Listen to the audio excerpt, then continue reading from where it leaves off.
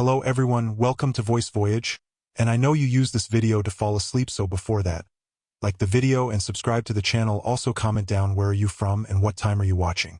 Now get comfortable and relax. Before we begin, this is a disclaimer that the audiobooks featured on this channel are of works that are in the public domain and are no longer under copyright protection. This means the content is free to be used, shared, and distributed. We strive to ensure all materials are properly verified as public domain works. However, if you believe we've mistakenly included copyrighted content, please contact us immediately for removal. This content is provided for educational and entertainment purposes only. We do not claim ownership over any of the texts and aim to make these timeless works more accessible through audio format. Thank you for listening and supporting the preservation of classic literature. Ghost Stories of an Antiquary by Mr. James. Story 1. Canon Alberic's Scrapbook. St. Bertrand de Comminges is a decayed town on the spurs of the Pyrenees, not very far from Toulouse and still nearer to Bagnères de Luchan. It was the site of a bishopric until the Revolution and has a cathedral which is visited by a certain number of tourists. In the spring of 1883, an Englishman arrived at this old-world place. I can hardly dignify it with the name of city, for there are not 1,000 inhabitants.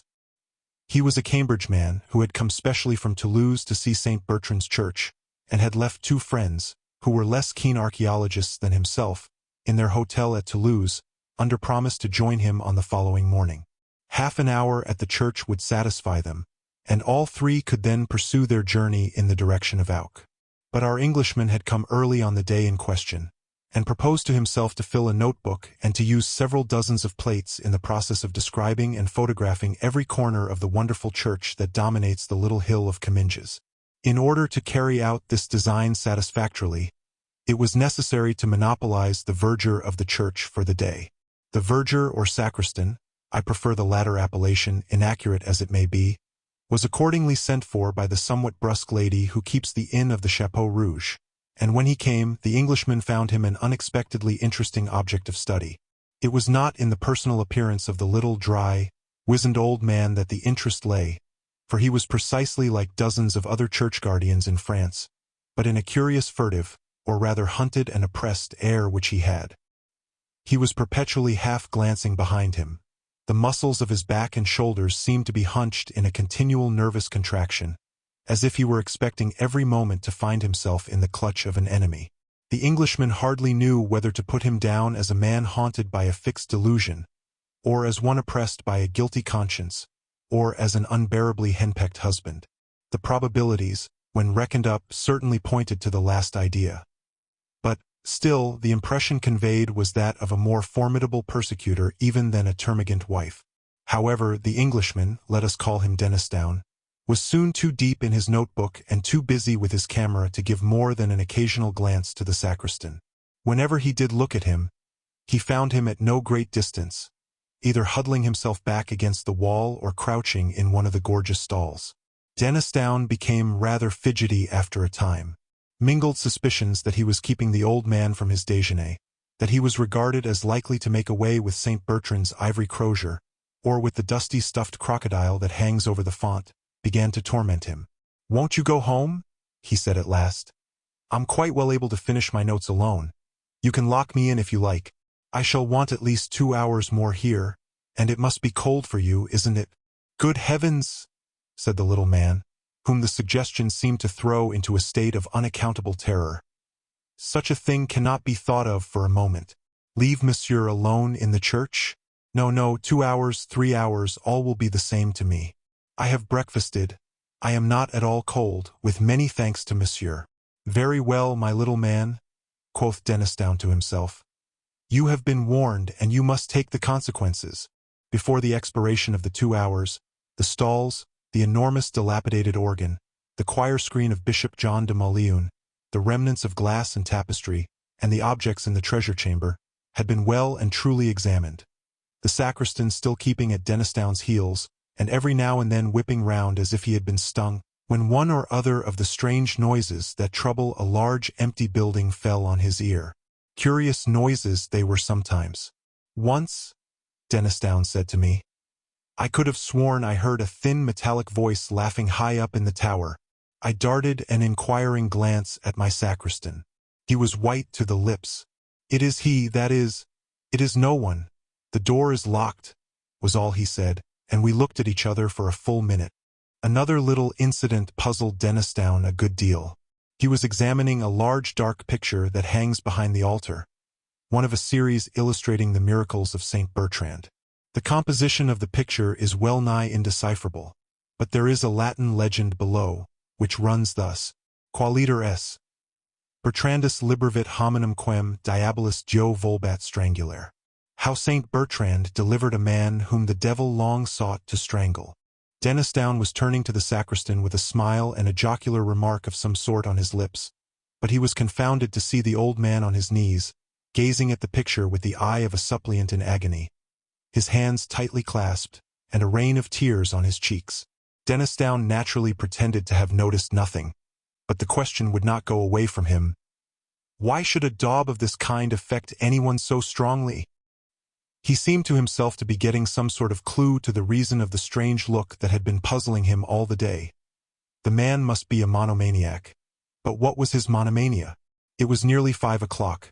The short day was drawing in, and the church began to fill with shadows, while the curious noises, the muffled footfalls and distant talking voices that had been perceptible all day, seemed, no doubt because of the fading light and the consequently quickened sense of hearing, to become more frequent and insistent. The sacristan began for the first time to show signs of hurry and impatience. He heaved a sigh of relief when camera and notebook were finally packed up and stowed away, and hurriedly beckoned Dennistoun to the western door of the church under the tower. It was time to ring the Angelus. A few pulls at the reluctant rope, and the great bell Bertrand, high in the tower, began to speak, and swung her voice up among the pines and down to the valleys, loud with mountain streams, calling the dwellers on those lonely hills to remember and repeat the salutation of the angel to her whom he called blessed among women. With that, a profound quiet seemed to fall for the first time that day upon the little town, and Dennistoun and the sacristan went out of the church. On the doorstep they fell into conversation. Monsieur seemed to interest himself in the old choir books in the sacristy. "Undoubtedly. I was going to ask you if there were a library in the town." "No, monsieur. Perhaps there used to be one belonging to the chapter, but it is now such a small place." Here came a strange pause of irresolution, as it seemed. Then, with a sort of plunge, he went on. "But if monsieur is amateur de vieux livres, I have at home something that might interest him. It is not 100 yards. At once all Dennistoun's cherished dreams of finding priceless manuscripts in untrodden corners of France flashed up, to die down again the next moment. It was probably a stupid missal of Plantin's printing about 1580. Where was the likelihood that a place so near Toulouse would not have been ransacked long ago by collectors? However, it would be foolish not to go. He would reproach himself forever after if he refused. So they set off.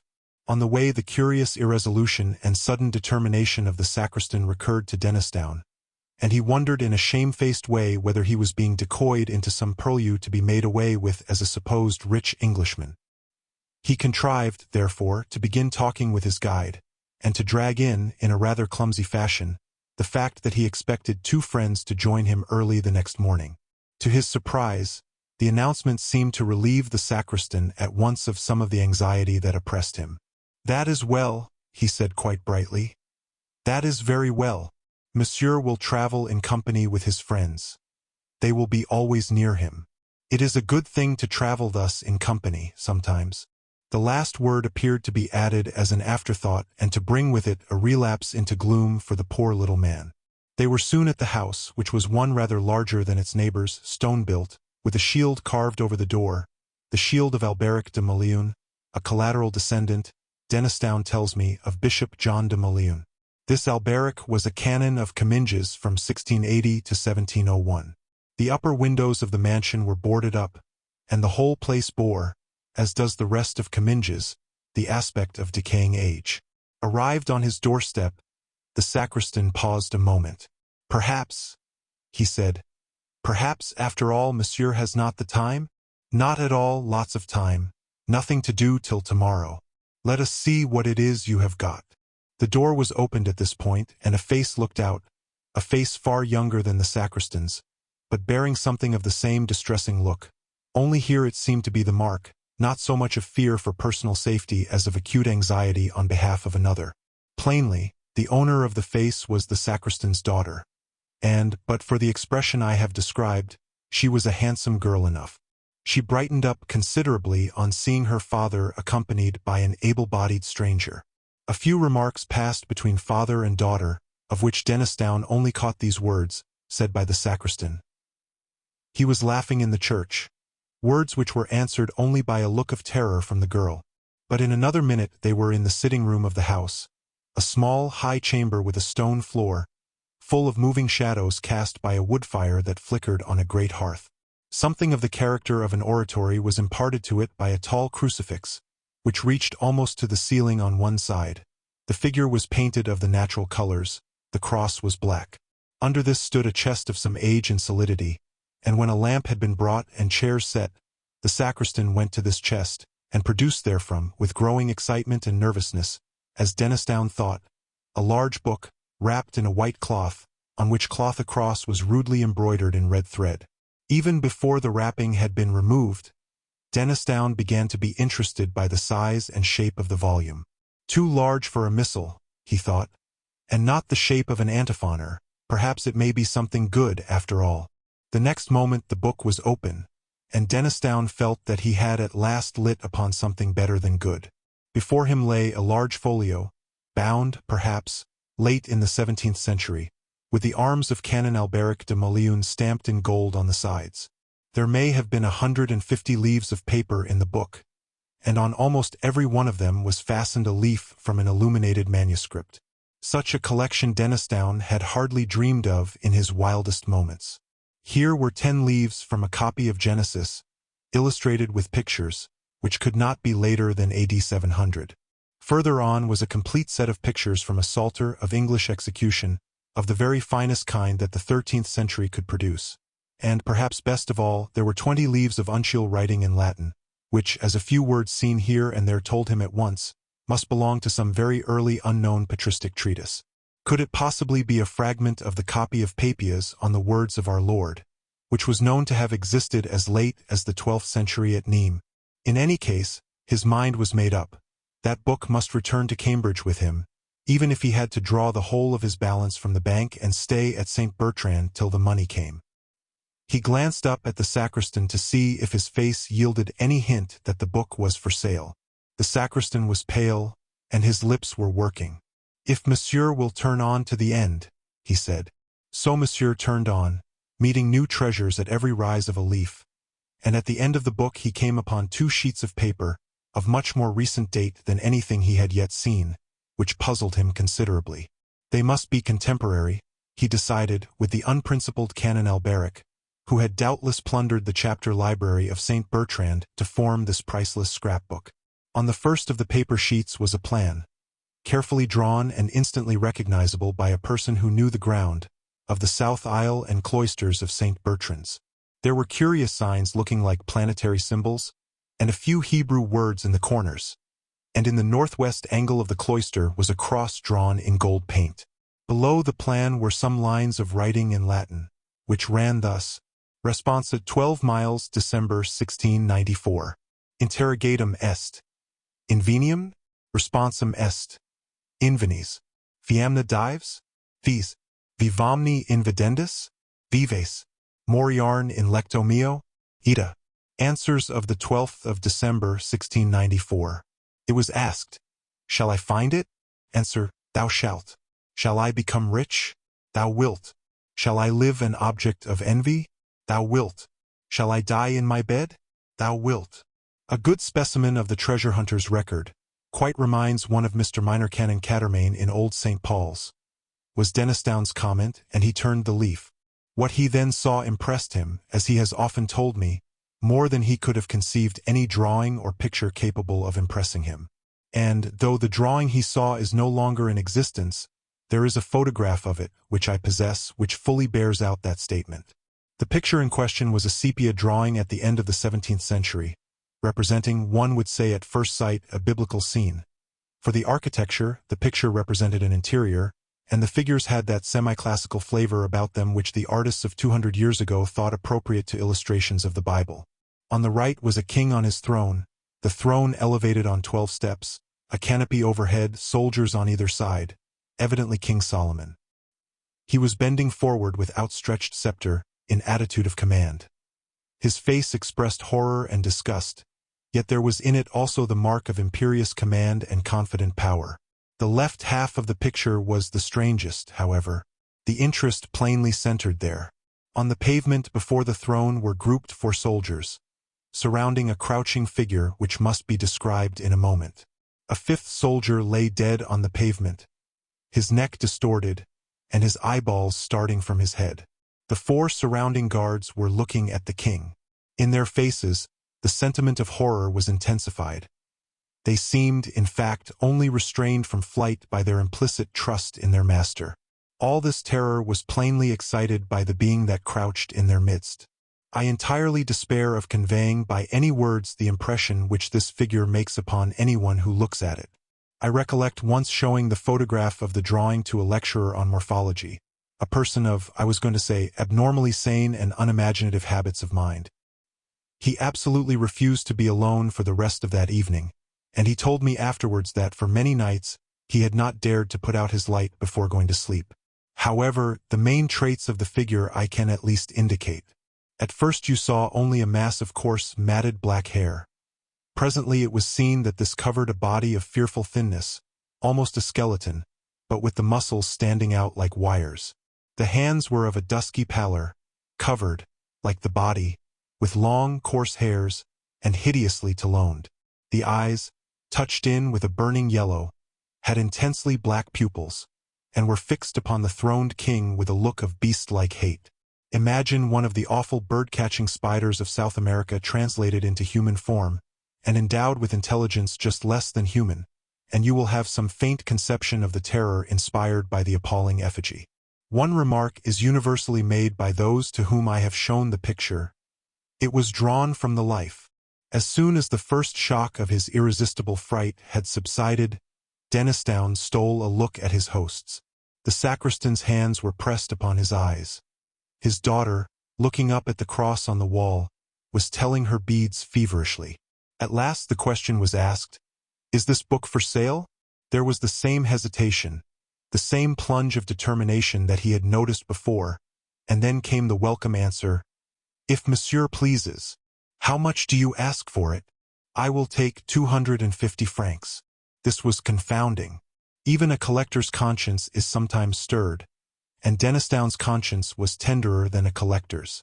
"My good man," he said again and again, "your book is worth far more than 250 francs, I assure you, far more." But the answer did not vary. "I will take 250 francs, not more." There was really no possibility of refusing such a chance. The money was paid, the receipt signed, a glass of wine drunk over the transaction, and then the sacristan seemed to become a new man. He stood upright, he ceased to throw those suspicious glances behind him, he actually laughed or tried to laugh. Dennisdown rose to go. "I shall have the honor of accompanying monsieur to his hotel?" said the sacristan. "Oh no, thanks. It isn't 100 yards. I know the way perfectly, and there is a moon." The offer was pressed 3 or 4 times and refused as often. "Then monsieur will summon me if he finds occasion. He will keep the middle of the road, the sides are so rough." "Certainly, certainly," said Dennisdown, who was impatient to examine his prize by himself, and he stepped out into the passage with his book under his arm. Here he was met by the daughter. She, it appeared, was anxious to do a little business on her own account. Perhaps, like Gehazi, to take somewhat from the foreigner whom her father had spared. A silver crucifix and chain for the neck. Monsieur would perhaps be good enough to accept it? Well, really, Dennisdown hadn't much use for these things. What did Mademoiselle want for it? Nothing, nothing in the world. Monsieur is more than welcome to it. The tone in which this and much more was said was unmistakably genuine, so that Dennisdown was reduced to profuse thanks, and submitted to have the chain put round his neck. It really seemed as if he had rendered the father and daughter some service which they hardly knew how to repay. As he set off with his book, they stood at the door looking after him, and they were still looking when he waved them a last good night from the steps of the Chapeau Rouge. Dinner was over, and Dennistoun was in his bedroom, shut up alone with his acquisition. The landlady had manifested a particular interest in him, since he had told her that he had paid a visit to the sacristan and bought an old book from him. He thought, too, that he had heard a hurried dialogue between her and the said sacristan in the passage outside the salle à manger. Some words to the effect that Pierre and Bertrand would be sleeping in the house had closed the conversation.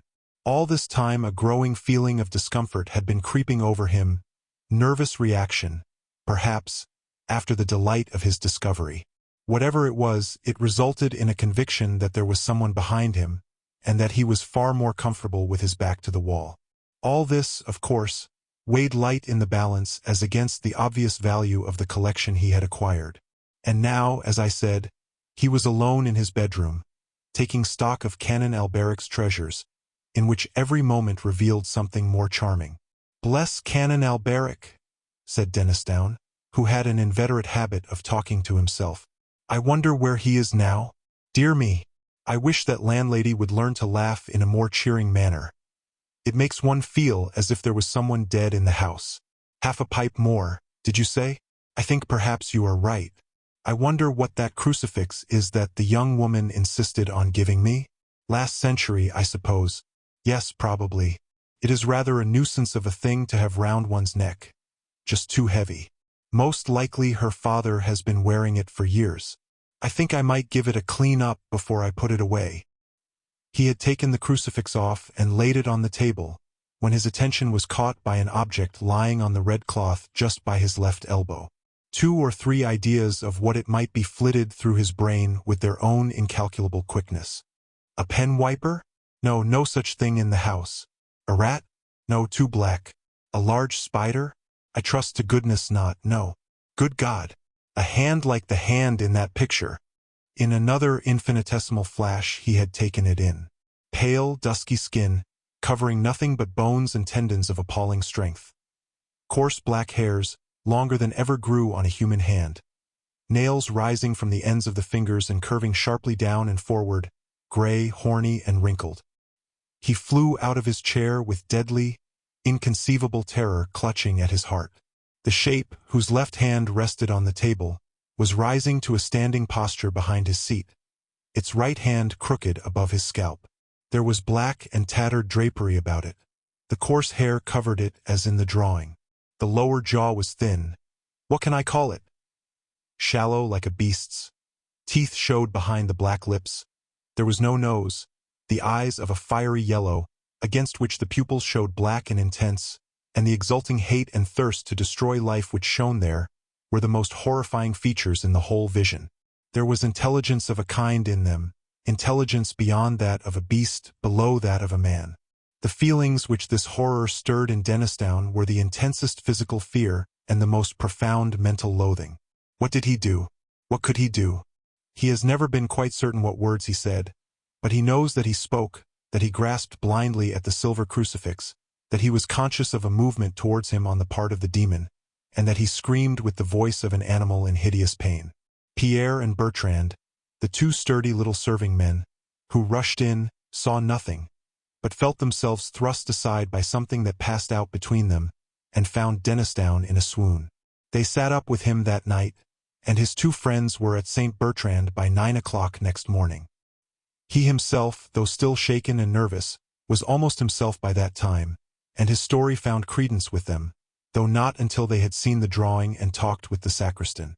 Almost at dawn the little man had come to the inn on some pretense, and had listened with the deepest interest to the story retailed by the landlady. He showed no surprise. "It is he! It is he! I have seen him myself," was his only comment, and to all questionings but one reply was vouchsafed. "Deux fois je l'ai vu, mille fois je l'ai senti." He would tell them nothing of the provenance of the book, nor any details of his experiences. "I shall soon sleep, and my rest will be sweet. Why should you trouble me?" he said. "We shall never know what he or Canon Alberic de Moliun suffered." At the back of that fateful drawing were some lines of writing which may be supposed to throw light on the situation. "Contradictio Salomonis cum demonio nocturno. Albericus de Molione delinivit." v. Deus in adiutorium. P.S. Cohabitat. Sanct Bertrand, Demoniorum effugator. Intercede pro me miserrimo. Primum vidi noct 12 me, December 1694. Uidebo mox ultimum. Peccaet passus sum. Plura ad hoc passuris. December 29, 1701. I have never quite understood what was Dennistoun's view of the events I have narrated. He quoted to me once a text from Ecclesiasticus. Some spirits there be that are created for vengeance, and in their fury lay on sore strokes. On another occasion he said, Isaiah was a very sensible man. Doesn't he say something about night monsters living in the ruins of Babylon? These things are rather beyond us at present. Another confidence of his impressed me rather, and I sympathized with it. We had been, last year, to Comminges, to see Canon Alberic's tomb. It is a great marble erection with an effigy of the canon in a large wig and soutane, and an elaborate eulogy of his learning below. I saw Dennistoun talking for some time with the vicar of St. Bertrand's, and as we drove away he said to me, I hope it isn't wrong. You know I am a Presbyterian, but I believe there will be saying of Mass and singing of dirges for Alberic de Mullion's rest. Then he added, with a touch of the northern British in his tone, I had no notion they came so dear. The book is in the Wentworth collection at Cambridge. The drawing was photographed and then burnt by Dennistoun on the day when he left Comminges on the occasion of his first visit. Lost Hearts. It was, as far as I can ascertain, in September of the year 1811 that a post-chaise drew up before the door of Asserby Hall, in the heart of Lincolnshire. The little boy who was the only passenger in the chaise, and who jumped out as soon as it had stopped, looked about him with the keenest curiosity during the short interval that elapsed between the ringing of the bell and the opening of the hall door. He saw a tall, square, red brick house, built in the reign of Anne. A stone-pillared porch had been added in the purer classical style of 1790.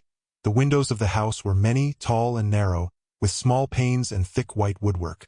A pediment, pierced with a round window, crowned the front. There were wings to right and left, connected by curious glazed galleries, supported by colonnades with the central block. These wings plainly contained the stables and offices of the house. Each was surmounted by an ornamental cupola with a gilded vane. An evening light shone on the building, making the window panes glow like so many fires.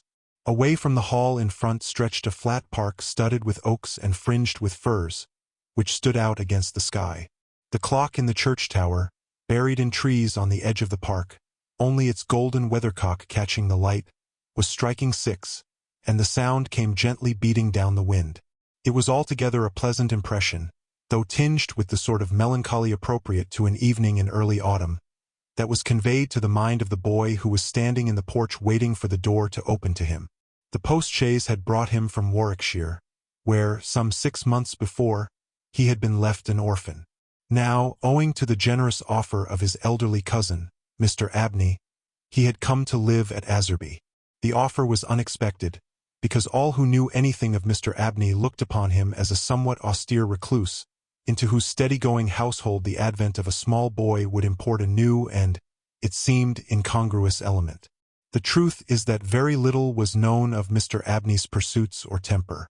The professor of Greek at Cambridge had been heard to say that no one knew more of the religious beliefs of the later pagans than did the owner of Asserby. Certainly his library contained all the then available books bearing on the mysteries, the Orphic poems, the worship of Mithras, and the Neoplatonists. In the marble-paved hall stood a fine group of Mithras slaying a bull, which had been imported from the Levant at great expense by the owner. He had contributed a description of it to the Gentleman's Magazine, and he had written a remarkable series of articles in the Critical Museum on the superstitions of the Romans of the Lower Empire. He was looked upon, in fine, as a man wrapped up in his books, and it was a matter of great surprise among his neighbors that he should ever have heard of his orphan cousin, Stephen Eliot, much more that he should have volunteered to make him an inmate of Asserby Hall. Whatever may have been expected by his neighbors, it is certain that Mr. Abney, the tall, the thin, the austere, seemed inclined to give his young cousin a kindly reception.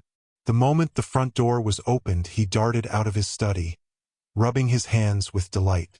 "How are you, my boy? How are you? How old are you?" said he. "That is, You are not too much tired, I hope, by your journey to eat your supper." "No, thank you, sir," said Master Elliot. "I am pretty well." "That's a good lad," said Mr. Abney. "And how old are you, my boy?" It seemed a little odd that he should have asked the question twice in the first 2 minutes of their acquaintance. "I'm 12 years old next birthday, sir," said Stephen. "And when is your birthday, my dear boy?" 11th of September. "Eh? That's very well. Nearly a year hence, isn't it? I like to get these things down in my book. Sure it's 12? Certain?" "Yes, quite sure, sir." Well, take him to Mrs. Bunch's room, Parks, and let him have his tea supper, whatever it is." "Yes, sir," answered the staid Mr. Parks, and conducted Stephen to the lower regions. Mrs. Bunch was the most comfortable and human person whom Stephen had as yet met in Azerby. She made him completely at home.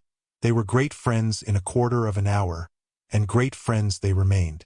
Mrs. Bunch had been born in the neighborhood some 55 years before the date of Stephen's arrival, and her residence at the Hall was of 20 years' standing. Consequently, if anyone knew the ins and outs of the house and the district, Mrs. Bunch knew them, and she was by no means disinclined to communicate her information.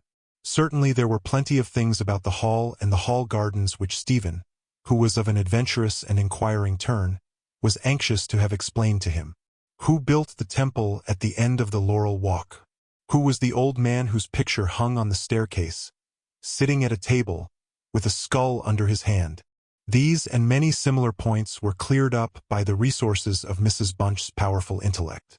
There were others, however, of which the explanations furnished were less satisfactory.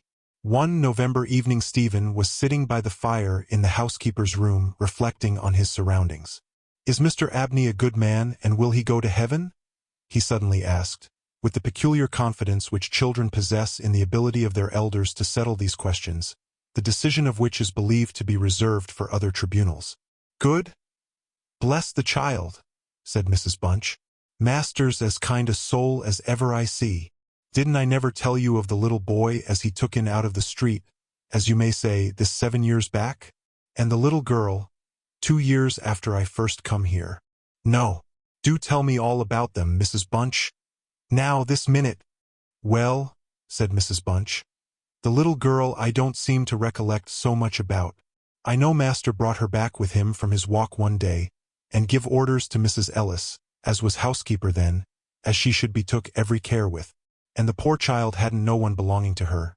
She telled me so her own self, and here she lived with us a matter of 3 weeks it might be, and then, whether she were somethink of a gypsy in her blood or what not, but one morning she out of her bed afore any of us had opened a eye, and neither track nor yet trace of her have I set eyes on since.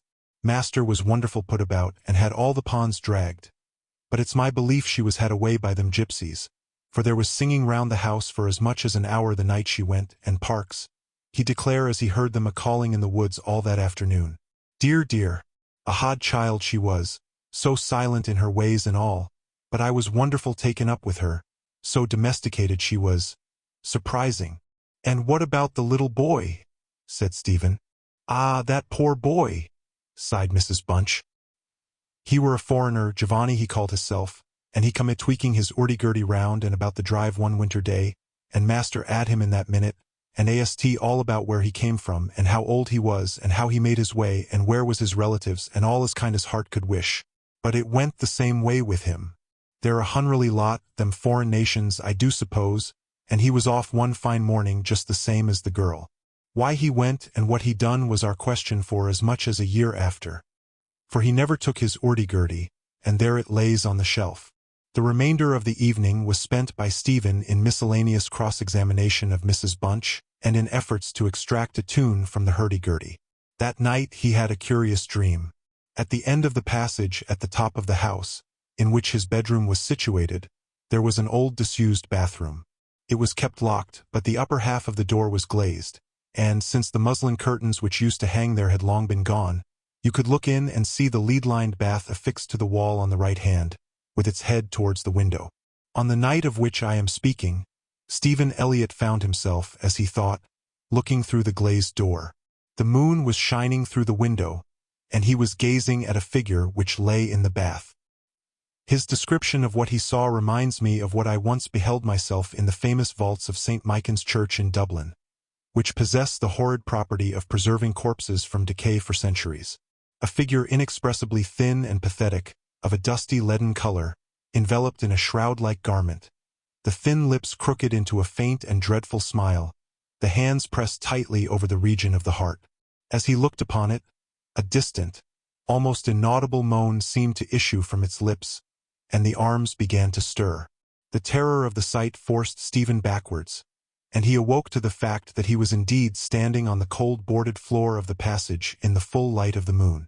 With a courage which I do not think can be common among boys of his age, he went to the door of the bathroom to ascertain if the figure of his dream were really there. It was not, and he went back to bed. Mrs. Bunch was much impressed next morning by his story, and went so far as to replace the muslin curtain over the glazed door of the bathroom. Mr. Abney, moreover, to whom he confided his experiences at breakfast, was greatly interested, and made notes of the matter in what he called his book. The spring equinox was approaching, as Mr. Abney frequently reminded his cousin, adding that this had been always considered by the ancients to be a critical time for the young, that Stephen would do well to take care of himself, and to shut his bedroom window at night, and that Censorinus had some valuable remarks on the subject. Two incidents that occurred about this time made an impression upon Stephen's mind. The first was after an unusually uneasy and oppressed night that he had passed, though he could not recall any particular dream that he had had. The following evening Mrs. Bunch was occupying herself in mending his nightgown. "Gracious me, Master Stephen," she broke forth rather irritably. "How do you manage to tear your night-dress all to flinders this way? Look here, sir. What trouble you do give to poor servants that have to darn and mend after you." There was indeed a most destructive and apparently wanton series of slits or scorings in the garment, which would undoubtedly require a skillful needle to make good. They were confined to the left side of the chest, long, parallel slits, about 6 inches in length, some of them not quite piercing the texture of the linen. Stephen could only express his entire ignorance of their origin. He was sure they were not there the night before. "But," he said, "Mrs. Bunch, they are just the same as the scratches on the outside of my bedroom door, and I'm sure I never had anything to do with making them." Mrs. Bunch gazed at him open-mouthed, then snatched up a candle, departed hastily from the room, and was heard making her way upstairs. In a few minutes she came down. "Well," she said, "Master Stephen, it's a funny thing to me how the marks and scratches can come there, too high up for any cat or dog to have made 'em, much less a rat. For all the world like a Chinaman's fingernails, as my uncle in the tea trade used to tell us of when we was girls together. I wouldn't say nothing to master, not if I was you, Master Stephen, my dear, and just turn the key of the door when you go to your bed." "I always do, Mrs. Bunch, as soon as I've said my prayers." "Ah, that's a good child. Always say your prayers, and then no one can't hurt you." Herewith Mrs. Bunch addressed herself to mending the injured nightgown, with intervals of meditation, until bedtime. This was on a Friday night in March, 1812. On the following evening the usual duet of Stephen and Mrs. Bunch was augmented by the sudden arrival of Mr. Parks, the butler, who as a rule kept himself rather to himself in his own pantry. He did not see that Stephen was there. He was, moreover, flustered and less slow of speech than was his wont. "Master may get up his own wine, if he likes, of an evening," was his first remark. "Either I do it in the daytime or not at all, Mrs. Bunch. I don't know what it may be. Very like it's the rats or the wind got into the cellars. But I'm not so young as I was, and I can't go through with it as I have done. Well, Mr. Parks, you know it is a surprising place for the rats, is the hall. I'm not denying that, Mrs. Bunch, and, to be sure, many a time I've heard the tale from the men in the shipyards about the rat that could speak. I never laid no confidence in that before. But tonight, if I'd demeaned myself to lay my ear to the door of the further bin, I could pretty much have heard what they was saying. Oh, there, Mr. Parks, I've no patience with your fancies. Rats talking in the wine cellar indeed. Well, Mrs. Bunch, I've no wish to argue with you. All I say is, if you choose to go to the far bin, and lay your ear to the door, you may prove my words this minute. What nonsense you do talk, Mr. Parks. Not fit for children to listen to. Why, you'll be frightening Master Stephen there out of his wits." "What, Master Stephen?" said Parks, awaking to the consciousness of the boy's presence. "Master Stephen knows well enough when I'm playing a joke with you, Mrs. Bunch." In fact, Master Stephen knew much too well to suppose that Mr. Parks had in the first instance intended a joke. He was interested, not altogether pleasantly, in the situation, but all his questions were unsuccessful in inducing the butler to give any more detailed account of his experiences in the wine cellar. We have now arrived at March 24th, 1812. It was a day of curious experiences for Stephen. A windy, noisy day, which filled the house and the gardens with a restless impression. As Stephen stood by the fence of the grounds and looked out into the park, he felt as if an endless procession of unseen people were sweeping past him on the wind, borne on resistlessly and aimlessly, vainly striving to stop themselves, to catch at something that might arrest their flight and bring them once again into contact with the living world of which they had formed a part. After luncheon that day, Mr. Abney said, "Stephen, my boy, do you think you could manage to come to me tonight as late as 11 o'clock in my study? I shall be busy until that time, and I wish to show you something connected with your future life which it is most important that you should know. You are not to mention this matter to Mrs. Bunch nor to anyone else in the house, and you had better go to your room at the usual time." Here was a new excitement added to life. Stephen eagerly grasped at the opportunity of sitting up till 11 o'clock. He looked in at the library door on his way upstairs that evening, and saw a brazier, which he had often noticed in the corner of the room, moved out before the fire. An old silver-gilt cup stood on the table, filled with red wine, and some written sheets of paper lay near it. Mr. Abney was sprinkling some incense on the brazier from a round silver box as Stephen passed, but did not seem to notice his step. The wind had fallen, and there was a still night and a full moon. At about 10 o'clock Stephen was standing at the open window of his bedroom, looking out over the country. Still as the night was, the mysterious population of the distant moonlit woods was not yet lulled to rest. From time to time strange cries as of lost and despairing wanderers sounded from across the mere. They might be the notes of owls or water birds, yet they did not quite resemble either sound. Were not they coming nearer? Now they sounded from the nearer side of the water, and in a few moments they seemed to be floating about among the shrubberies. Then they ceased, but just as Stephen was thinking of shutting the window and resuming his reading of Robinson Crusoe, he caught sight of two figures standing on the gravelled terrace that ran along the garden side of the hall, the figures of a boy and girl as it seemed. They stood side by side, looking up at the windows. Something in the form of the girl recalled irresistibly his dream of the figure in the bath. The boy inspired him with more acute fear, whilst the girl stood still, half smiling, with her hands clasped over her heart. The boy, a thin shape with black hair and ragged clothing, raised his arms in the air with an appearance of menace and of unappeasable hunger and longing. The moon shone upon his almost transparent hands, and Stephen saw that the nails were fearfully long and that the light shone through them. As he stood with his arms thus raised, he disclosed a terrifying spectacle. On the left side of his chest there opened a black and gaping rent, and there fell upon Stephen's brain, rather than upon his ear, the impression of one of those hungry and desolate cries that he had heard resounding over the woods of Azerby all that evening. In another moment this dreadful pair had moved swiftly and noiselessly over the dry gravel, and he saw them no more. Inexpressibly frightened as he was, he determined to take his candle and go down to Mr. Abney's study, for the hour appointed for their meeting was near at hand. The study or library opened out of the front hall on one side, and Stephen, urged on by his terrors, did not take long in getting there. To effect an entrance was not so easy. It was not locked, he felt sure, for the key was on the outside of the door as usual. His repeated knocks produced no answer. Mr. Abney was engaged. He was speaking. What? Why did he try to cry out? And why was the cry choked in his throat? Had he, too, seen the mysterious children? But now everything was quiet, and the door yielded to Stephen's terrified and frantic pushing. On the table in Mr. Abney's study certain papers were found which explained the situation to Stephen Elliott when he was of an age to understand them. The most important sentences were as follows. It was a belief very strongly and generally held by the ancients, of whose wisdom in these matters I have had such experience as induces me to place confidence in their assertions, that by enacting certain processes, which to us moderns have something of a barbaric complexion, a very remarkable enlightenment of the spiritual faculties in man may be attained.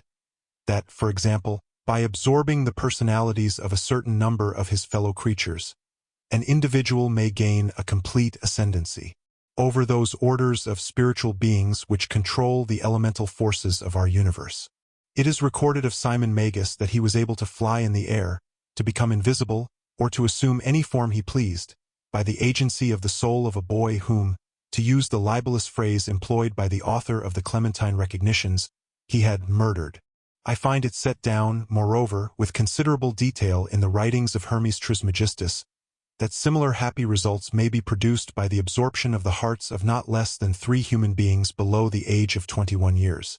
To the testing of the truth of this receipt I have devoted the greater part of the last 20 years, selecting as the corporevilia of my experiment such persons as could conveniently be removed without occasioning a sensible gap in society. The first step I effected by the removal of one Phoebe Stanley, a girl of gypsy extraction, on March 24, 1792. The second, by the removal of a wandering Italian lad, named Giovanni Paoli, on the night of March 23, 1805. The final victim, to employ a word repugnant in the highest degree to my feelings, must be my cousin Stephen Elliott. His day must be this March 24, 1812. The best means of effecting the required absorption is to remove the heart from the living subject, to reduce it to ashes, and to mingle them with about a pint of some red wine, preferably port. The remains of the first 2 subjects, at least, it will be well to conceal. A disused bathroom or wine cellar will be found convenient for such a purpose. Some annoyance may be experienced from the psychic portion of the subjects, which popular language dignifies with the name of ghosts. But the man of philosophic temperament, to whom alone the experiment is appropriate, will be little prone to attach importance to the feeble efforts of these beings to wreak their vengeance on him. I contemplate with the liveliest satisfaction the enlarged and emancipated existence which the experiment, if successful, will confer on me, not only placing me beyond the reach of human justice, so-called, but eliminating to a great extent the prospect of death itself. Mr. Abney was found in his chair, his head thrown back, his face stamped with an expression of rage, fright, and mortal pain. In his left side was a terrible lacerated wound, exposing the heart. There was no blood on his hands, and a long knife that lay on the table was perfectly clean. A savage wildcat might have inflicted the injuries. The window of the study was open, and it was the opinion of the coroner that Mr. Abney had met his death by the agency of some wild creature. But Stephen Elliott's study of the papers I have quoted led him to a very different conclusion. The Mezzotint. Some time ago I believe I had the pleasure of telling you the story of an adventure which happened to a friend of mine by the name of Dennistoun, during his pursuit of objects of art for the museum at Cambridge. He did not publish his experiences very widely upon his return to England, but they could not fail to become known to a good many of his friends, and among others to the gentleman who at that time presided over an art museum at another university. It was to be expected that the story should make a considerable impression on the mind of a man whose vocation lay in lines similar to Dennistoun's, and that he should be eager to catch at any explanation of the matter which tended to make it seem improbable that he should ever be called upon to deal with so agitating an emergency. It was, indeed, somewhat consoling to him to reflect that he was not expected to acquire ancient misses for his institution. That was the business of the Shelburnian Library. The authorities of that institution might, if they pleased, ransack obscure corners of the continent for such matters. He was glad to be obliged at the moment to confine his attention to enlarging the already unsurpassed collection of English topographical drawings and engravings possessed by his museum. Yet, as it turned out, even a department so homely and familiar as this may have its dark corners, and to one of these Mr. Williams was unexpectedly introduced. Those who have taken even the most limited interest in the acquisition of topographical pictures are aware that there is one London dealer whose aid is indispensable to their researches. Mr. J. W. Britnell publishes at short intervals very admirable catalogues of a large and constantly changing stock of engravings, plans, and old sketches of mansions, churches, and towns in England and Wales. These catalogues were, of course, the ABC of his subject to Mr. Williams.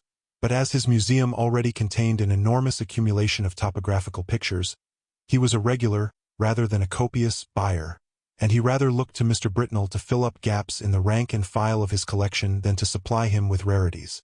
Now, in February of last year, there appeared upon Mr. Williams's desk at the museum a catalogue from Mr. Britnell's emporium, and accompanying it was a typewritten communication from the dealer himself.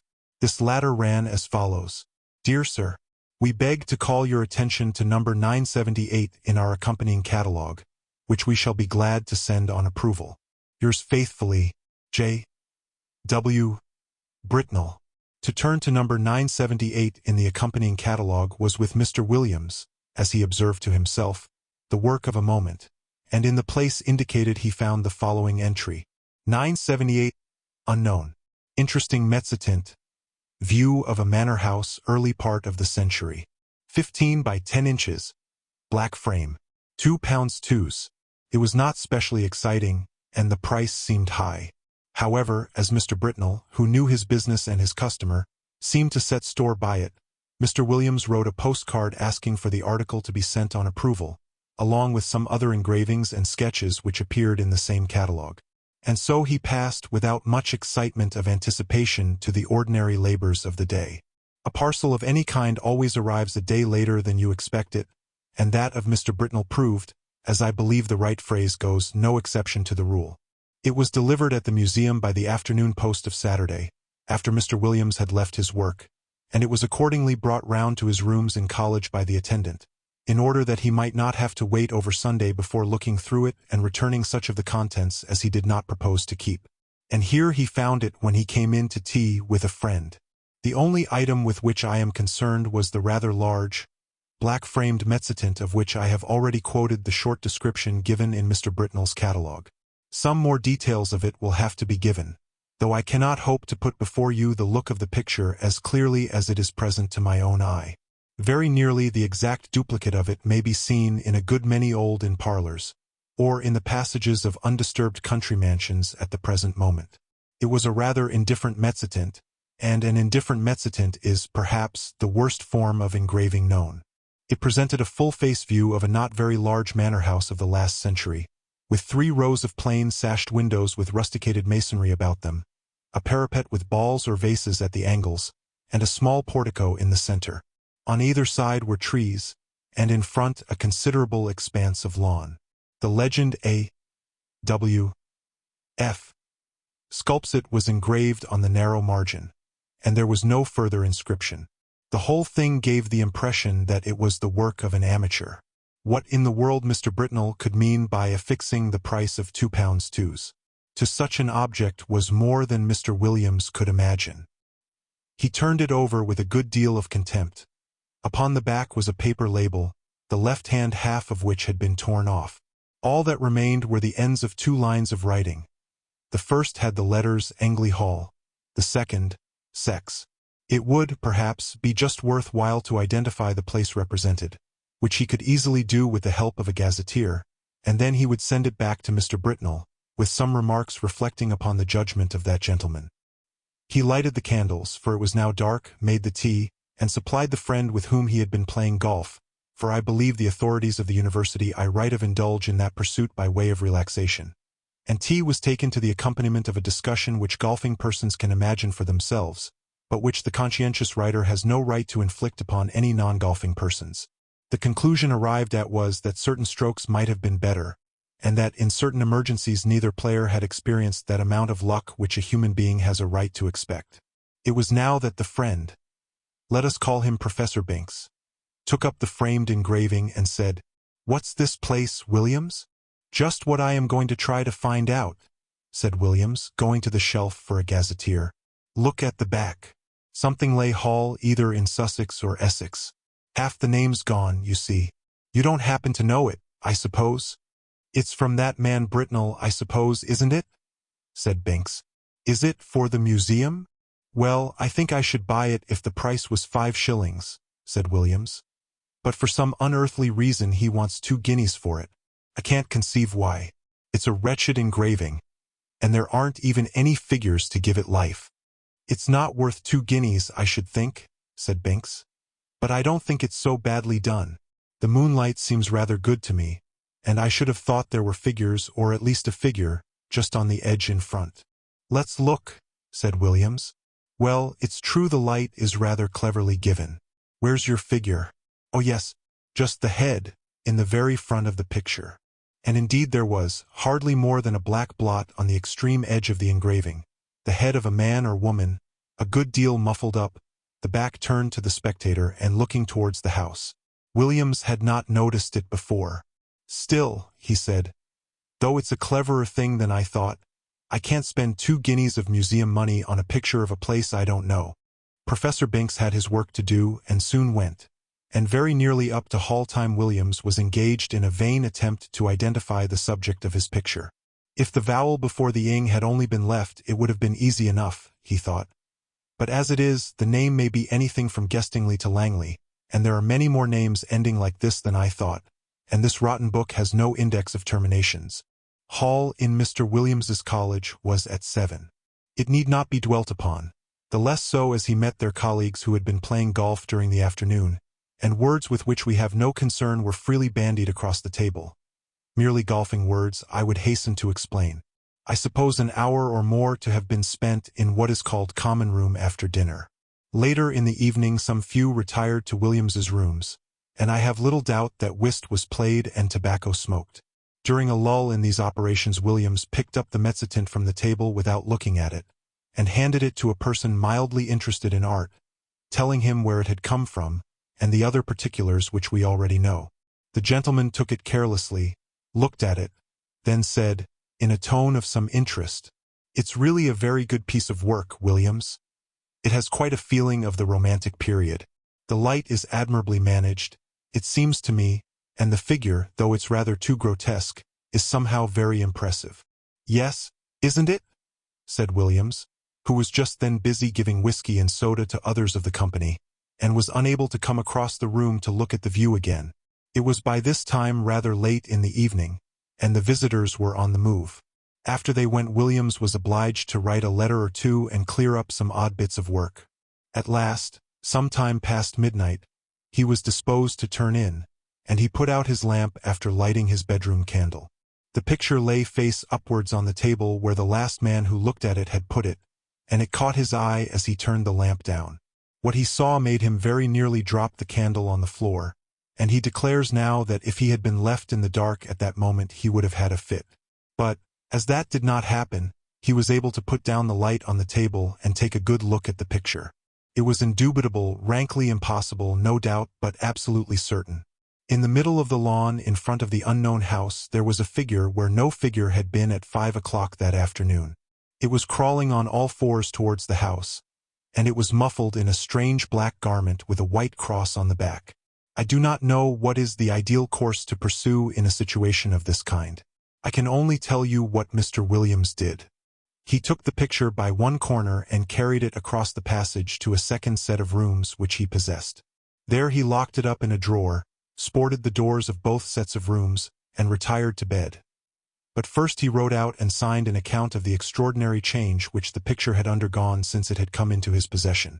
Sleep visited him rather late, but it was consoling to reflect that the behavior of the picture did not depend upon his own unsupported testimony. Evidently the man who had looked at it the night before had seen something of the same kind as he had, otherwise he might have been tempted to think that something gravely wrong was happening either to his eyes or his mind. This possibility being fortunately precluded, 2 matters awaited him on the morrow. He must take stock of the picture very carefully, and call in a witness for the purpose, and he must make a determined effort to ascertain what house it was that was represented. He would therefore ask his neighbor Nisbet to breakfast with him, and he would subsequently spend a morning over the gazetteer. Nisbet was disengaged, and arrived about 9:30. His host was not quite dressed, I am sorry to say, even at this late hour. During breakfast nothing was said about the Mezzotint by Williams, save that he had a picture on which he wished for Nisbet's opinion. But those who are familiar with university life can picture for themselves the wide and delightful range of subjects over which the conversation of 2 fellows of Canterbury College is likely to extend during a Sunday morning breakfast. Hardly a topic was left unchallenged, from golf to lawn tennis.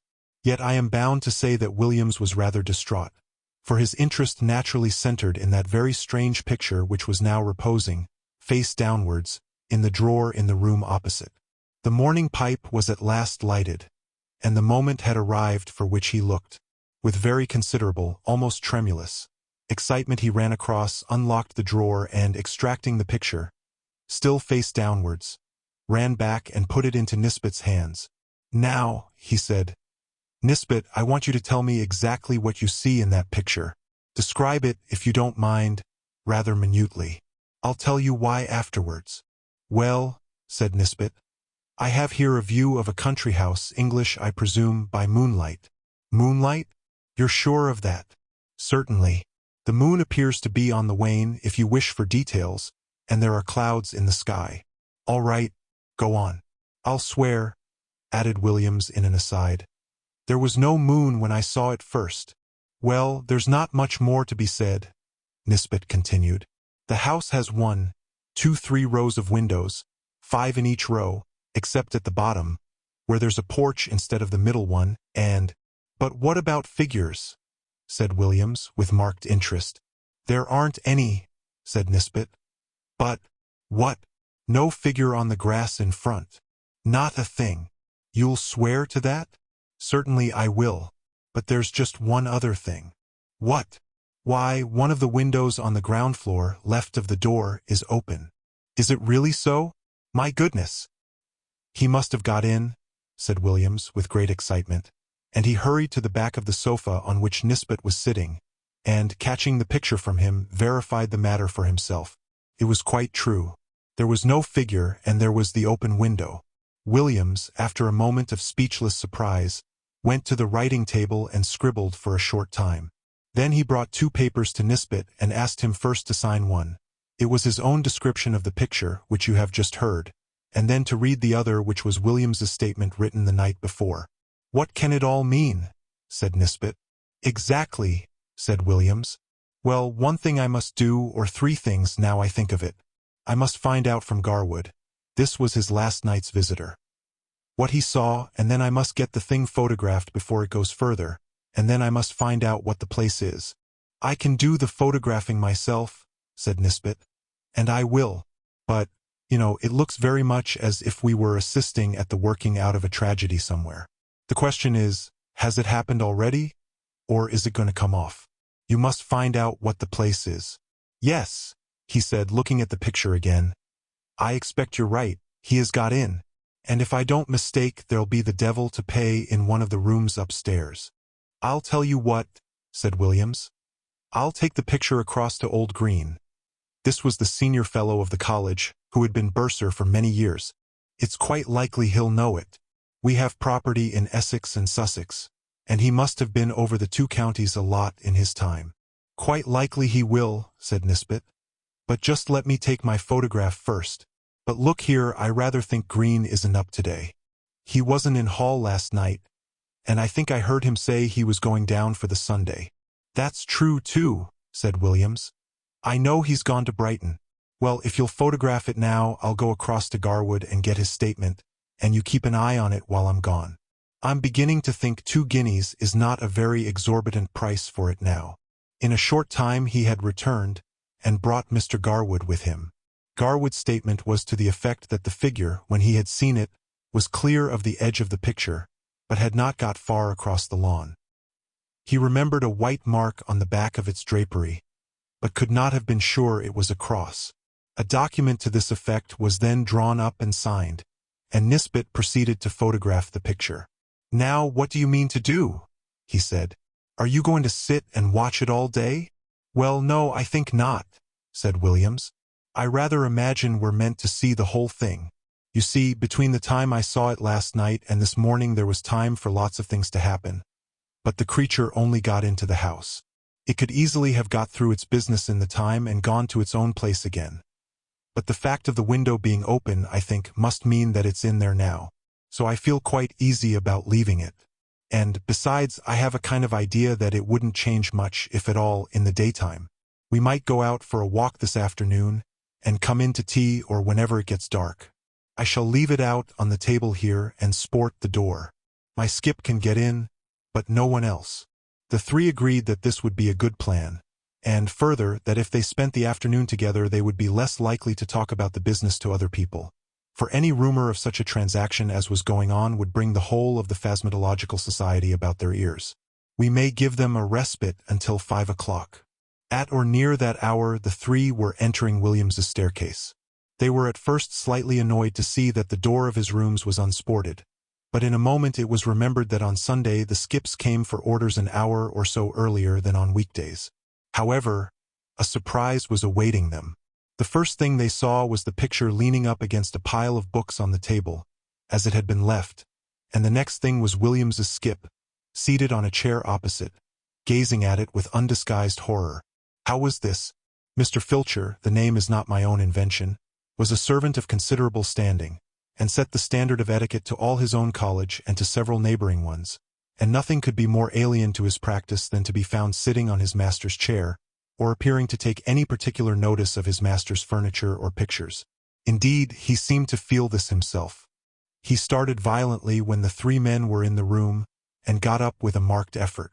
Then he said, "I ask your pardon, sir, for taking such a freedom as to set down." "Not at all, Robert," interposed Mr. Williams. "I was meaning to ask you some time what you thought of that picture."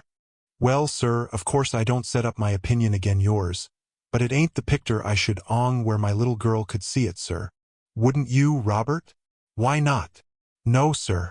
"Why, the poor child, I recollect once she see a door Bible, with pictures not Alf what that is, and we 'ad to set up with her 3 or 4 nights afterwards, if you'll believe me, and if she was to catch a sight of this skeleton here or whatever it is, carrying off the poor baby, she would be in a taking. You know 'ow it is with children, 'ow nervish they get with a little thing and all. But what I should say, it don't seem a right picture to be laying about, sir, not where anyone that's liable to be startled could come on it. Should you be wanting anything this evening, sir?" "Thank you, sir." With these words the excellent man went to continue the round of his masters, and you may be sure the gentleman whom he left lost no time in gathering round the engraving. There was the house, as before, under the waning moon and the drifting clouds. The window that had been open was shut, and the figure was once more on the lawn, but not this time crawling cautiously on hands and knees. Now it was erect and stepping swiftly, with long strides, towards the front of the picture. The moon was behind it, and the black drapery hung down over its face so that only hints of that could be seen, and what was visible made the spectators profoundly thankful that they could see no more than a white dome-like forehead and a few straggling hairs. The head was bent down, and the arms were tightly clasped over an object which could be dimly seen and identified as a child. Whether dead or living it was not possible to say. The legs of the appearance alone could be plainly discerned, and they were horribly thin. From 5 to 7 the three companions sat and watched the picture by turns. But it never changed. They agreed at last that it would be safe to leave it, and that they would return after Hall and await further developments. When they assembled again, at the earliest possible moment, the engraving was there, but the figure was gone, and the house was quiet under the moonbeams. There was nothing for it but to spend the evening over gazetteers and guidebooks. Williams was the lucky one at last, and perhaps he deserved it. At 11:30 p.m., he read from Murray's Guide to Essex the following lines. 16.5 miles, Anningley. The church has been an interesting building of Norman date, but was extensively classicized in the last century. It contains the tomb of the family of Francis, whose mansion, Anningley Hall, a solid queen and house, stands immediately beyond the churchyard in a park of about 80 acres. The family is now extinct, the last heir having disappeared mysteriously in infancy in the year 1802. The father, Mr. Arthur Francis, was locally known as a talented amateur engraver in Mezzotint. After his son's disappearance he lived in complete retirement at the Hall, and was found dead in his studio on the 3rd anniversary of the disaster, having just completed an engraving of the house, impressions of which are of considerable rarity. This looked like business, and, indeed, Mr. Green on his return at once identified the house as Anningley Hall. "Is there any kind of explanation of the figure, Green?" was the question which Williams naturally asked. "I don't know, I'm sure, Williams. What used to be said in the place when I first knew it, which was before I came up here, was just this.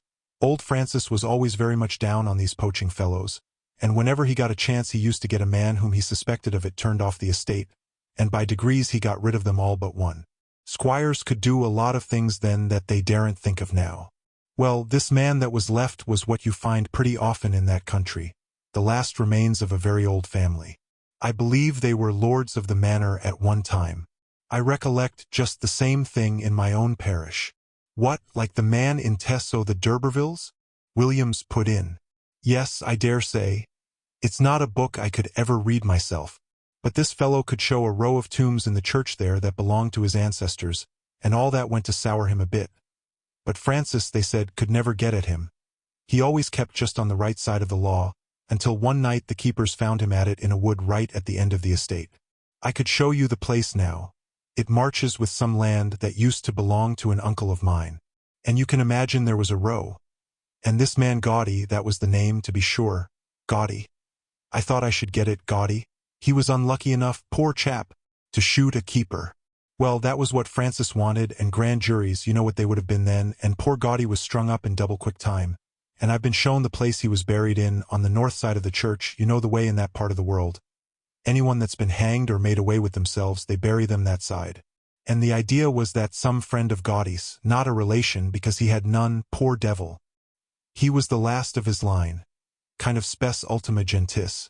Must have planned to get hold of Francis's boy and put an end to his line, too. I don't know. It's rather an out-of-the-way thing for an Essex poacher to think of. But, you know, I should say now it looks more as if old Gaudy had managed the job himself. Boo! I hate to think of it. Have some whiskey, Williams. The facts were communicated by Williams to Dennisdown, and by him to a mixed company, of which I was one, and the Sadducean professor of ophiology another. I am sorry to say that the latter, when asked what he thought of it, only remarked, "Oh, those Bridgeford people will say anything," a sentiment which met with the reception it deserved. I have only to add that the picture is now in the Ashleyan Museum, that it has been treated with a view to discovering whether sympathetic ink has been used in it, but without effect, that Mr. Britnell knew nothing of it save that he was sure it was uncommon, and that, though carefully watched, it has never been known to change again. The Ash Tree.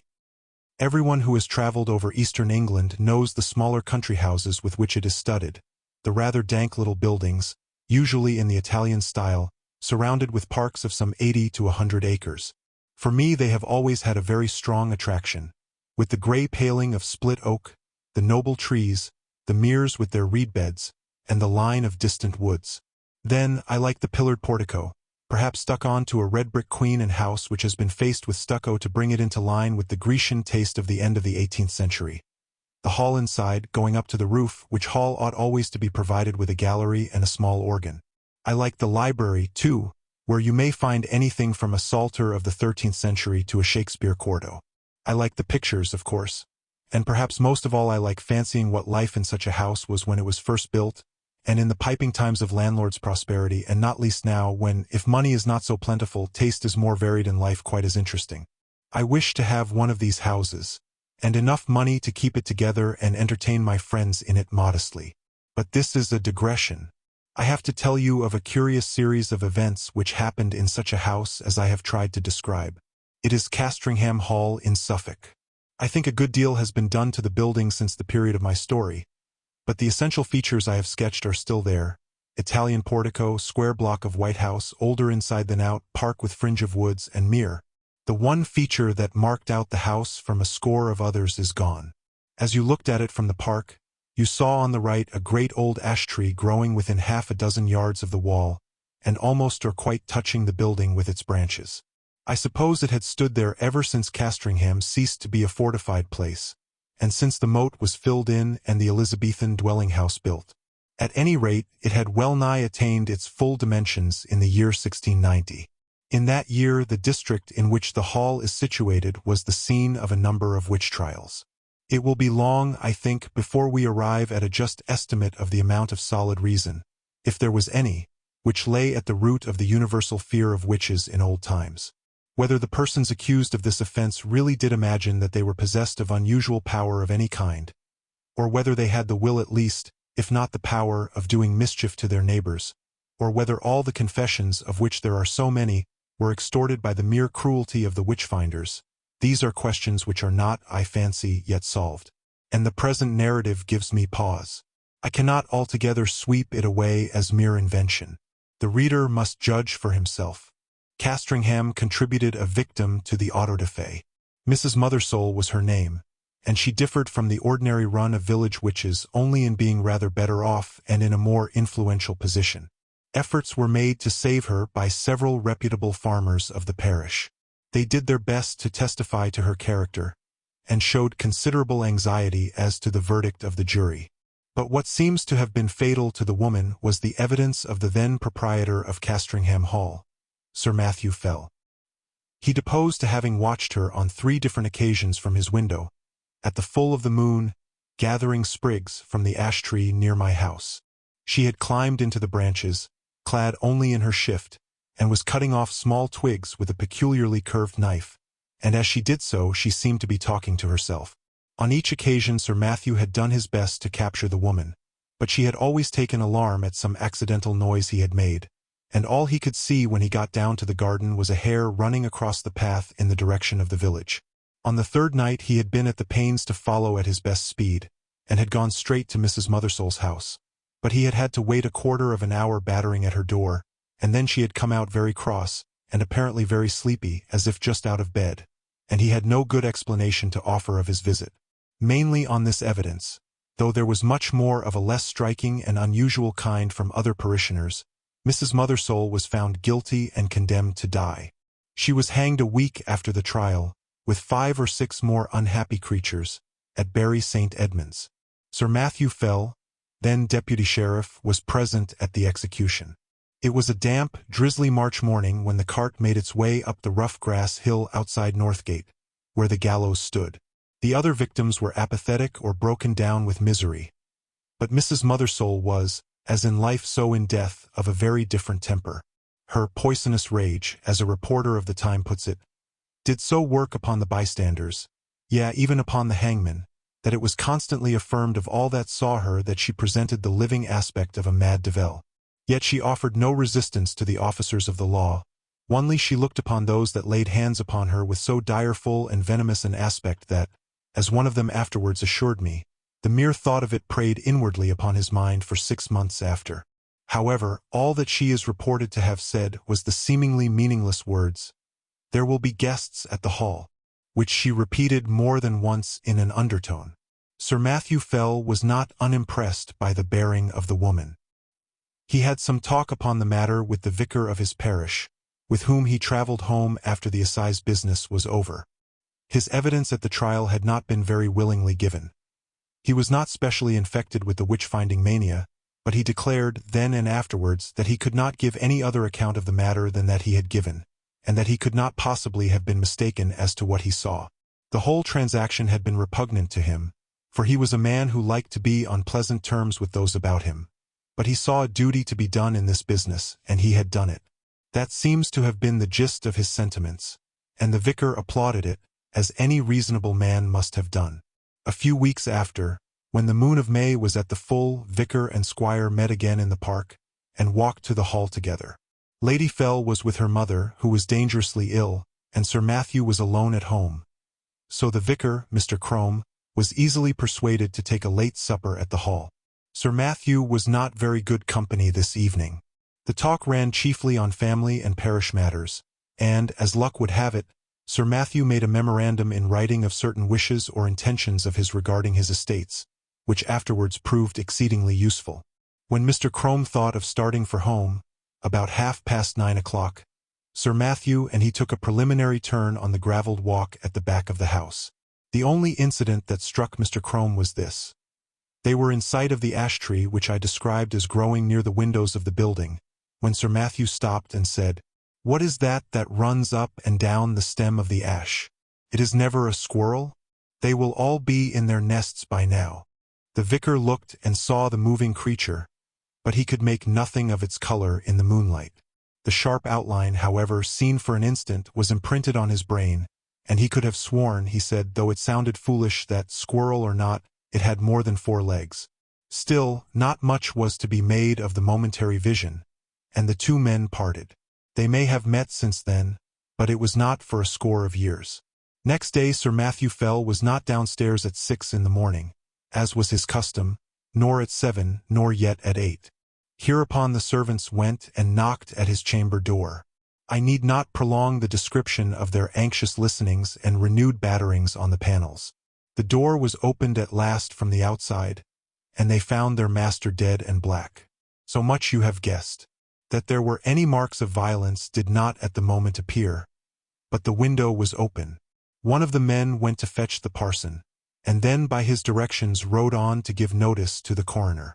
Mr. Crome himself went as quick as he might to the hall, and was shown to the room where the dead man lay. He has left some notes among his papers which show how genuine a respect and sorrow was felt for Sir Matthew, and there is also this passage, which I transcribe for the sake of the light it throws upon the course of events, and also upon the common beliefs of the time.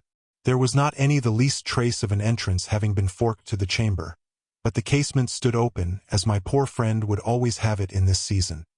He had his evening drink of small ale in a silver vessel of about a pint measure, and tonight had not drunk it out.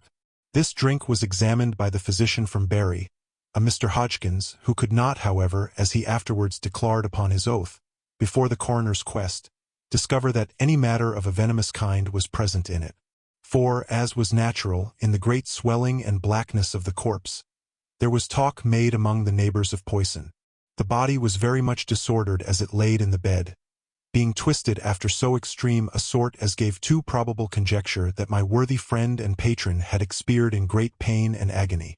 And what is as yet unexplained, and to myself the argument of some horrid and artful design in the perpetrators of this barbarous murder, was this, that the women which were entrusted with the laying out of the corpse and washing it, being both sad persons and very well respected in their mournful profession, came to me in a great pain and distress both of mind and body, saying, what was indeed confirmed upon the first view, that they had no sooner touched the breast of the corpse with their naked hands than they were sensible of a more than ordinary violent smart and aching in their palms, which, with their whole forearms, in no long time swelled so immoderately, the pain still continuing, that, as afterwards proved, during many weeks they were forked to lay by the exercise of their calling, and yet no marks seen on the skin. Upon hearing this, I sent for the physician, who was still in the house, and we made as careful a proof as we were able by the help of a small magnifying lens of crystal of the condition of the skin on this part of the body, but could not detect with the instrument we had any matter of importance beyond a couple of small punctures or pricks, which we then concluded were the spots by which the poison might be introduced, remembering that ring of Pope Borgia, with other known specimens of the horrid art of the Italian poisoners of the last age. So much is to be said of the symptoms seen on the corpse. As to what I am to add, it is merely my own experiment, and to be left to posterity to judge whether there be anything of value therein. There was on the table by the bedside a Bible of the small size, in which my friend, punctual as in matters of less moment, so in this more weighty one, used nightly and upon his first rising to read a set portion. And I taking it up, not without a tear duly paid to him which from the study of this poorer adumbration was now passed to the contemplation of its great original, it came into my thoughts, as at such moments of helplessness we are prone to catch at any the least glimmer that makes promise of light, to make trial of that old and by many accounted superstitious practice of drawing the sorts, of which a principal instance, in the case of his late sacred majesty the blessed martyr King Charles and my Lord Falkland, was now much talked of. I must needs admit that by my trial not much assistance was afforded me. Yet, as the cause and origin of these dreadful events may hereafter be searched out, I set down the results. In the case it may be found that they pointed the true quarter of the mischief to a quicker intelligence than my own. I made, then, 3 trials, opening the book and placing my finger upon certain words, which gave in the first these words from Luke 13:7, cut it down, in the second Isaiah 13:20, it shall never be inhabited, and upon the third experiment Job 39:30, her young ones also suck up blood. This is all that need be quoted from Mr. Crome's papers. Sir Matthew Fell was duly coffined and laid into the earth, and his funeral sermon, preached by Mr. Crome on the following Sunday, has been printed under the title of The Unsearchable Way, or England's Danger and the Malicious Dealings of Antichrist, it being the vicar's view, as well as that most commonly held in the neighborhood, that the squire was the victim of a recrudescence of the popish plot. His son, Sir Matthew II, succeeded to the title and estates. And so ends the first act of the Castringham tragedy. It is to be mentioned, though the fact is not surprising, that the new baronet did not occupy the room in which his father had died. Nor, indeed, was it slept in by anyone but an occasional visitor during the whole of his occupation. He died in 1735, and I do not find that anything particular marked his reign, save a curiously constant mortality among his cattle and livestock in general, which showed a tendency to increase slightly as time went on. Those who are interested in the details will find a statistical account in a letter to the Gentleman's Magazine of 1772, which draws the facts from the baronet's own papers. He put an end to it at last by a very simple expedient, that of shutting up all his beasts in sheds at night, and keeping no sheep in his park, for he had noticed that nothing was ever attacked that spent the night indoors. After that the disorder confined itself to wild birds and beasts of chase. But as we have no good account of the symptoms, and as all-night watching was quite unproductive of any clue, I do not dwell on what the Suffolk farmers called the Castringham sickness. The second Sir Matthew died in 1735, as I said, and was duly succeeded by his son, Sir Richard. It was in his time that the great family pew was built out on the north side of the parish church.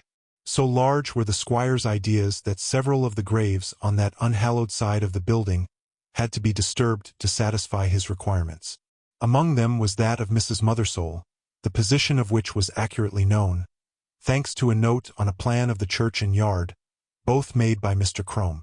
A certain amount of interest was excited in the village when it was known that the famous witch, who was still remembered by a few, was to be exhumed, and the feeling of surprise and indeed disquiet was very strong when it was found that, though her coffin was fairly sound and unbroken, there was no trace whatever inside it of body, bones, or dust. Indeed, it is a curious phenomenon, for at the time of her burying no such things were dreamt of as resurrection men, and it is difficult to conceive any rational motive for stealing a body otherwise than for the uses of the dissecting room. The incident revived for a time all the stories of witch trials and of the exploits of the witches, dormant for 40 years, and Sir Richard's orders that the coffin should be burnt were thought by a good many to be rather foolhardy, though they were duly carried out. Sir Richard was a pestilent innovator, it is certain. Before his time the hall had been a fine block of the mellowest red brick, but Sir Richard had travelled in Italy and become infected with the Italian taste, and, having more money than his predecessors, he determined to leave an Italian palace where he had found an English house. So stucco and ashlar masked the brick. Some indifferent Roman marbles were planted about in the entrance hall and gardens. A reproduction of the Sibyl's Temple at Tivoli was erected on the opposite bank of the Mere, and Castringham took on an entirely new and, I must say, a less engaging aspect. But it was much admired, and served as a model to a good many of the neighboring gentry in after years. One morning, it was in 1754, Sir Richard woke after a night of discomfort. It had been windy, and his chimney had smoked persistently, and yet it was so cold that he must keep up a fire. Also something had so rattled about the window that no man could get a moment's peace. Further, there was the prospect of several guests of position arriving in the course of the day, who would expect sport of some kind, and the inroads of the distemper, which continued among his game, had been lately so serious that he was afraid for his reputation as a game preserver. But what really touched him most nearly was the other matter of his sleepless night. He could certainly not sleep in that room again.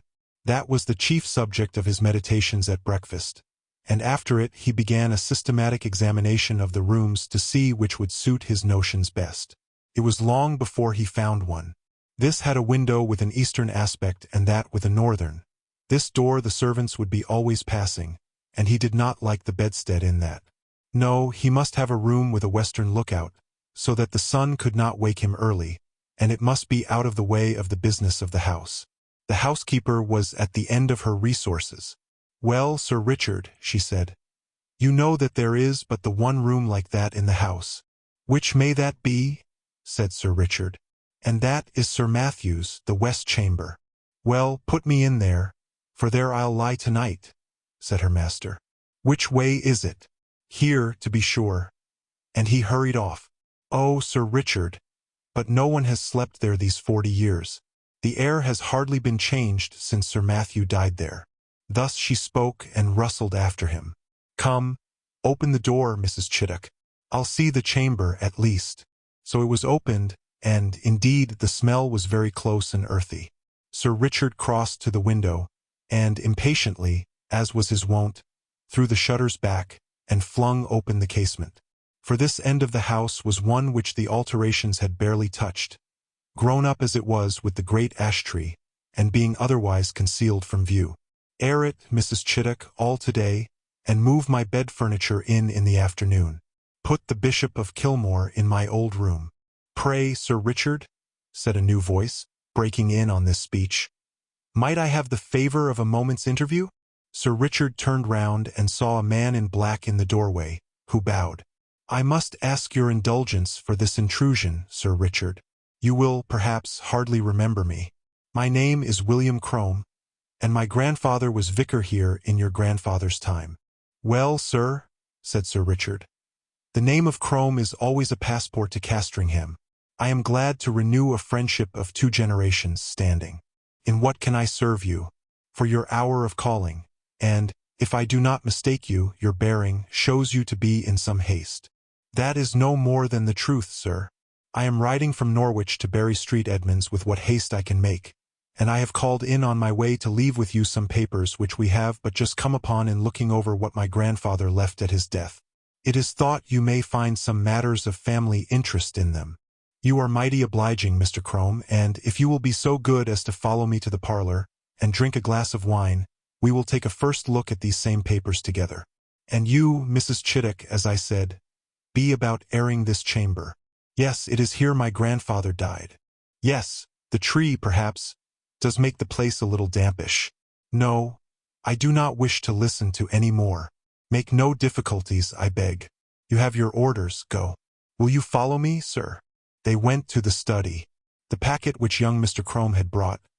He was then just become a fellow of Clare Hall in Cambridge, I may say, and subsequently brought out a respectable edition of Paulinus, contained among other things the notes which the old vicar had made upon the occasion of Sir Matthew Fell's death. And for the first time Sir Richard was confronted with the enigmatical sorts biblici which you have heard. They amused him a good deal. Well, he said, my grandfather's Bible gave one prudent piece of advice: cut it down. If that stands for the ash tree, he may rest assured I shall not neglect it. Such a nest of catarrhs and agues was never seen. The parlor contained the family books, which, pending the arrival of a collection which Sir Richard had made in Italy, and the building of a proper room to receive them, were not many in number. Sir Richard looked up from the paper to the bookcase. I wonder, says he, whether the old prophet is there yet? I fancy I see him. Crossing the room, he took out a dumpy Bible, which, sure enough, bore on the flyleaf the inscription, To Matthew Fell, from his loving godmother, and Aldous, September 2nd, 1659. It would be no bad plan to test him again, Mr. Crome. I will wager we get a couple of names in the chronicles. What have we here? Thou shalt seek me in the morning, and I shall not be. Well, well, your grandfather would have made a fine omen of that, hey? No more prophets for me. They are all in a tale.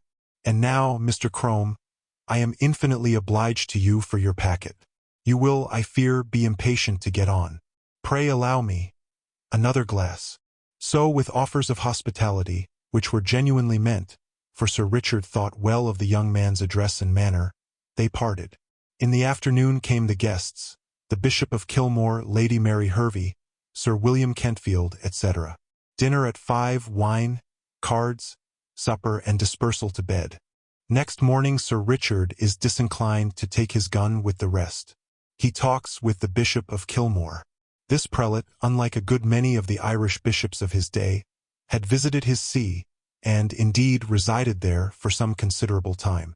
This morning, as the two were walking along the terrace and talking over the alterations and improvements in the house, the bishop said, pointing to the window of the west room, "You could never get one of my Irish flock to occupy that room, Sir Richard."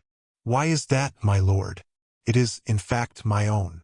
"Well, our Irish peasantry will always have it that it brings the worst of luck to sleep near an ash tree, and you have a fine growth of ash not 2 yards from your chamber window. Perhaps," the bishop went on with a smile, "it has given you a touch of its quality already, for you do not seem, if I may say it, so much the fresher for your night's rest as your friends would like to see you. That, or something else, it is true, Cost me my sleep from 12 to 4, my lord. But the tree is to come down tomorrow, so I shall not hear much more from it. I applaud your determination. It can hardly be wholesome to have the air you breathe strained, as it were, through all that leafage. Your lordship is right there, I think. But I had not my window open last night. It was rather the noise that went on, no doubt from the twigs sweeping the glass, that kept me open-eyed. I think that can hardly be, Sir Richard. Here you see it from this point. None of these nearest branches even can touch your casement unless there were a gale, and there was none of that last night. They missed the panes by a foot. No, sir, true. What, then, will it be, I wonder, that scratched and rustled so? And covered the dust on my sill with lines and marks. At last they agreed that the rats must have come up through the ivy. That was the bishop's idea, and Sir Richard jumped at it. So the day passed quietly, and night came, and the party dispersed to their rooms, and wished Sir Richard a better night. And now we are in his bedroom, with the light out and the squire in bed. The room is over the kitchen, and the night outside still and warm, so the window stands open. There is very little light about the bedstead, but there is a strange movement there. It seems as if Sir Richard were moving his head rapidly to and fro with only the slightest possible sound. And now you would guess, so deceptive is the half-darkness, that he had several heads, round and brownish, which move back and forward, even as low as his chest. It is a horrible illusion. Is it nothing more? There, something drops off the bed with a soft plump, like a kitten, and is out of the window in a flash. Another 4, and after that there is quiet again. Thou shalt seek me in the morning, and I shall not be. As with Sir Matthew, so with Sir Richard, dead and black in his bed. A pale and silent party of guests and servants gathered under the window when the news was known. Italian poisoners, popish emissaries, infected air. All these and more guesses were hazarded, and the Bishop of Kilmore looked at the tree, in the fork of whose lower boughs a white tomcat was crouching, looking down the hollow which years had gnawed in the trunk. It was watching something inside the tree with great interest. Suddenly it got up and craned over the hole. Then a bit of the edge on which it stood gave way, and it went slithering in. Everyone looked up at the noise of the fall. It is known to most of us that a cat can cry, but few of us have heard, I hope, such a yell as came out of the trunk of the great ash. 2 or 3 screams there were. The witnesses are not sure which, and then a slight and muffled noise of some commotion or struggling was all that came. But Lady Mary Hervey fainted outright, and the housekeeper stopped her ears and fled till she fell on the terrace. The Bishop of Kilmore and Sir William Kentfield stayed.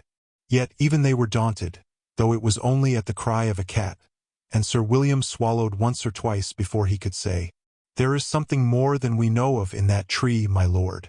I am for an instant search." And this was agreed upon. A ladder was brought, and one of the gardeners went up, and, looking down the hollow, could detect nothing but a few dim indications of something moving. They got a lantern and let it down by a rope. "We must get at the bottom of this. My life upon it, my lord, but the secret of these terrible deaths is there." Up went the gardener again with the lantern, and let it down the hole cautiously.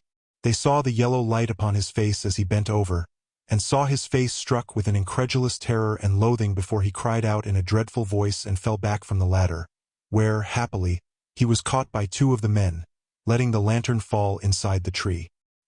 He was in a dead faint, and it was some time before any word could be got from him. By then they had something else to look at. The lantern must have broken at the bottom, and the light in it caught upon dry leaves and rubbish that lay there. For in a few minutes a dense smoke began to come up and then flame, and, to be short, the tree was in a blaze. The bystanders made a ring at some yards' distance, and Sir William and the bishop sent men to get what weapons and tools they could. For, clearly, whatever might be using the tree as its lair would be forced out by the fire. So it was. First, at the fork, they saw a round body covered with fire, the size of a man's head, appear very suddenly, then seem to collapse and fall back. This 5 or 6 times. Then a similar ball leapt into the air and fell on the grass, where after a moment it lay still. The bishop went as near as he dared to it, and saw, what but the remains of an enormous spider, veinous and seared, and, as the fire burned lower down, more terrible bodies like this began to break out from the trunk, and it was seen that these were covered with grayish hair. All that day the ash burned, and until it fell to pieces the men stood about it, and from time to time killed the brutes as they darted out. At last there was a long interval when none appeared, and they cautiously closed in and examined the roots of the tree. They found, says the Bishop of Kilmore, below it a rounded hollow place in the earth, wherein were 2 or 3 bodies of these creatures that had plainly been smothered by the smoke. And what is to me more curious, at the side of this den against the wall was crouching the anatomy or skeleton of a human being, with the skin dried upon the bones, having some remains of black hair, which was pronounced by those that examined it to be undoubtedly the body of a woman, and clearly dead for a period of 50 years. The number 13. Among the towns of Jutland, Viborg justly holds a high place.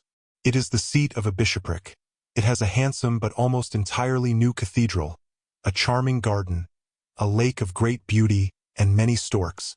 Near it is Hald, accounted one of the prettiest things in Denmark, and hard by is Finderup, where Marsk murdered King Eric Glipping on St. Cecilia's Day, in the year 1286. 56 blows of square-headed iron maces were traced on Eric's skull when his tomb was opened in the 17th century. But I am not writing a guidebook. There are good hotels in Viborg. Preisler's and the Phoenix are all that can be desired. But my cousin, whose experiences I have to tell you now, went to the Golden Lion the first time that he visited Viborg. He has not been there since, and the following pages will, perhaps, explain the reason of his abstention. The Golden Lion is one of the very few houses in the town that were not destroyed in the Great Fire of 1726, which practically demolished the cathedral, the Sonkerkerk, the Raduis, and so much else that was old and interesting. It is a great red brick house, that is, the front is of brick, with corbie steps on the gables and a text over the door, but the courtyard into which the omnibus drives is of black and white wood and plaster. The sun was declining in the heavens when my cousin walked up to the door, and the light smote full upon the imposing facade of the house. He was delighted with the old-fashioned aspect of the place, and promised himself a thoroughly satisfactory and amusing stay in an inn so typical of old Jutland. It was not business in the ordinary sense of the word that had brought Mr. Anderson to Viborg. He was engaged upon some researches into the church history of Denmark, and it had come to his knowledge that in the Rigsarkiv of Viborg there were papers, saved from the fire, relating to the last days of Roman Catholicism in the country. He proposed, therefore, to spend a considerable time, perhaps as much as a fortnight or 3 weeks, in examining and copying these, and he hoped that the Golden Lion would be able to give him a room of sufficient size to serve alike as a bedroom and a study. His wishes were explained to the landlord, and, after a certain amount of thought, the latter suggested that perhaps it might be the best way for the gentleman to look at 1 or 2 of the larger rooms and pick one for himself. Seemed a good idea. The top floor was soon rejected as entailing too much getting upstairs after the day's work. The second floor contained no room of exactly the dimensions required. But on the first floor there was a choice of 2 or 3 rooms which would, so far as size went, suit admirably. The landlord was strongly in favor of number 17, but Mr. Anderson pointed out that its windows commanded only the blank wall of the next house, and that it would be very dark in the afternoon. Either number 12 or number 14 would be better, for both of them looked on the street, and the bright evening light and the pretty view would more than compensate him for the additional amount of noise. Eventually number 12 was selected. Like its neighbors, it had 3 windows, all on one side of the room. It was fairly high and unusually long. There was, of course, no fireplace, but the stove was handsome and rather old. A cast-iron erection, on the side of which was a representation of Abraham sacrificing Isaac, and the inscription, 1 Bog Mose, Cap 22. Above. Nothing else in the room was remarkable.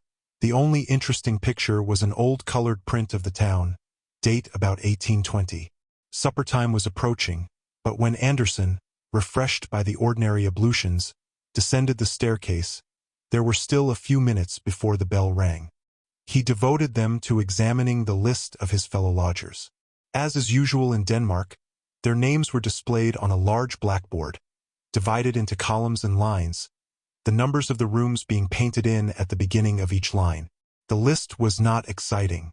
There was an advocate or sagfører, a German, and some bagmen from Copenhagen. The one and only point which suggested any food for thought was the absence of any number 13 from the tale of the rooms, and even this was a thing which Anderson had already noticed half a dozen times in his experience of Danish hotels. He could not help wondering whether the objection to that particular number, common as it is, was so widespread and so strong as to make it difficult to let a room so ticketed, and he resolved to ask the landlord if he and his colleagues in the profession had actually met with many clients who refused to be accommodated in the 13th room. He had nothing to tell me, I am giving the story as I heard it from him, about what passed at supper, and the evening, which was spent in unpacking and arranging his clothes, books, and papers, was not more eventful. Towards 11 o'clock he resolved to go to bed, but with him, as with a good many other people nowadays, an almost necessary preliminary to bed, if he meant to sleep, was the reading of a few pages of print, and he now remembered that the particular book which he had been reading in the train, and which alone would satisfy him at that present moment, was in the pocket of his greatcoat, then hanging on a peg outside the dining room. To run down and secure it was the work of a moment, and, as the passages were by no means dark, it was not difficult for him to find his way back to his own door. So, at least, he thought. But when he arrived there and turned the handle, the door entirely refused to open, and he caught the sound of a hasty movement towards it from within. He had tried the wrong door, of course. Was his own room to the right or to the left? He glanced at the number. It was 13. His room would be on the left. And so it was. And not before he had been in bed for some minutes, had read his wonted 3 or 4 pages of his book, blown out his light, and turned over to go to sleep, did it occur to him that, whereas on the blackboard of the hotel there had been no number 13, there was undoubtedly a room numbered 13 in the hotel. He felt rather sorry he had not chosen it for his own.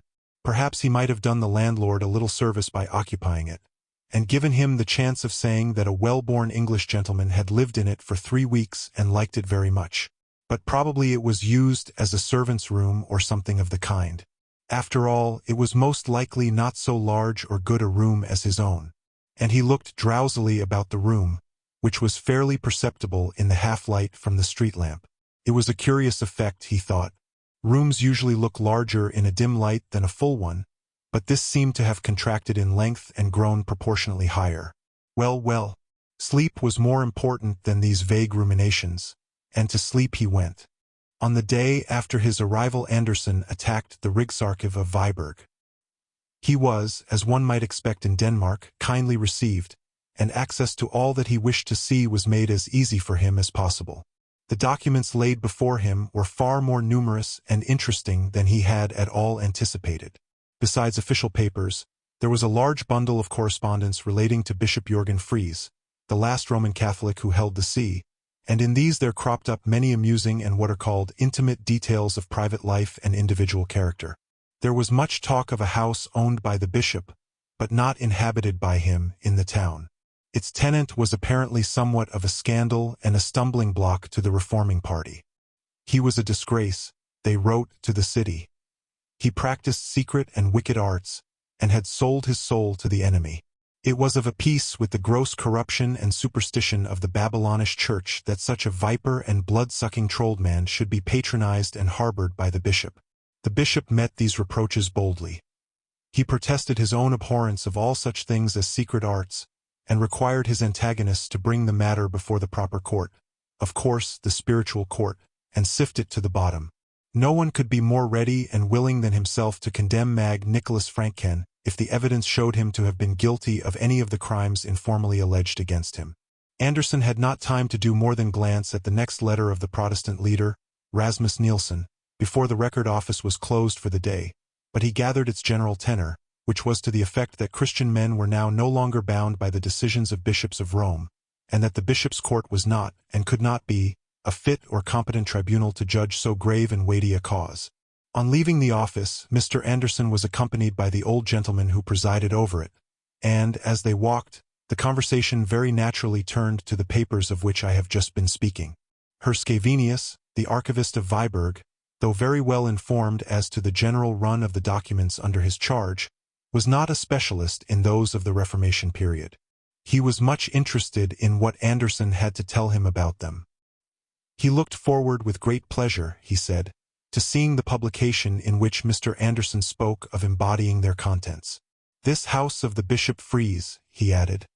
"It is a great puzzle to me where it can have stood. I have studied carefully the topography of Old Viborg, but it is most unlucky, of the old terrier of the bishop's property which was made in 1560, and of which we have the greater part in the archive, just the piece which had the list of the town property is missing. Never mind. Perhaps I shall some day succeed to find him." After taking some exercise, I forget exactly how or where, Anderson went back to the Golden Lion, his supper, his game of patience, and his bed. On the way to his room it occurred to him that he had forgotten to talk to the landlord about the omission of number 13 from the hotel board, and also that he might as well make sure that number 13 did actually exist before he made any reference to the matter.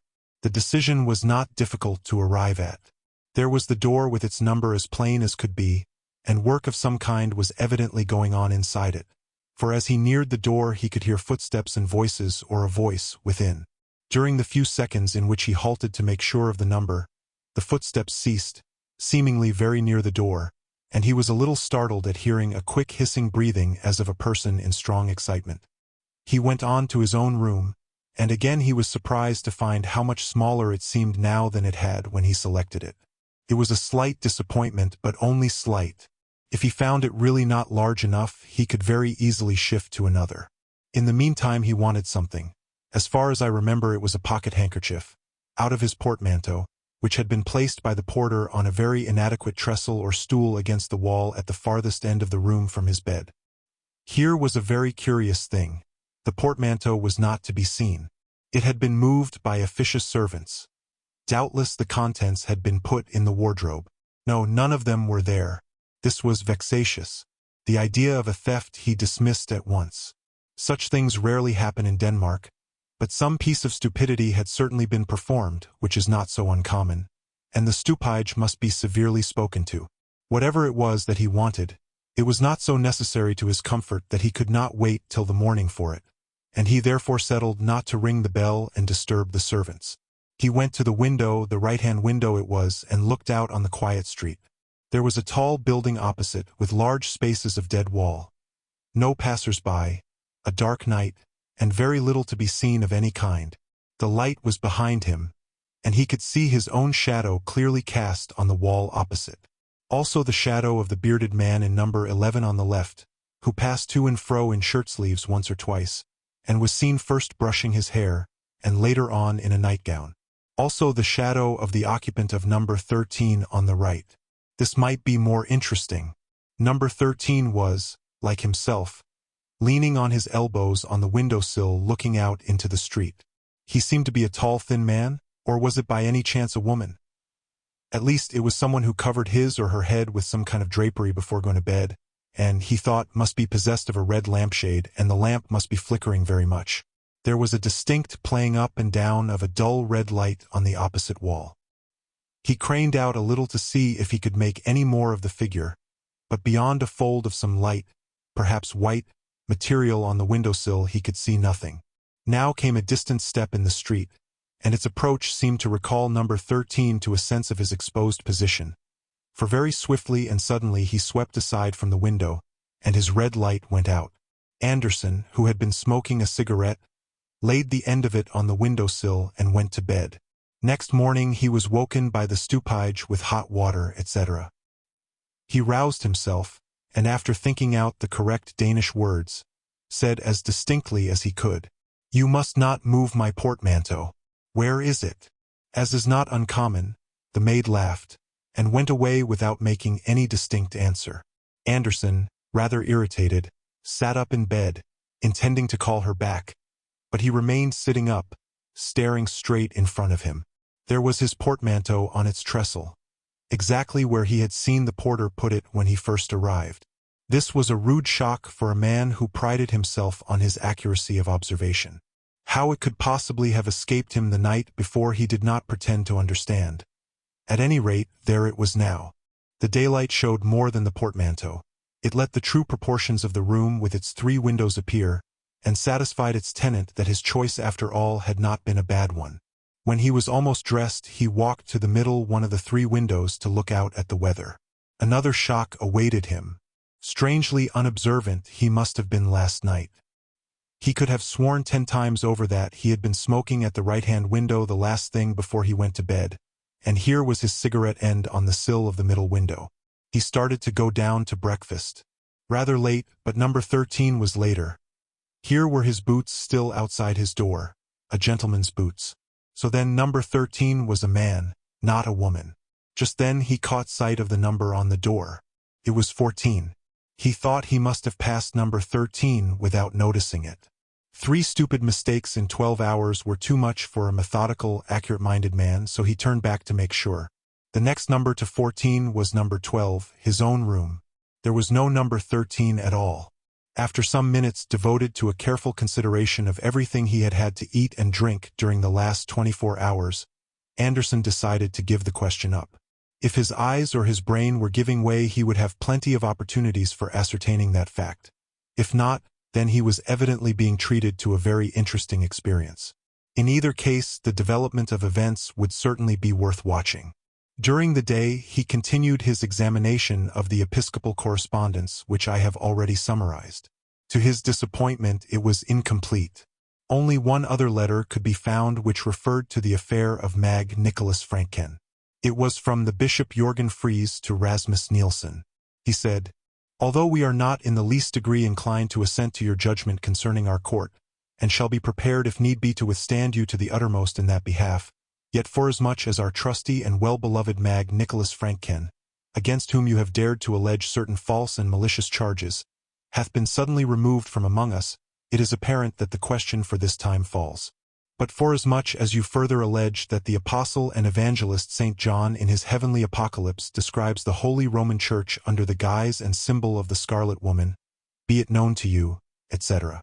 Search as he might, Anderson could find no sequel to this letter nor any clue to the cause or manner of the removal of the casus belli. He could only suppose that Franken had died suddenly, and as there were only 2 days between the date of Nielsen's last letter, when Franken was evidently still in being, and that of the bishop's letter, the death must have been completely unexpected. In the afternoon he paid a short visit to Hald, and took his tea at Bakeland. Nor could he notice, though he was in a somewhat nervous frame of mind, that there was any indication of such a failure of eye or brain as his experiences of the morning had led him to fear. At supper he found himself next to the landlord.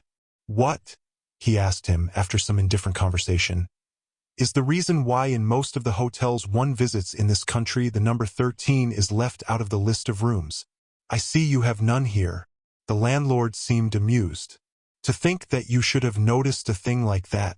I've thought about it once or twice myself, to tell the truth.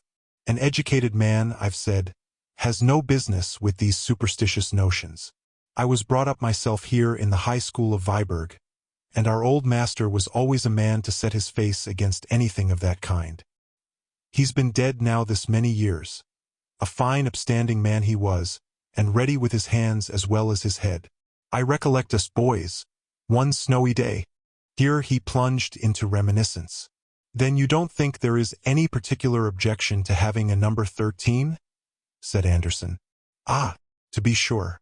Well, you understand, I was brought up to the business by my poor old father.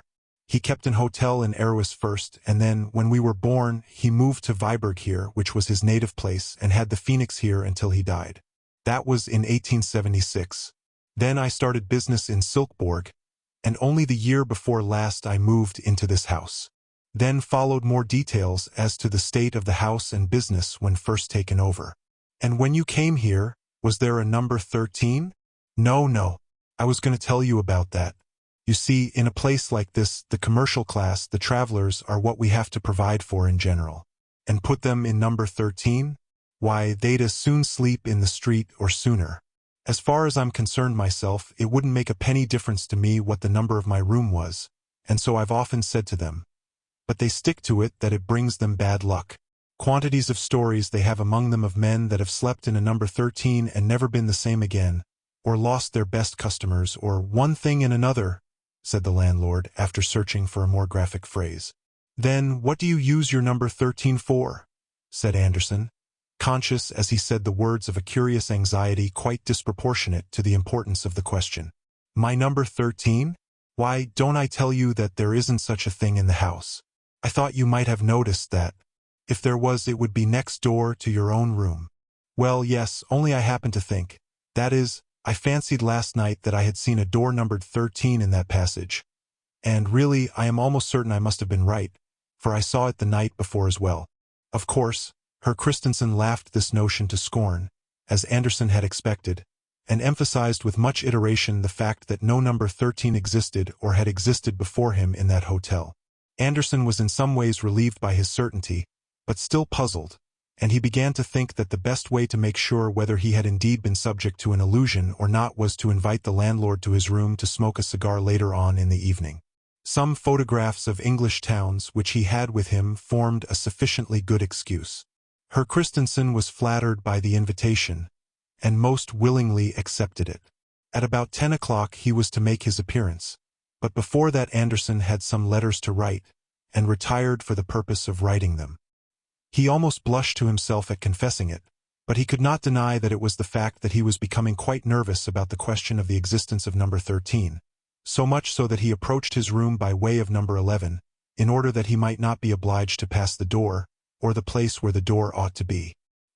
He looked quickly and suspiciously about the room when he entered it, but there was nothing, beyond that indefinable air of being smaller than usual, to warrant any misgivings.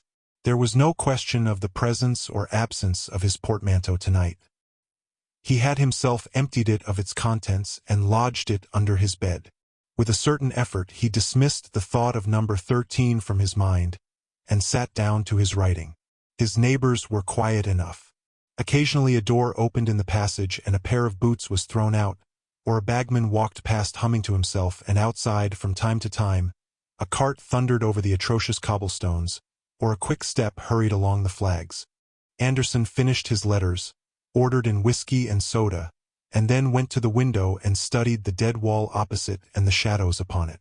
As far as he could remember, number 14 had been occupied by the lawyer, a staid man who said little at meals, being generally engaged in studying a small bundle of papers beside his plate. Apparently, however, he was in the habit of giving vent to his animal spirits when alone. Why else should he be dancing? The shadow from the next room evidently showed that he was. Again and again his thin form crossed the window, his arms waved, and a gaunt leg was kicked up with surprising agility. He seemed to be barefooted, and the floor must be well laid, for no sound betrayed his movements. Sagfor Herr Andersjensen, dancing at 10 o'clock at night in a hotel bedroom, seemed a fitting subject for a historical painting in the grand style, and Andersen's thoughts, like those of Emily in the Mysteries of Udolpho, began to arrange themselves in the following lines. When I return to my hotel, at 10 o'clock p.m., the waiters think I am unwell. I do not care for them, but when I've locked my chamber door, and put my boots outside, I dance all night upon the floor, and even if my neighbors swore, I go on dancing all the more, for I'm acquainted with the law, and in despite of all their their protests I deride. Had not the landlord at this moment knocked at the door, it is probable that quite a long poem might have been laid before the reader. To judge from his look of surprise when he found himself in the room, Herr Christensen was struck, as Andersen had been, by something unusual in its aspect. But he made no remark. Andersen's photographs interested him mightily, and formed the text of many autobiographical discourses.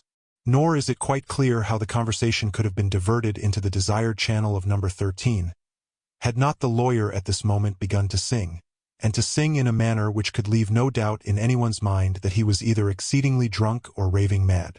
It was a high, thin voice that they heard, and it seemed dry, as if from long disuse. Of words or tune there was no question. It went sailing up to a surprising height, and was carried down with a despairing moan as of a winter wind in a hollow chimney, or an organ whose wind fails suddenly. It was a really horrible sound, and Andersen felt that if he had been alone he must have fled for refuge and society to some neighbor bagman's room. The landlord sat open-mouthed. "I don't understand it," he said at last, wiping his forehead.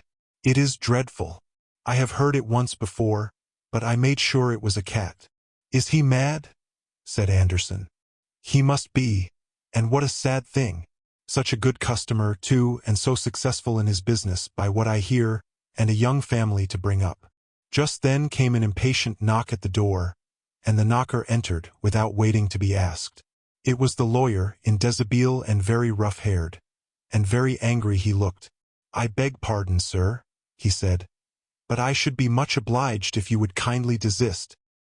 Here he stopped, for it was evident that neither of the persons before him was responsible for the disturbance, and after a moment's lull it swelled forth again more wildly than before.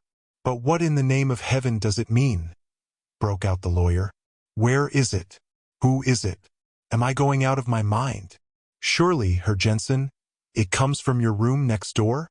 Isn't there a cat or something stuck in the chimney?" This was the best that occurred to Anderson to say, and he realized its futility as he spoke. But anything was better than to stand and listen to that horrible voice and look at the broad, white face of the landlord, all perspiring and quivering as he clutched the arms of his chair. "Impossible," said the lawyer. "Impossible. There is no chimney. I came here because I was convinced the noise was going on here. It was certainly in the next room to mine." "Was there no door between yours and mine?" said Anderson eagerly. "No, sir," said Herr Jensen rather sharply. "At least not this morning." "Ah," said Anderson. "Nor tonight." "I am not sure," said the lawyer with some hesitation. Suddenly the crying or singing voice in the next room died away, and the singer was heard seemingly to laugh to himself in a crooning manner. The three men actually shivered at the sound. Then there was a silence. "Come," said the lawyer. "What have you to say, Herr Christensen? What does this mean?" "Good heaven," said Christensen. "How should I tell? I know no more than you, gentlemen. I pray I may never hear such a noise again." "So do I," said Herr Jensen, and he added something under his breath. Anderson thought it sounded like the last words of the Psalter, "Omnis spiritus laudet Dominum," but he could not be sure. "But we must do something," said Anderson. "The three of us.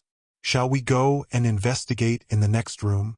"But that is Herr Jensen's room," wailed the landlord. "It is no use. He has come from there himself." "I am not so sure," said Jensen. "I think this gentleman is right. We must go and see." The only weapons of defense that could be mustered on the spot were a stick and umbrella. The expedition went out into the passage, not without quakings. There was a deadly quiet outside, but a light shone from under the next door. Anderson and Jensen approached it. The latter turned the handle and gave a sudden vigorous push. No use. The door stood fast.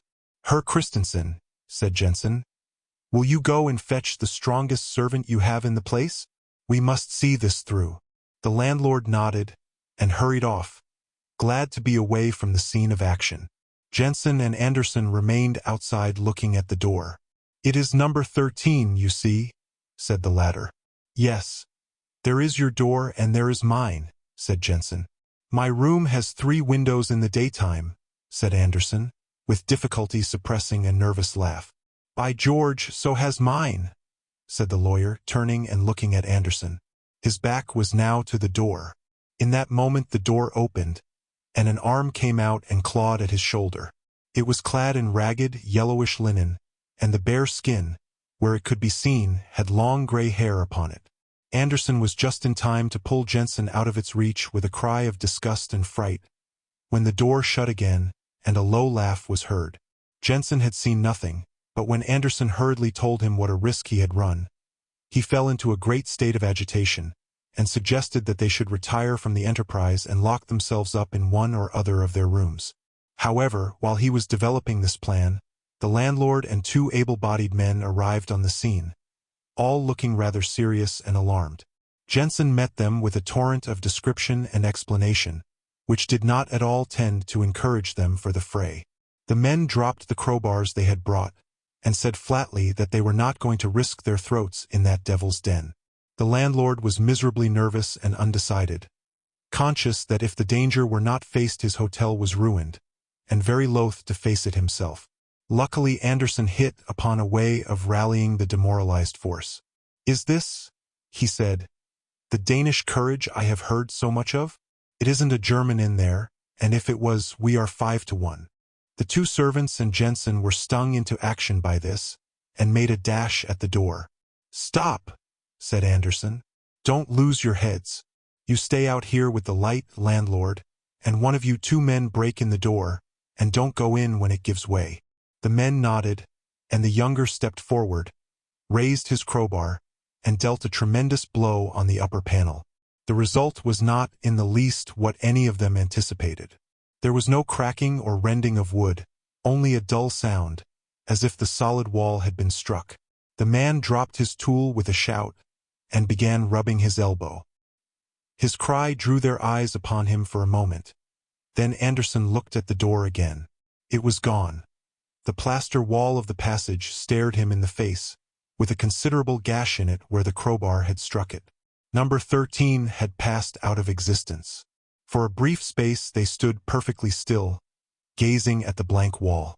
An early cock in the yard beneath was heard to crow, and as Anderson glanced in the direction of the sound, he saw through the window at the end of the long passage that the eastern sky was paling to the dawn. "Perhaps," said the landlord with hesitation, "you gentlemen would like another room for tonight, a double-bedded one?" Neither Jensen nor Anderson was averse to the suggestion. They felt inclined to hunt in couples after their late experience.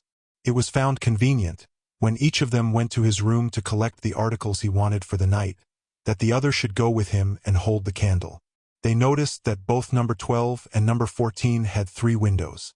Next morning the same party reassembled in number 12. The landlord was naturally anxious to avoid engaging outside help, and yet it was imperative that the mystery attaching to that part of the house should be cleared up. Accordingly, the 2 servants had been induced to take upon them the function of carpenters. The furniture was cleared away, and, at the cost of a good many irretrievably damaged planks, that portion of the floor was taken up which lay nearest to number 14. You will naturally suppose that a skeleton, say that of Mag Nicholas Franken, was discovered. That was not so. What they did find lying between the beams which supported the flooring was a small copper box. In it was a neatly folded vellum document, with about 20 lines of writing. Both Anderson and Jensen, who proved to be something of a paleographer, were much excited by this discovery, which promised to afford the key to these extraordinary phenomena. I possess a copy of an astrological work which I have never read. It has, by way of frontispiece, a woodcut by Hans Sebald Bem, representing a number of sages seated round a table. This detail may enable connoisseurs to identify the book. I cannot myself recollect its title, and it is not at this moment within reach, but the fly-leaves of it are covered with writing, and, during the 10 years in which I have owned the volume, I have not been able to determine which way up this writing ought to be read, much less in what language it is. Not dissimilar was the position of Anderson and Jensen after the protracted examination to which they submitted the document in the copper box. After 2 days' contemplation of it, Jensen, who was the bolder spirit of the two, hazarded the conjecture that the language was either Latin or Old Danish. Anderson ventured upon no surmises, and was very willing to surrender the box and the parchment to the Historical Society of Viborg to be placed in their museum. I had the whole story from him a few months later as we sat in a wood near UPS after a visit to the library there where we, or rather I, had laughed over the contract by which Daniel Salthenius, in later life professor of Hebrew at Königsberg, sold himself to Satan. Anderson was not really amused. "Young idiot," he said, meaning Salthenius, who was only an undergraduate when he committed that indiscretion. "How did he know what company he was courting?" And when I suggested the usual considerations, he only grunted. That same afternoon he told me what you have read, but he refused to draw any inferences from it, and to assent to any that I drew for him. Count Magnus. By what means the papers out of which I have made a connected story came into my hands is the last point which the reader will learn from these pages. But it is necessary to prefix to my extracts from them a statement of the form in which I possess them. They consist, then, partly of a series of collections for a book of travels, such a volume as was a common product of the 40s and 50s. Horace Marriott's Journal of a Residence in Jutland and the Danish Isles is a fair specimen of the class to which I allude. These books usually treated of some unknown district on the continent.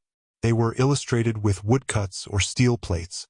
They gave details of hotel accommodation and of means of communication, such as we now expect to find in any well-regulated guidebook, and they dealt largely in reported conversations with intelligent foreigners, racy innkeepers, and garrulous peasants. In a word, they were chatty.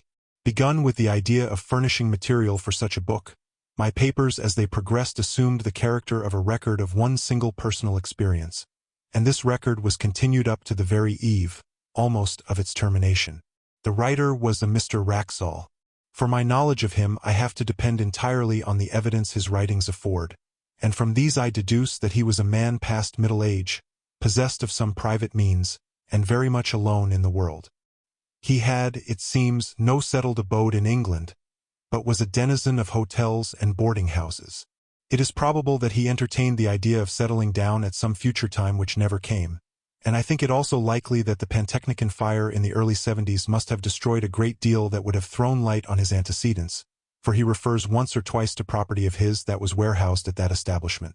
It is further apparent that Mr. Wraxall had published a book, and that it treated of a holiday he had once taken in Brittany. More than this I cannot say about his work, because a diligent search in bibliographical works has convinced me that it must have appeared either anonymously or under a pseudonym. As to his character, it is not difficult to form some superficial opinion. He must have been an intelligent and cultivated man. It seems that he was near being a fellow of his college at Oxford, Brasenose, as I judge from the calendar.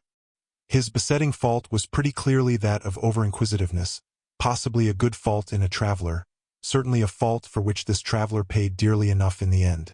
On what proved to be his last expedition, he was plotting another book. Scandinavia, a region not widely known to Englishmen 40 years ago, had struck him as an interesting field. He must have alighted on some old books of Swedish history or memoirs, and the idea had struck him that there was room for a book descriptive of travel in Sweden, interspersed with episodes from the history of some of the great Swedish families. He procured letters of introduction, therefore, to some persons of quality in Sweden, and set out thither in the early summer of 1863. Of his travels in the north there is no need to speak, nor of his residence of some weeks in Stockholm. I need only mention that some savant resident there put him on the track of an important collection of family papers belonging to the proprietors of an ancient manor house in Västergötland, and obtained for him permission to examine them. The manor house, or hergård, in question is to be called Rabek, pronounced something like Robeck, though that is not its name. It is one of the best buildings of its kind in all the country, and the picture of it in Dallenberg Suecia Antiqua et Moderna, engraved in 1694, shows it very much as the tourist may see it today. It was built soon after 1600, and is, roughly speaking, very much like an English house of that period in respect of material, red brick with stone facings, and style. The man who built it was a scion of the great house of de la Gardie, and his descendants possess it still. De la Gardie is the name by which I will designate them when mention of them becomes necessary. They received Mr. Wraxall with great kindness and courtesy, and pressed him to stay in the house as long as his researches lasted. But, preferring to be independent and mistrusting his powers of conversing in Swedish, he settled himself at the village inn, which turned out quite sufficiently comfortable, at any rate during the summer months. This arrangement would entail a short walk daily to and from the manor house of something under a mile. The house itself stood in a park and was protected, we should say grown up, with large old timber. Near it you found the walled garden, and then entered a close wood fringing one of the small lakes with which the whole country is pitted. Then came the wall of the domain, and you climbed a steep knoll, a knob of rock lightly covered with soil, and on the top of this stood the church, fenced in with tall dark trees. It was a curious building to English eyes. The nave and aisles were low, and filled with pews and galleries. In the western gallery stood the handsome old organ, gaily painted, and with silver pipes. The ceiling was flat, and had been adorned by a 17th-century artist with a strange and hideous Last Judgment, full of lurid flames, falling cities, burning ships, crying souls, and brown and smiling demons. Handsome brass coroni hung from the roof. The pulpit was like a doll's house covered with little painted wooden cherubs and saints. A stand with 3 hourglasses was hinged to the preacher's desk. Such sights as these may be seen in many a church in Sweden now, but what distinguished this one was an addition to the original building. At the eastern end of the north aisle the builder of the manor house had erected a mausoleum for himself and his family. It was a largish 8-sided building, lighted by a series of oval windows, and it had a domed roof, topped by a kind of pumpkin-shaped object rising into a spire, a form in which Swedish architects greatly delighted. The roof was of copper externally, and was painted black, while the walls, in common with those of the church, were staringly white. To this mausoleum there was no access from the church. It had a portal and steps of its own on the northern side. Past the churchyard the path to the village goes, and not more than 3 or 4 minutes bring you to the inn door. On the first day of his stay at Rabbic, Mr. Wraxall found the church door open, and made those notes of the interior which I have epitomized. Into the mausoleum, however, he could not make his way. He could by looking through the keyhole just descry that there were fine marble effigies and sarcophagi of copper, and a wealth of armorial ornament, which made him very anxious to spend some time in investigation. The papers he had come to examine at the manor house proved to be of just the kind he wanted for his book. There were family correspondence, journals, and account books of the earliest owners of the estate, very carefully kept and clearly written, full of amusing and picturesque detail. The first de la Gardie appeared in them as a strong and capable man. Shortly after the building of the mansion there had been a period of distress in the district, and the peasants had risen and attacked several chateaux and done some damage. The owner of Rabbic took a leading part in suppressing the trouble, and there was reference to executions of ringleaders and severe punishments inflicted with no sparing hand. The portrait of this Magnus de la Gardie was one of the best in the house, and Mr. Wraxall studied it with no little interest after his day's work. He gives no detailed description of it, but I gather that the face impressed him rather by its power than by its beauty or goodness. In fact, he writes that Count Magnus was an almost phenomenally ugly man. On this day Mr. Wraxall took his supper with the family, and walked back in the late but still bright evening. "I must remember," he writes, "to ask the sexton if he can let me into the mausoleum at the church. He evidently has access to it himself, for I saw him tonight standing on the steps, and, as I thought, locking or unlocking the door." I find that early on the following day Mr. Wraxall had some conversation with his landlord. His setting it down at such length as he does surprised me at first, but I soon realized that the papers I was reading were, at least in their beginning, the materials for the book he was meditating, and that it was to have been one of those quasi-journalistic productions which admit of the introduction of an admixture of conversational matter. His object, he says, was to find out whether any traditions of Count Magnus de la Gardie lingered on in the scenes of that gentleman's activity, and whether the popular estimate of him were favorable or not. He found that the Count was decidedly not a favorite. If his tenants came late to their work on the days which they owed to him as lord of the manor, they were set on the wooden horse, or flogged and branded in the manor house yard.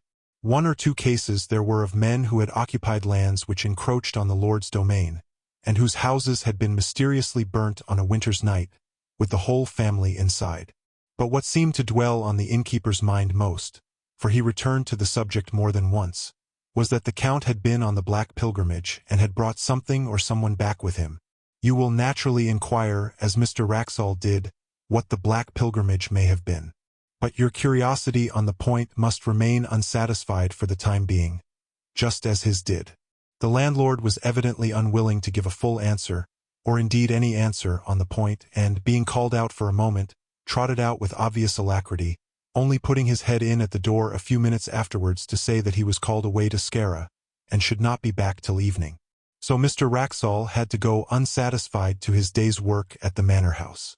The papers on which he was just then engaged soon put his thoughts into another channel, for he had to occupy himself with glancing over the correspondence between Sophia Albertina in Stockholm and her married cousin Ulrica Leonora at Rabbic in the year 1705 to 1710. The letters were of exceptional interest from the light they threw upon the culture of that period in Sweden, as anyone can testify who has read the full edition of them in the publications of the Swedish Historical Manuscripts Commission. In the afternoon he had done with these, and after returning the boxes in which they were kept to their places on the shelf, he proceeded, very naturally, to take down some of the volumes nearest to them, in order to determine which of them had best be his principal subject of investigation next day. The shelf he had hit upon was occupied mostly by a collection of account books in the writing of the first Count Magnus. But one among them was not an account book, but a book of alchemical and other tracts in another 16th-century hand. Not being very familiar with alchemical literature, Mr. Wraxall spends much space which he might have spared in setting out the names and beginnings of the various treatises. The Book of the Phoenix, Book of the 30 Words, Book of the Toad, Book of Miriam, Tuba Philosophorum, and so forth, and then he announces with a good deal of circumstance his delight at finding, on a leaf originally left blank near the middle of the book, some writing of Count Magnus himself headed Liber Nigri, Peregrinationes. It is true that only a few lines were written, but there was quite enough to show that the landlord had that morning been referring to a belief at least as old as the time of Count Magnus, and probably shared by him. This is the English of what was written. If any man desires to obtain a long life, if he would obtain a faithful messenger and see the blood of his enemies, it is necessary that he should first go into the city of Chorazin, and there salute the prince. Here there was an erasure of one word, not very thoroughly done, so that Mr. Wraxall felt pretty sure that he was right in reading it as Ares, of the air. But there was no more of the text copied, only a line in Latin. Quiri reliqua hujus materiae inter secretura. See the rest of this matter among the more private things. It could not be denied that this threw a rather lurid light upon the tastes and beliefs of the Count, but to Mr. Wraxall, separated from him by nearly 3 centuries, the thought that he might have added to his general forcefulness alchemy, and to alchemy something like magic, only made him a more picturesque figure. And when, after a rather prolonged contemplation of his picture in the hall, Mr. Wraxall set out on his homeward way, his mind was full of the thought of Count Magnus. He had no eyes for his surroundings, no perception of the evening scents of the woods or the evening light on the lake, and when all of a sudden he pulled up short, he was astonished to find himself already at the gate of the churchyard, and within a few minutes of his dinner. His eyes fell on the mausoleum. "Ah," he said, "Count Magnus, there you are. I should dearly like to see you. Like many solitary men," he writes, "I have a habit of talking to myself aloud, and, unlike some of the Greek and Latin particles, I do not expect an answer. Certainly, and perhaps fortunately in this case, there was neither voice nor any that regarded. Only the woman who, I suppose, was cleaning up the church, dropped some metallic object on the floor, whose clang startled me. Count Magnus, I think, sleeps sound enough." That same evening the landlord of the inn, who had heard Mr. Wraxall say that he wished to see the clerk or deacon, as he would be called in Sweden, of the parish, introduced him to that official in the inn parlor. A visit to the de la Gardie tomb house was soon arranged for the next day, and a little general conversation ensued. Mr. Wraxall, remembering that one function of Scandinavian deacons is to teach candidates for confirmation, thought he would refresh his own memory on a biblical point. "Can you tell me," he said, "anything about Chorazin?" The deacon seemed startled, but readily reminded him how that village had once been denounced. "To be sure," said Mr. Wraxall. "It is, I suppose, quite a ruin now?" "So I expect," replied the deacon. "I have heard some of our old priests say that Antichrist is to be born there, and there are tales." "Ah, what tales are those?" Mr. Wraxall put in. "Tales, I was going to say, which I have forgotten," said the deacon, and soon after that he said good night. The landlord was now alone, and at Mr. Wraxall's mercy, and that inquirer was not inclined to spare him. "Herr Nielsen," he said, "I have found out something about the Black Pilgrimage. You may as well tell me what you know. What did the Count bring back with him?" Swedes are habitually slow, perhaps, in answering, or perhaps the landlord was an exception. I am not sure. But Mr. Wraxall notes that the landlord spent at least 1 minute in looking at him before he said anything at all. Then he came close up to his guest, and with a good deal of effort he spoke. "Mr. Wraxall, I can tell you this one little tale, and no more, not any more. You must not ask anything when I have done. In my grandfather's time, that is, 92 years ago, there were 2 men who said, 'The Count is dead. We do not care for him. We will go tonight and have a free hunt in his wood. The long wood on the hill that you have seen behind Rabbic.' Well, those that heard them say this, they said, 'No, do not go. We are sure you will meet with persons walking who should not be walking. They should be resting, not walking.' These men laughed. There were no forest men to keep the wood, because no one wished to live there. The family were not here at the house. These men could do what they wished. Very well, they go to the wood that night. My grandfather was sitting here in this room. It was the summer and a light night. With the window open he could see out to the wood and hear, So he sat there and 2 or 3 men with him, and they listened. At first they hear nothing at all. Then they hear someone, you know how far away it is, they hear someone scream, just as if the most inside part of his soul was twisted out of him. All of them in the room caught hold of each other, and they sat so for 3/4 of an hour. Then they hear someone else only about 300 ells off. They hear him laugh out loud. It was not one of those 2 men that laughed, and, indeed, they have all of them said that it was not any man at all. After that they hear a great door shut. Then, when it was just light with the sun, they all went to the priest. They said to him, "Father, put on your gown and your ruff, and come to bury these men, Anders Pornsen and Hans Thorbjorn. You understand that they were sure these men were dead. So they went to the wood. My grandfather never forgot this. He said they were all like so many dead men themselves. The priest, too, he was in a white fear. He said when they came to him, 'I heard one cry in the night, and I heard one laugh afterwards. If I cannot forget that, I shall not be able to sleep again.' So they went to the wood, and they found these men on the edge of the wood. Hans Thorbjorn was standing with his back against a tree, and all the time he was pushing with his hands, pushing something away from him which was not there. So he was not dead. And they led him away and took him to the house at Nyköping, and he died before the winter. But he went on pushing with his hands. Also Anders Pornsen was there. But he was dead. And I tell you this about Anders Pornsen, that he was once a beautiful man, but now his face was not there, because the flesh of it was sucked away off the bones. You understand that? My grandfather did not forget that. And they laid him on the bier which they brought, and they put a cloth over his head, and the priest walked before, and they began to sing the psalm for the dead as well as they could. So, as they were singing the end of the first verse, one fell down, who was carrying the head of the bier, and the others looked back, and they saw that the cloth had fallen off, and the eyes of Anders Pornsen were looking up, because there was nothing to close over them. And this they could not bear. Therefore the priest laid the cloth upon him, and sent for a spade, and they buried him in that place. The next day Mr. Wraxall records that the deacon called for him soon after his breakfast, and took him to the church and mausoleum. He noticed that the key of the latter was hung on a nail just by the pulpit, and it occurred to him that, as the church door seemed to be left unlocked as a rule, it would not be difficult for him to pay a second and more private visit to the monuments if there proved to be more of interest among them than could be digested at first. The building, when he entered it, he found not unimposing.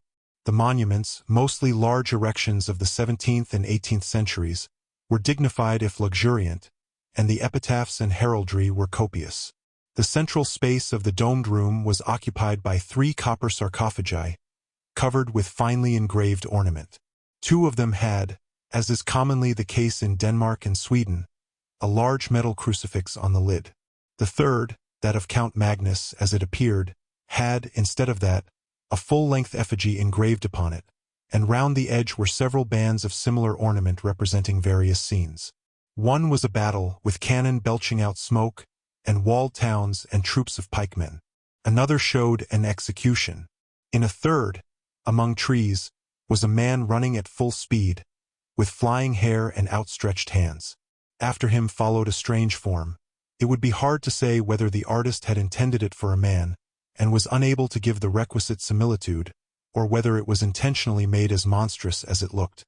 In view of the skill with which the rest of the drawing was done, Mr. Wraxall felt inclined to adopt the latter idea. The figure was unduly short, and was for the most part muffled in a hooded garment which swept the ground. The only part of the form which projected from that shelter was not shaped like any hand or arm. Mr. Wraxall compares it to the tentacle of a devilfish and continues, "On seeing this, I said to myself, this, then, which is evidently an allegorical representation of some kind, a fiend pursuing a hunted soul, may be the origin of the story of Count Magnus and his mysterious companion. Let us see how the huntsman is pictured. Doubtless it will be a demon blowing his horn."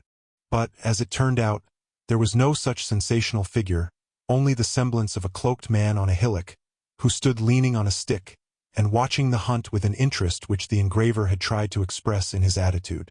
Mr. Wraxall noted the finely worked and massive steel padlocks, 3 in number, which secured the sarcophagus. One of them, he saw, was detached, and lay on the pavement. And then, unwilling to delay the deacon longer or to waste his own working time, he made his way onward to the manor house. It is curious, he notes, how, on retracing a familiar path, one's thoughts engross one to the absolute exclusion of surrounding objects. Tonight, for the second time, I had entirely failed to notice where I was going. I had planned a private visit to the tomb house to copy the epitaphs, when I suddenly, as it were, awoke to consciousness and found myself, as before, turning in at the churchyard gate, and, I believe, singing or chanting some such words as, "Are you awake, Count Magnus? Are you asleep, Count Magnus?" And then something more which I have failed to recollect. It seemed to me that I must have been behaving in this nonsensical way for some time. He found the key of the mausoleum where he had expected to find it, and copied the greater part of what he wanted. In fact, he stayed until the light began to fail him. "I must have been wrong," he writes, "in saying that one of the padlocks of my count's sarcophagus was unfastened. I see tonight that two are loose. I picked both up, and laid them carefully on the window ledge, after trying unsuccessfully to close them. The remaining one is still firm, and, though I take it to be a spring lock, I cannot guess how it is opened. Had I succeeded in undoing it, I am almost afraid I should have taken the liberty of opening the sarcophagus. It is strange, the interest I feel in the personality of this, I fear, somewhat ferocious and grim old noble." The day following was, as it turned out, the last of Mr. Wraxall's stay at Rabbick. He received letters connected with certain investments which made it desirable that he should return to England. His work among the papers was practically done, and traveling was slow. He decided, therefore, to make his farewells, put some finishing touches to his notes, and be off.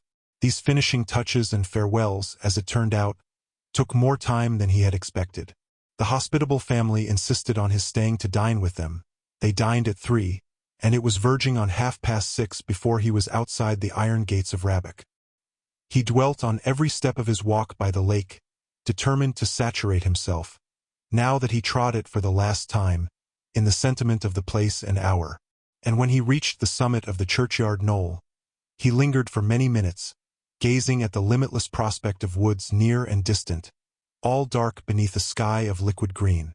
When at last he turned to go, the thought struck him that surely he must bid farewell to Count Magnus as well as the rest of the de la Gardis.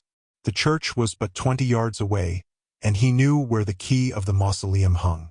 It was not long before he was standing over the great copper coffin, and, as usual, talking to himself aloud. "You may have been a bit of a rascal in your time, Magnus," he was saying, "but for all that I should like to see you, or rather, just at that instant," he says, "I felt a blow on my foot. Hastily enough I drew it back, and something fell on the pavement with a clash. It was the third, the last of the 3 padlocks which had fastened the sarcophagus. I stooped to pick it up, and, heaven is my witness that I am writing only the bare truth, before I had raised myself there was a sound of metal hinges creaking, and I distinctly saw the lid shifting upwards. I may have behaved like a coward, but I could not for my life stay for one moment. I was outside that dreadful building in less time than I can write, almost as quickly as I could have said the words, and what frightens me yet more, I could not turn the key in the lock. As I sit here in my room noting these facts, I ask myself, it was not 20 minutes ago, whether that noise of creaking metal continued, and I cannot tell whether it did or not. I only know that there was something more than I have written that alarmed me, but whether it was sound or sight I am not able to remember. What is this that I have done? Poor Mr. Wraxall! He set out on his journey to England on the next day, as he had planned, and he reached England in safety, and yet, as I gather from his changed hand and inconsequent jottings, a broken man. One of several small notebooks that have come to me with his papers gives, not a key to, but a kind of inkling of, his experiences. Much of his journey was made by canal boat, and I find not less than 6 painful attempts to enumerate and describe his fellow passengers. The entries are of this kind: 24. Pastor of village in Skane. Usual black coat and soft black hat. 25. Commercial traveler from Stockholm going to Trollhättan. Black cloak, brown hat. 26. Man in long black cloak, broad-leafed hat, very old-fashioned. This entry is lined out, and a note added, perhaps identical with number 13. Have not yet seen his face.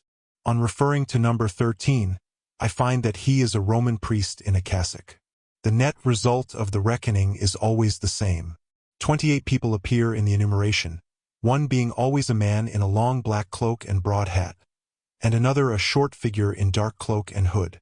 On the other hand, it is always noted that only 26 passengers appear at meals, and that the man in the cloak is perhaps absent, and the short figure is certainly absent.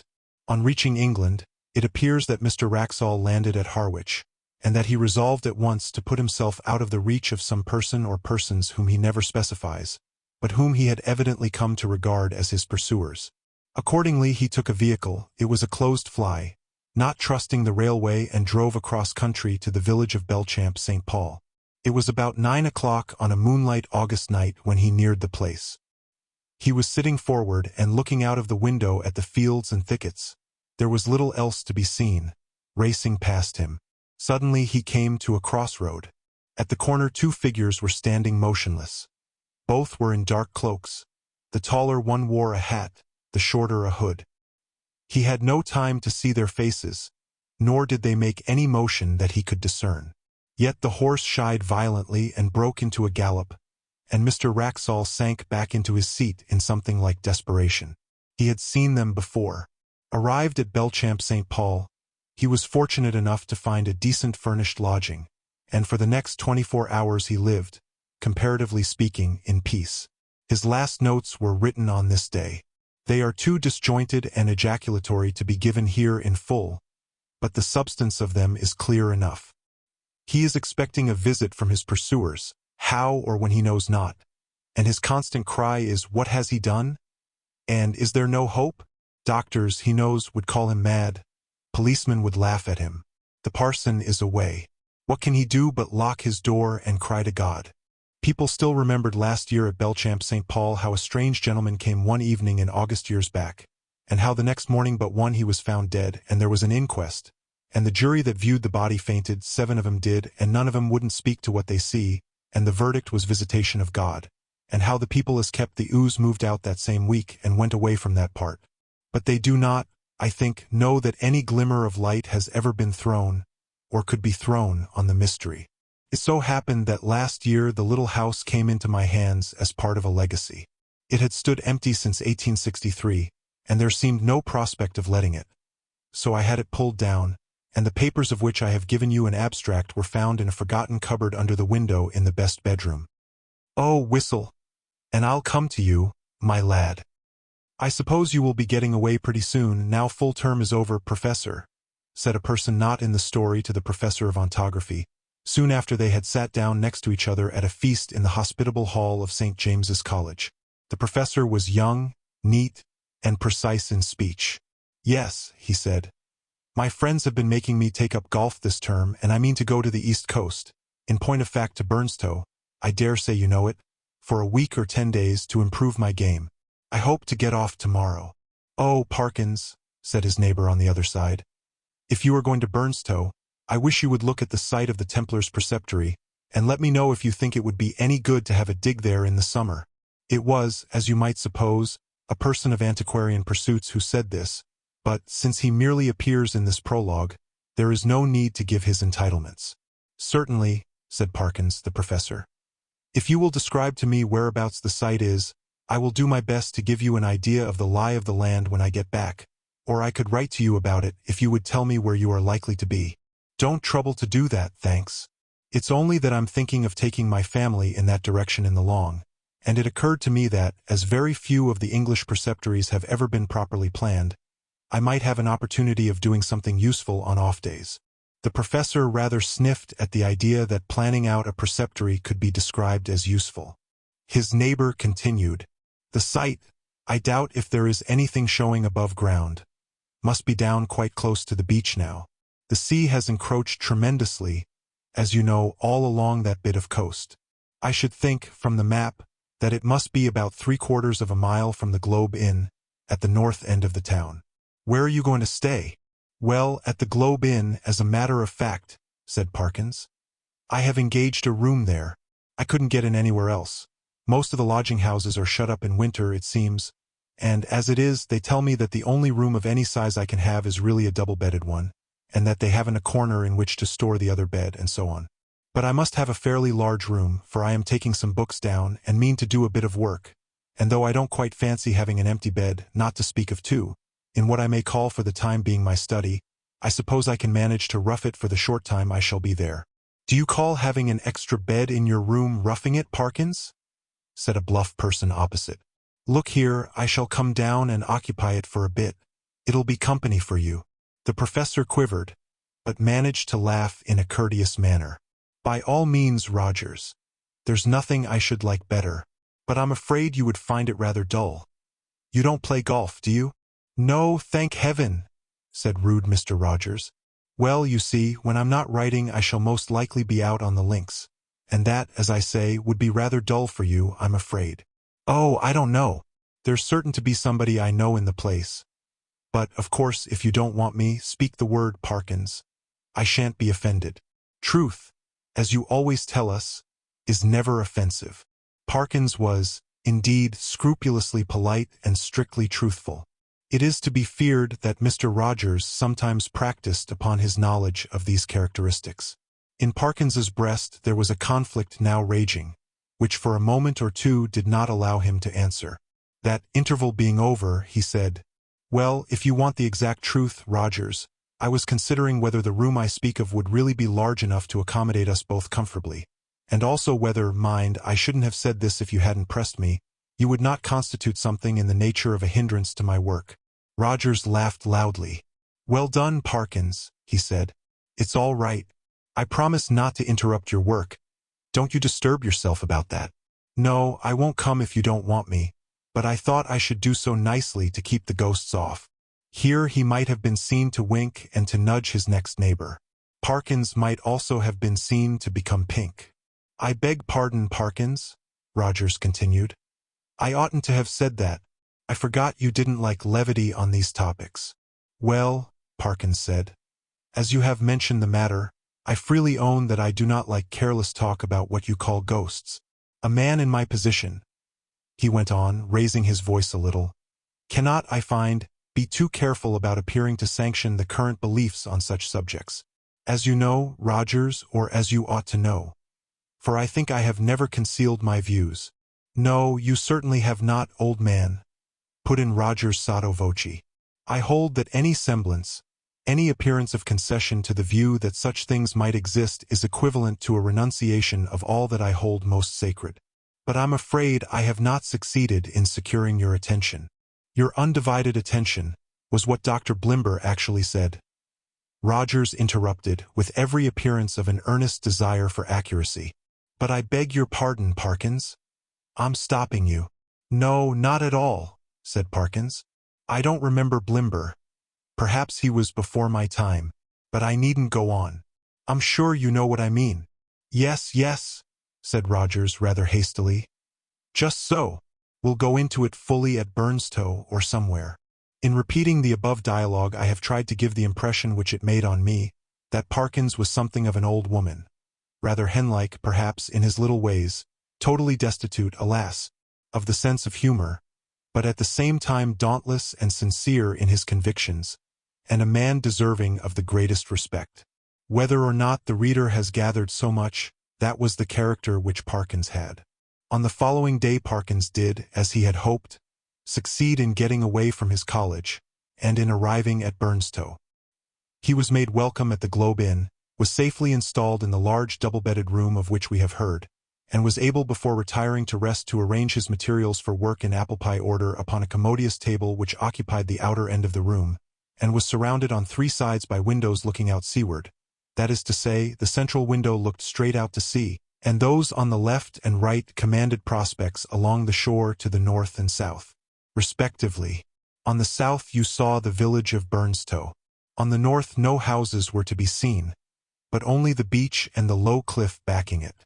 Immediately in front was a strip, not considerable, of rough grass, dotted with old anchors, capstans, and so forth, then a broad path, then the beach. Whatever may have been the original distance between the Globe Inn and the sea, not more than 60 yards now separated them. The rest of the population of the inn was, of course, a golfing one, and included few elements that call for a special description.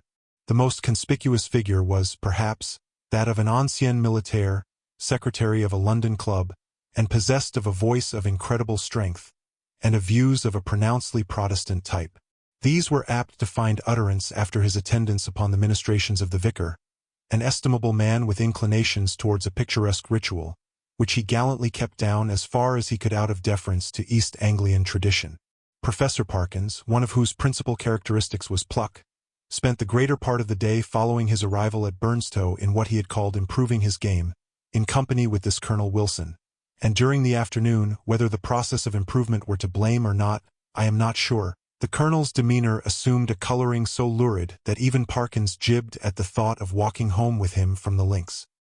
He determined, after a short and furtive look at that bristling mustache and those incarnadine features, that it would be wiser to allow the influences of tea and tobacco to do what they could with the Colonel before the dinner hour should render a meeting inevitable. I might walk home tonight along the beach, he reflected. Yes, and take a look, there will be light enough for that, at the ruins of which Disney was talking. I don't exactly know where they are, by the way, but I expect I can hardly help stumbling on them. This he accomplished, I may say, in the most literal sense, for in picking his way from the links to the shingle beach his foot caught, partly in a gorse root and partly in a biggish stone, and over he went. When he got up and surveyed his surroundings, he found himself in a patch of somewhat broken ground covered with small depressions and mounds. These latter, when he came to examine them, proved to be simply masses of flints embedded in mortar and grown over with turf. He must, he quite rightly concluded, be on the site of the preceptory he had promised to look at. It seemed not unlikely to reward the spade of the explorer. Enough of the foundations was probably left at no great depth to throw a good deal of light on the general plan. He remembered vaguely that the Templars, to whom this site had belonged, were in the habit of building round churches, and he thought a particular series of the humps or mounds near him did appear to be arranged in something of a circular form. Few people can resist the temptation to try a little amateur research in a department quite outside their own, if only for the satisfaction of showing how successful they would have been had they only taken it up seriously. Our professor, however, if he felt something of this mean desire, was also truly anxious to oblige Mr. Disney. So he paced with care the circular area he had noticed, and wrote down its rough dimensions in his pocketbook. Then he proceeded to examine an oblong eminence which lay east of the center of the circle, and seemed to his thinking likely to be the base of a platform or altar. At one end of it, the northern, a patch of the turf was gone, removed by some boy or other creature ferae naturae.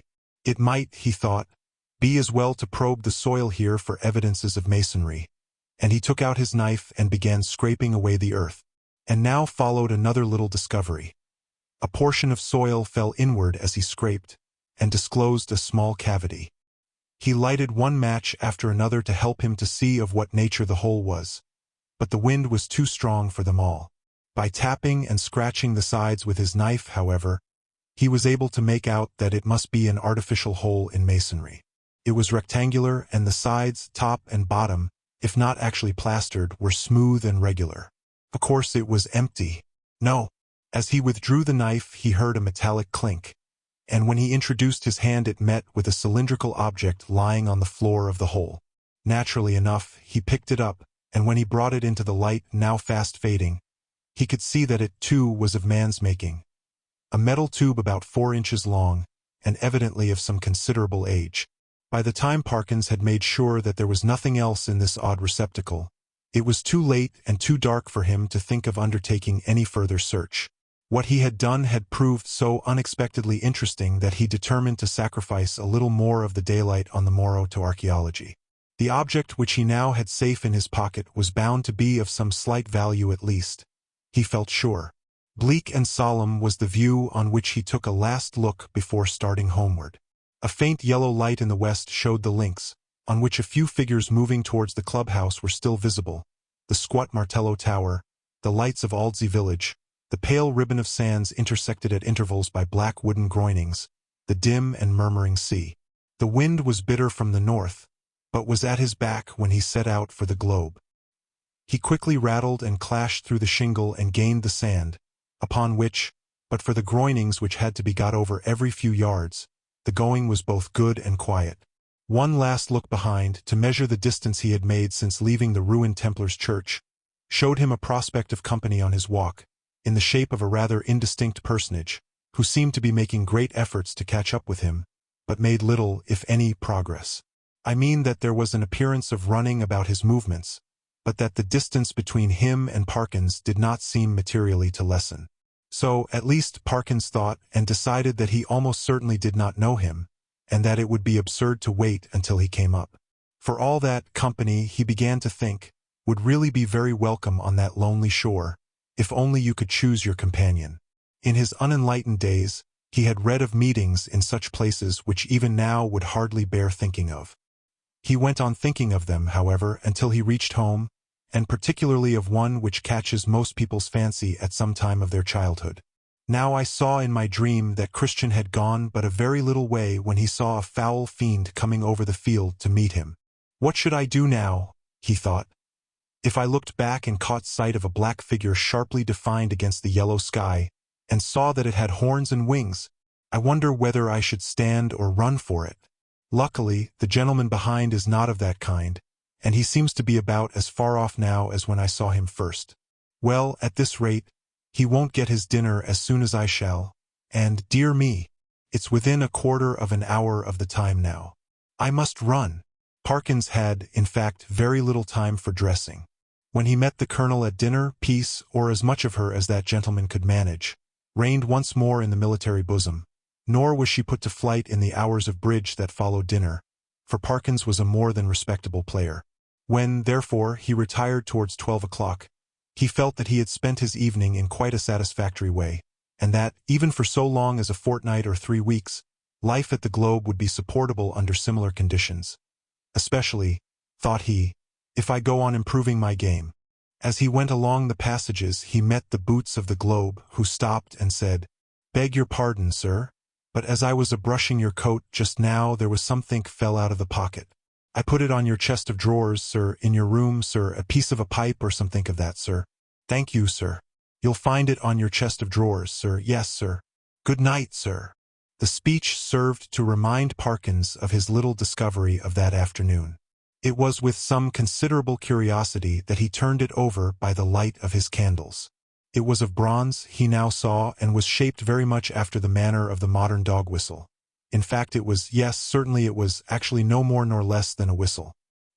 He put it to his lips, but it was quite full of a fine, caked-up sand or earth, which would not yield to knocking, but must be loosened with a knife.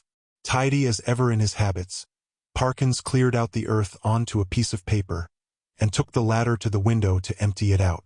The night was clear and bright, as he saw when he had opened the casement, and he stopped for an instant to look at the sea and note a belated wanderer stationed on the shore in front of the inn.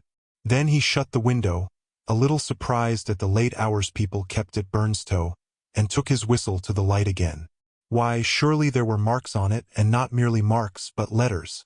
A very little rubbing rendered the deeply cut inscription quite legible, but the professor had to confess, after some earnest thought, that the meaning of it was as obscure to him as the writing on the wall to Belshazzar. There were legends both on the front and on the back of the whistle. The one read thus, "Fla fur bis fle." The other, "Cos est covenant." I ought to be able to make it out, he thought, but I suppose I am a little rusty in my Latin. When I come to think of it, I don't believe I even know the word for a whistle. The long one does seem simple enough.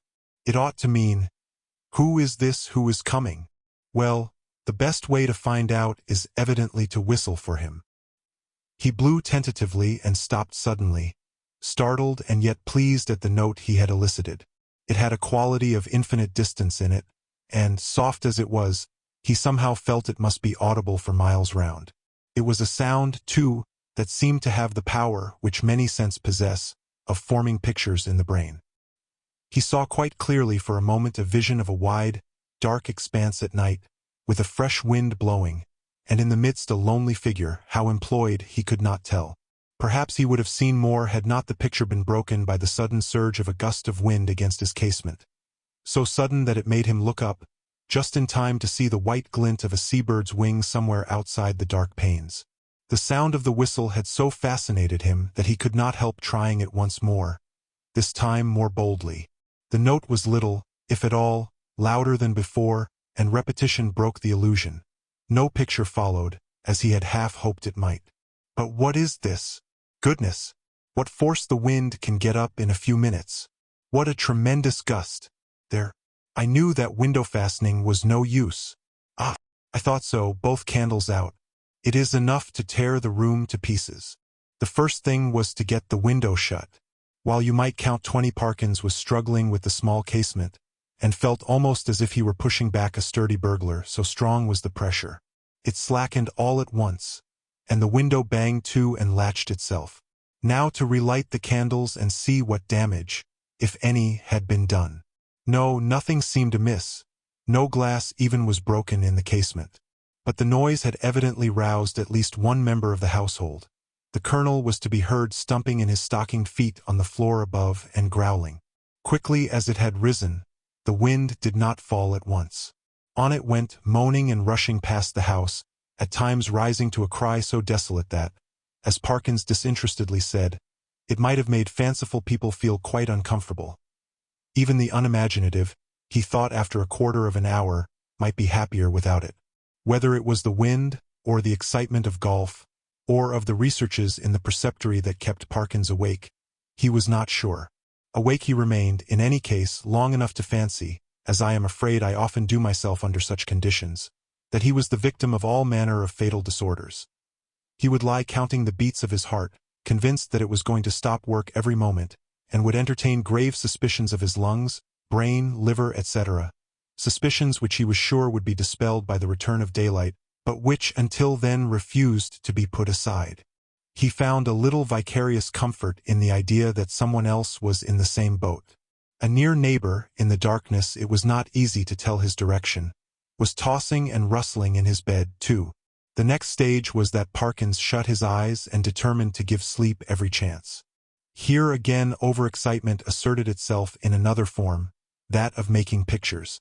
Experto creed, pictures do come to the closed eyes of one trying to sleep, and are often so little to his taste that he must open his eyes and disperse them. Parkins's experience on this occasion was a very distressing one. He found that the picture which presented itself to him was continuous. When he opened his eyes, of course, it went. But when he shut them once more it framed itself afresh, and acted itself out again, neither quicker nor slower than before. What he saw was this: a long stretch of shore, shingle-edged by sand, and intersected at short intervals with black groins running down to the water. A scene, in fact, so like that of his afternoon's walk that, in the absence of any landmark, it could not be distinguished therefrom. The light was obscure, conveying an impression of gathering storm, late winter evening, and slight cold rain. On this bleak stage at first no actor was visible. Then, in the distance, a bobbing black object appeared. A moment more, and it was a man running, jumping, clambering over the groins, and every few seconds looking eagerly back. The nearer he came the more obvious it was that he was not only anxious, but even terribly frightened, though his face was not to be distinguished. He was, moreover, almost at the end of his strength. On he came. Each successive obstacle seemed to cause him more difficulty than the last. Will he get over this next one? Thought Parkins. It seems a little higher than the others. Yes. Half climbing, half throwing himself, he did get over, and fell all in a heap on the other side, the side nearest to the spectator. There, as if really unable to get up again, he remained crouching under the groin, looking up in an attitude of painful anxiety. So far no cause whatever for the fear of the runner had been shown, but now there began to be seen, far up the shore, a little flicker of something light-colored moving to and fro with great swiftness and irregularity. Rapidly growing larger, it, too, declared itself as a figure in pale, fluttering draperies, ill-defined. There was something about its motion which made Parkins very unwilling to see it at close quarters. It would stop, raise arms, bow itself towards the sand, then run stooping across the beach to the water edge and back again, and then, rising upright, once more continue its course forward at a speed that was startling and terrifying. The moment came when the pursuer was hovering about from left to right only a few yards beyond the groin where the runner lay in hiding. After 2 or 3 ineffectual castings hither and thither it came to a stop, stood upright, with arms raised high, and then darted straight forward towards the groin.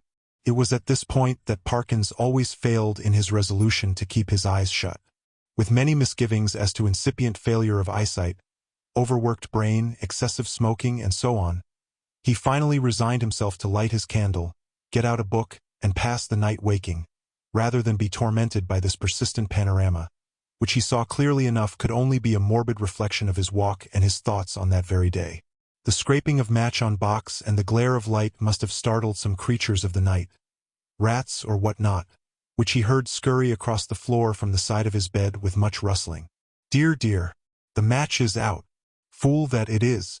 But the second one burnt better, and a candle and book were duly procured, over which Parkins pored till sleep of a wholesome kind came upon him, and that in no long space. For about the first time in his orderly and prudent life, he forgot to blow out the candle, and when he was called next morning at 8 there was still a flicker in the socket and a sad mess of guttered grease on the top of the little table. After breakfast he was in his room, putting the finishing touches to his golfing costume. Fortune had again allotted the colonel to him for a partner, when one of the maids came in. "Oh, if you please," she said. "Would you like any extra blankets on your bed, sir?" "Ah, thank you," said Parkins. "Yes, I think I should like one. It seems likely to turn rather colder." In a very short time the maid was back with the blanket. "Which bed should I put it on, sir?" she asked. "What? Why, that one, the one I slept in last night," he said, pointing to it. "Oh yes, I beg your pardon, sir, but you seem to have tried both of 'em. Leastways, we had to make 'em both up this morning." "Really? How very absurd," said Parkins. "I certainly never touched the other, except to lay some things on it." "Did it actually seem to have been slept in?" "Oh yes, sir," said the maid. "Why, all the things was crumpled and throwed about all ways, if you'll excuse me, sir. Quite as if anyone had passed but a very poor night, sir." "Dear me," said Parkins. "Well, I may have disordered it more than I thought when I unpacked my things. I'm very sorry to have given you the extra trouble, I'm sure. I expect a friend of mine soon, by the way, a gentleman from Cambridge, to come and occupy it for a night or 2. That will be all right, I suppose, won't it?" "Oh yes, to be sure, sir. Thank you, sir. It's no trouble, I'm sure," said the maid, and departed to giggle with her colleagues. Parkins set forth with a stern determination to improve his game. I am glad to be able to report that he succeeded so far in this enterprise that the colonel, who had been rather repining at the prospect of a second day's play in his company, became quite chatty as the morning advanced, and his voice boomed out over the flats, as certain also of our own minor poets have said, like some great Borden in a minster tower. "Extraordinary wind, that we had last night," he said. "In my old home we should have said someone had been whistling for it." "Should you, indeed?" said Parkins. "Is there a superstition of that kind still current in your part of the country?" "I don't know about superstition," said the colonel. "They believe in it all over Denmark and Norway as well as on the Yorkshire coast, and my experience is, mind you, that there's generally something at the bottom of what these countryfolk hold to, and have held to for generations. But it's your drive, or whatever it might have been." The golfing reader will have to imagine appropriate digressions at the proper intervals. When conversation was resumed, Parkins said, with a slight hesitancy, "Apropos of what you were saying just now, Colonel, I think I ought to tell you that my own views on such subjects are very strong. I am, in fact, a convinced disbeliever in what is called the supernatural." "What?" said the colonel. "Do you mean to tell me you don't believe in second sight or ghosts, or anything of that kind?" "In nothing whatever of that kind," returned Parkins firmly. "Well," said the colonel, "but it appears to me at that rate, sir, that you must be little better than a Sadducee." Parkins was on the point of answering that, in his opinion, the Sadducees were the most sensible persons he had ever read of in the Old Testament. But, feeling some doubt as to whether much mention of them was to be found in that work, he preferred to laugh the accusation off. "Perhaps I am," he said. "But here, give me my clique, boy." "Excuse me one moment, Colonel. A short interval. Now, as to whistling for the wind, Let me give you my theory about it. The laws which govern winds are really not at all perfectly known, to fisherfolk and such of course not known at all. A man or woman of eccentric habits, perhaps, or a stranger, is seen repeatedly on the beach at some unusual hour, and is heard whistling. Soon afterwards a violent wind rises. A man who could read the sky perfectly or who possessed a barometer could have foretold that it would. The simple people of a fishing village have no barometers, and only a few rough rules for prophesying weather. What more natural than that the eccentric personage I postulated should be regarded as having raised the wind, or that he or she should clutch eagerly at the reputation of being able to do so? Now, take last night's wind. As it happens, I myself was whistling. I blew a whistle twice, and the wind seemed to come absolutely in answer to my call. If anyone had seen me, the audience had been a little restive under this harangue, and Parkins had, I fear, fallen somewhat into the tone of a lecturer. But at the last sentence the colonel stopped. "Whistling, were you?"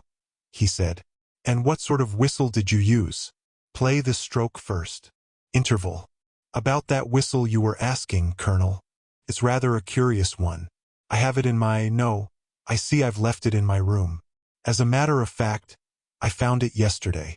And then Parkins narrated the manner of his discovery of the whistle, upon hearing which the colonel grunted, and opined that, in Parkins's place, he should himself be careful about using a thing that had belonged to a set of papists, of whom, speaking generally, it might be affirmed that you never knew what they might not have been up to.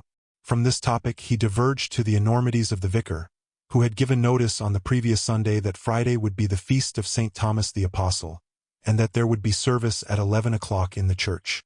This and other similar proceedings constituted in the colonel's view a strong presumption that the vicar was a concealed papist, if not a Jesuit, and Parkins, who could not very readily follow the colonel in this region, did not disagree with him. In fact, they got on so well together in the morning that there was no talk on either side of their separating after lunch. Both continued to play well during the afternoon, or, at least, well enough to make them forget everything else until the light began to fail them. Not until then did Parkins remember that he had meant to do some more investigating at the preceptory. But it was of no great importance, he reflected. One day was as good as another. He might as well go home with the colonel.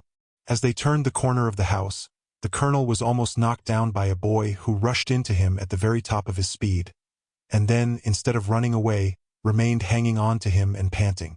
The first words of the warrior were naturally those of reproof and objurgation, but he very quickly discerned that the boy was almost speechless with fright. Inquiries were useless at first. When the boy got his breath he began to howl, and still clung to the colonel's legs. He was at last detached, but continued to howl. "What in the world is the matter with you? What have you been up to? What have you seen?" said the two men. "Ow, I seen it wive at me out of the winder," wailed the boy, "and I don't like it." "What window?" said the irritated colonel. "Come, pull yourself together, my boy." "The front winder it was, at the hotel," said the boy. At this point Parkins was in favor of sending the boy home, but the colonel refused. He wanted to get to the bottom of it, he said.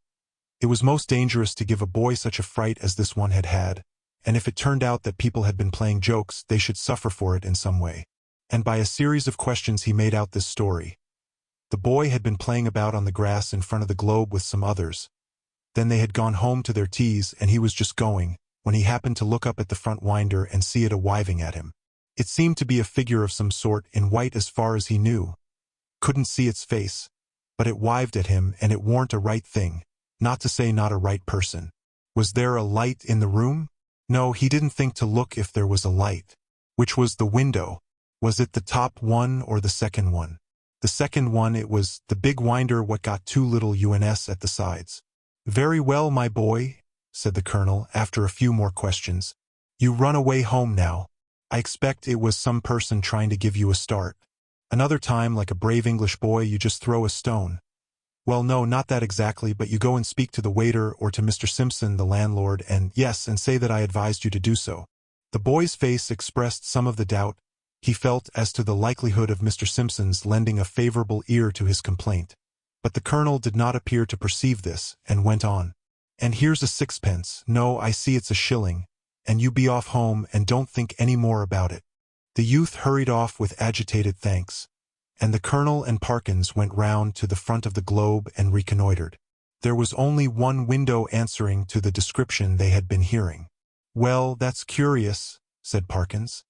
"It's evidently my window the lad was talking about. Will you come up for a moment, Colonel Wilson? We ought to be able to see if anyone has been taking liberties in my room." They were soon in the passage, and Parkins made as if to open the door. Then he stopped and felt in his pockets. "This is more serious than I thought," was his next remark. "I remember now that, before I started this morning, I locked the door. It is locked now, and what is more, here is the key." And he held it up. "Now," he went on, "if the servants are in the habit of going into one's room during the day when one is away, I can only say that, well, that I don't approve of it at all." Conscious of a somewhat weak climax, he busied himself in opening the door, which was indeed locked, and in lighting candles. "No," he said, "nothing seems disturbed, except your bed," put in the colonel. "Excuse me, that isn't my bed," said Parkins. "I don't use that one, but it does look as if someone had been playing tricks with it." It certainly did. The clothes were bundled up and twisted together in a most tortuous confusion. Parkins pondered. "That must be it," he said at last. "I disordered the clothes last night in unpacking, and they haven't made it since. Perhaps they came in to make it, and that boy saw them through the window, and then they were called away and locked the door after them. Yes, I think that must be it." "Well, ring and ask," said the colonel, and this appealed to Parkins as practical. The maid appeared, and, to make a long story short, deposed that she had made the bed in the morning when the gentleman was in the room, and hadn't been there since. No, she hadn't no other key. Mr. Simpson he kept the keys. He'd be able to tell the gentleman if anyone had been up. This was a puzzle.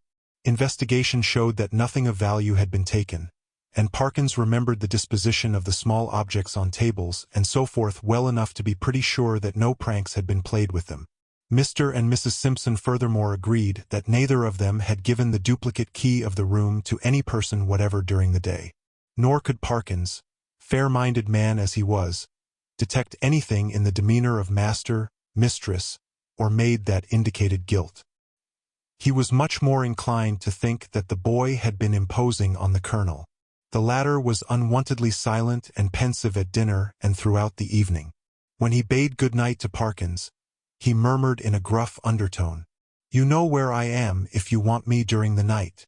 "Why, yes, thank you, Colonel Wilson, I think I do. But there isn't much prospect of my disturbing you, I hope. By the way," he added, "did I show you that old whistle I spoke of? I think not. Well, here it is." The colonel turned it over gingerly in the light of the candle. "Can you make anything of the inscription?" asked Parkins as he took it back. "No, not in this light. What do you mean to do with it?" "Oh, well, when I get back to Cambridge I shall submit it to some of the archaeologists there, and see what they think of it, and very likely, if they consider it worth having, I may present it to one of the museums." Said the colonel. "Well, you may be right. All I know is that, if it were mine, I should chuck it straight into the sea. It's no use talking, I'm well aware, but I expect that with you it's a case of live and learn." "I hope so, I'm sure, and I wish you a good night." He turned away, leaving Parkins in act to speak at the bottom of the stair, and soon each was in his own bedroom. By some unfortunate accident, there were neither blinds nor curtains to the windows of the professor's room. The previous night he had thought little of this, but tonight there seemed every prospect of a bright moon rising to shine directly on his bed, and probably wake him later on. When he noticed this he was a good deal annoyed, but, with an ingenuity which I can only envy, he succeeded in rigging up, with the help of a railway rug, some safety pins, and a stick and umbrella, a screen which, if it only held together, would completely keep the moonlight off his bed. And shortly afterwards he was comfortably in that bed. When he had read a somewhat solid work long enough to produce a decided wish for sleep, he cast a drowsy glance round the room, blew out the candle, and fell back upon the pillow. He must have slept soundly for an hour or more, when a sudden clatter shook him up in a most unwelcome manner. In a moment he realized what had happened. His carefully constructed screen had given way, and a very bright frosty moon was shining directly on his face. This was highly annoying. Could he possibly get up and reconstruct the screen? Or could he manage to sleep if he did not? For some minutes he lay and pondered over the possibilities. Then he turned over sharply, and with his eyes open lay breathlessly listening. There had been a movement, he was sure, in the empty bed on the opposite side of the room. Tomorrow he would have it moved, for there must be rats or something playing about in it. It was quiet now. No, the commotion began again.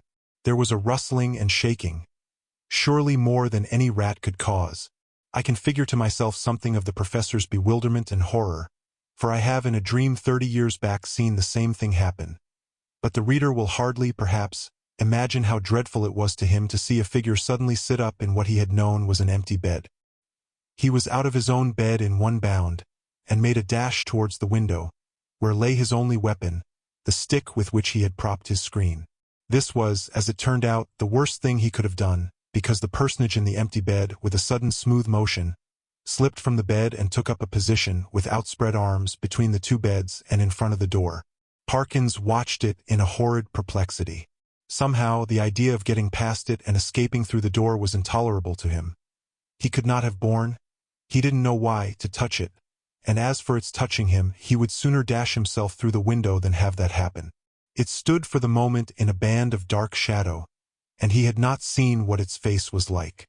Now it began to move in a stooping posture, and all at once the spectator realized, with some horror and some relief, that it must be blind, for it seemed to feel about it with its muffled arms in a groping and random fashion.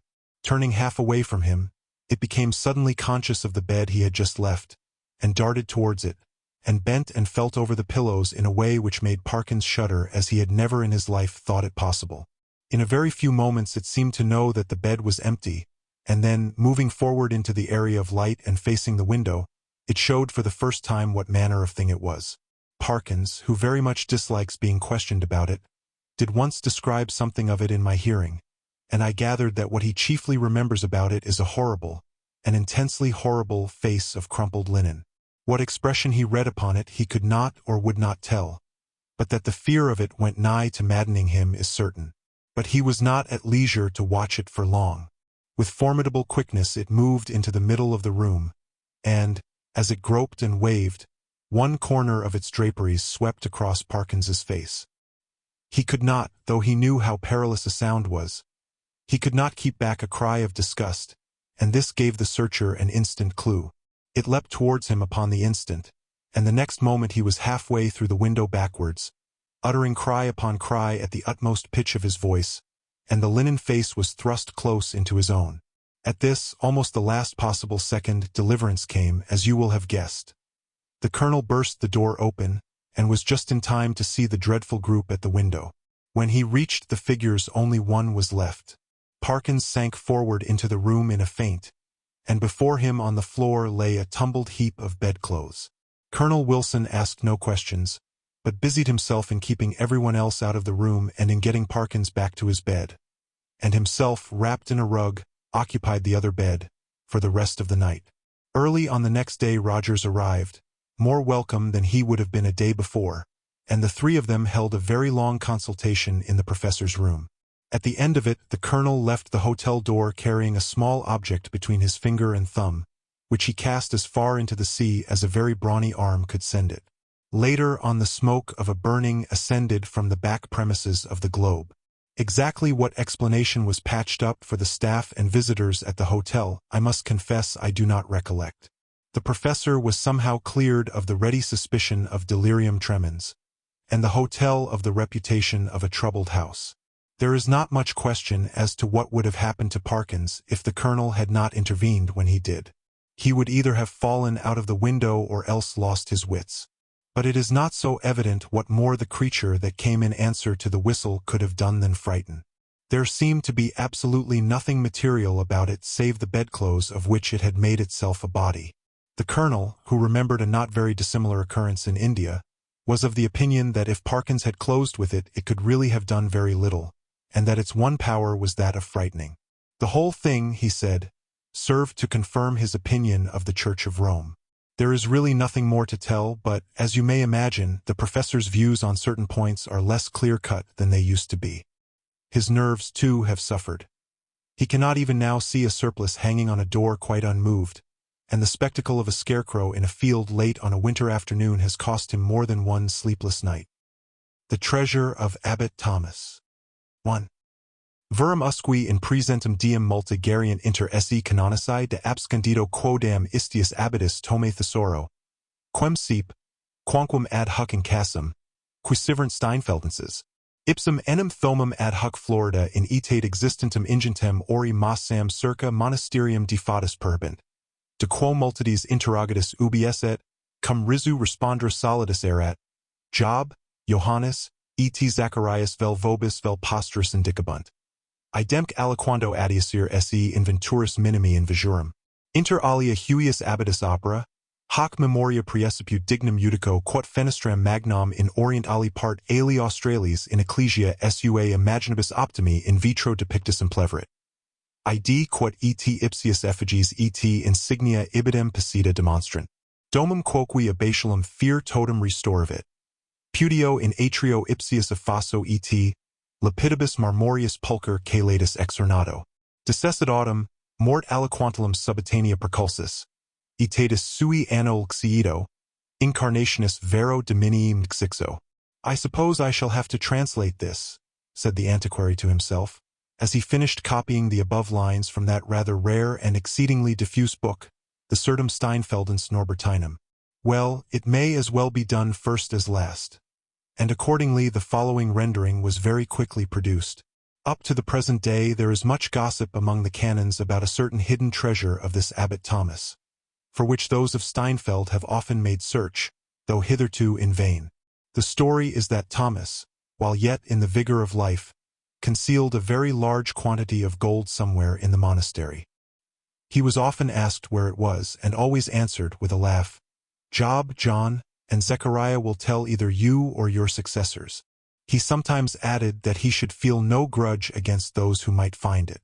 Among other works carried out by this abbot, I may specially mention his filling the great window at the east end of the south aisle of the church with figures admirably painted on glass, as his effigy and arms in the window attest. He also restored almost the whole of the abbot's lodging, and dug a well in the court of it, which he adorned with beautiful carvings in marble. He died rather suddenly in the 72nd year of his age, AD 1529. The object which the antiquary had before him at the moment was that of tracing the whereabouts of the painted windows of the Abbey Church of Steinfeld. Shortly after the Revolution, a very large quantity of painted glass made its way from the dissolved abbeys of Germany and Belgium to this country, and may now be seen adorning various of our parish churches, cathedrals, and private chapels. Steinfeld Abbey was among the most considerable of these involuntary contributors to our artistic possessions. I am quoting the somewhat ponderous preamble of the book which the antiquary wrote, and the greater part of the glass from that institution can be identified without much difficulty by the help, either of the numerous inscriptions in which the place is mentioned, or of the subjects of the windows, in which several well-defined cycles or narratives were represented. The passage with which I began my story had set the antiquary on the track of another identification. In a private chapel, no matter where, he had seen 3 large figures, each occupying a whole light in a window, and evidently the work of one artist. Their style made it plain that that artist had been a German of the 16th century. But hitherto the more exact localizing of them had been a puzzle. They represented, will you be surprised to hear it? Job Patriarcha, Johannes Evangelista, Zacharias Propheta, and each of them held a book or scroll, inscribed with a sentence from his writings.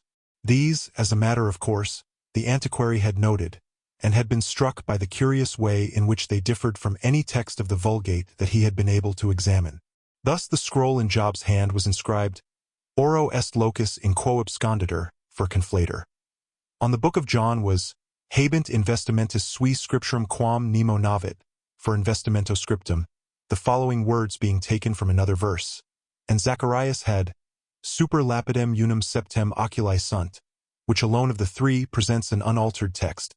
A sad perplexity it had been to our investigator to think why these 3 personages should have been placed together in one window. There was no bond of connection between them, either historic, symbolic, or doctrinal, and he could only suppose that they must have formed part of a very large series of prophets and apostles, which might have filled, say, all the clerestory windows of some capacious church. But the passage from the Certum had altered the situation by showing that the names of the actual personages represented in the glass now in Lord D.'s chapel had been constantly on the lips of Abbot Thomas von Eschenhausen of Steinfeld, and that this abbot had put up a painted window, probably about the year 1520, in the south aisle of his abbey church. It was no very wild conjecture that the three figures might have formed part of Abbot Thomas's offering. It was one which, moreover, could probably be confirmed or set aside by another careful examination of the glass. And, as Mr. Somerton was a man of leisure, he set out on pilgrimage to the private chapel with very little delay. His conjecture was confirmed to the full. Not only did the style and technique of the glass suit perfectly with the date and place required, but in another window of the chapel he found some glass, known to have been bought along with the figures, which contained the arms of Abbot Thomas von Eschenhausen. At intervals during his researches Mr. Somerton had been haunted by the recollection of the gossip about the hidden treasure, and, as he thought the matter over, it became more and more obvious to him that if the abbot meant anything by the enigmatical answer which he gave to his questioners, he must have meant that the secret was to be found somewhere in the window he had placed in the abbey church. It was undeniable, furthermore, that the first of the curiously selected texts on the scrolls in the window might be taken to have a reference to hidden treasure. Every feature, therefore, or mark which could possibly assist in elucidating the riddle which, he felt sure, the abbot had set to posterity he noted with scrupulous care, and, returning to his Berkshire manor house, consumed many a pint of the midnight oil over his tracings and sketches. After 2 or 3 weeks, a day came when Mr. Somerton announced to his man that he must pack his own and his master's things for a short journey abroad, whither for the moment we will not follow him. 2. Mr. Gregory, the rector of Parsbury, had strolled out before breakfast, it being a fine autumn morning, as far as the gate of his carriage drive, with intent to meet the postman and sniff the cool air. Nor was he disappointed of either purpose. Before he had had time to answer more than 10 or 11 of the miscellaneous questions propounded to him in the lightness of their hearts by his young offspring, who had accompanied him, the postman was seen approaching, and among the morning's budget was one letter bearing a foreign postmark and stamp, which became at once the objects of an eager competition among the youthful Gregorys, and was addressed in an uneducated, but plainly an English hand. When the rector opened it and turned to the signature, he realized that it came from the confidential valet of his friend and squire, Mr. Somerton. Thus it ran: "Honored Sir, as I am in a great anxiety about Master I write at is wish to beg you, sir, if you could be so good as step over. Master has 'ad a nasty shock and keeps his bed. I never have known him like this, but no wonder, and nothing will serve but you, sir. Master says would I mint I on the short way here is drive to Cobblence and take a trap. Hoping I have made all plain, but am much confused in myself what with anxiety and wakefulness at night. If I might be so bold, sir, it will be a pleasure to see a honest British face among all these foreign ones. I am, sir, your obet servant, William Brown. P.S. The village for town I will not term. It is named Steinfeld." The reader must be left to picture to himself in detail the surprise, confusion, and hurry of preparation into which the receipt of such a letter would be likely to plunge a quiet Berkshire parsonage in the year of grace 1859. It is enough for me to say that a train to town was caught in the course of the day, and that Mr. Gregory was able to secure a cabin in the Antwerp boat and a place in the Koblenz train. Nor was it difficult to manage the transit from that centre to Steinfeld. I labor under a grave disadvantage as narrator of this story in that I have never visited Steinfeld myself, and that neither of the principal actors in the episode, from whom I derive my information, was able to give me anything but a vague and rather dismal idea of its appearance. I gather that it is a small place, with a large church despoiled of its ancient fittings. A number of rather ruinous great buildings, mostly of the 17th century, surround this church, for the abbey, in common with most of those on the continent, was rebuilt in a luxurious fashion by its inhabitants at that period.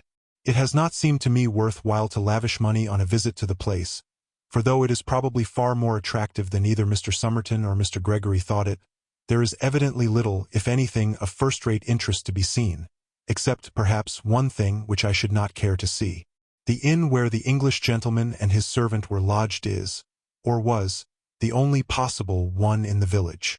Mr. Gregory was taken to it at once by his driver, and found Mr. Brown waiting at the door. Mr. Brown, a model when in his Berkshire home of the impassive whiskered race who are known as confidential valets, was now egregiously out of his element, in a light tweed suit, anxious, almost irritable, and plainly anything but master of the situation. His relief at the sight of the honest British face of his rector was unmeasured, but words to describe it were denied him. He could only say, "Well, I am pleased, I'm sure, sir, to see you, and so I'm sure, sir, will master." "How is your master, Brown?" Mr. Gregory eagerly put in. "I think he's better, sir, thank you, but he's had a dreadful time of it. I 'ope he's gettin' some sleep now, but what has been the matter? I couldn't make out from your letter. Was it an accident of any kind?" "Well, sir, I 'ardly know whether I'd better speak about it. Master was very particular he should be the one to tell you. But there's no bones broke. That's one thing I'm sure we ought to be thankful." "What does the doctor say?" asked Mr. Gregory. They were by this time outside Mr. Somerton's bedroom door, and speaking in low tones. Mr. Gregory, who happened to be in front, was feeling for the handle, and chanced to run his fingers over the panels. Before Brown could answer, there was a terrible cry from within the room. "In God's name, who is that?" were the first words they heard. "Brown, is it?" "Yes, sir, me, sir, and Mr. Gregory," Brown hastened to answer, and there was an audible groan of relief in reply. They entered the room, which was darkened against the afternoon sun, and Mr. Gregory saw, with a shock of pity, how drawn, how damp with drops of fear, was the usually calm face of his friend, who, sitting up in the curtained bed, stretched out a shaking hand to welcome him. "Better for seeing you, my dear Gregory," was the reply to the rector's first question, and it was palpably true. After 5 minutes of conversation Mr. Somerton was more his own man, Brown afterwards reported, than he had been for days. He was able to eat a more than respectable dinner, and talked confidently of being fit to stand a journey to Coblentz within 24 hours.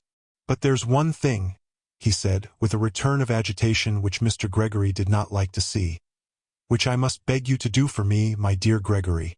Don't," he went on, laying his hand on Gregory's to forestall any interruption, "don't ask me what it is or why I want it done.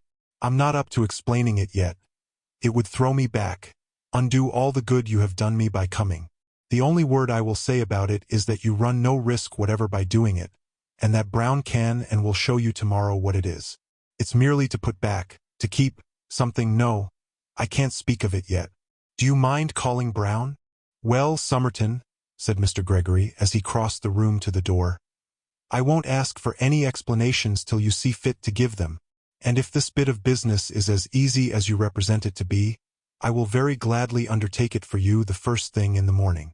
"Ah, I was sure you would, my dear Gregory. I was certain I could rely on you. I shall owe you more thanks than I can tell. Now here is Brown." "Brown, one word with you." "Shall I go?" interjected Mr. Gregory. "Not at all. Dear me, no. Brown, the first thing tomorrow morning. You don't mind early hours, I know, Gregory. You must take the rector to there, you know." A nod from Brown, who looked grave and anxious. "And he and you will put that back. You needn't be in the least alarmed. It's perfectly safe in the daytime. You know what I mean. It lies on the step, you know, where we put it." Brown swallowed dryly once or twice, and, failing to speak, bowed. "And yes, that's all. Only this one other word, my dear Gregory. If you can manage to keep from questioning Brown about this matter, I shall be still more bound to you. Tomorrow evening, at latest, if all goes well, I shall be able, I believe, to tell you the whole story from start to finish. And now I'll wish you good night. Brown will be with me, he sleeps here, and if I were you I should lock my door. Yes, be particular to do that. They like it, the people here, and it's better. Good night, good night." They parted upon this, and if Mr. Gregory woke once or twice in the small hours and fancied he heard a fumbling about the lower part of his locked door, it was, perhaps, no more than what a quiet man, suddenly plunged into a strange bed and the heart of a mystery, might reasonably expect.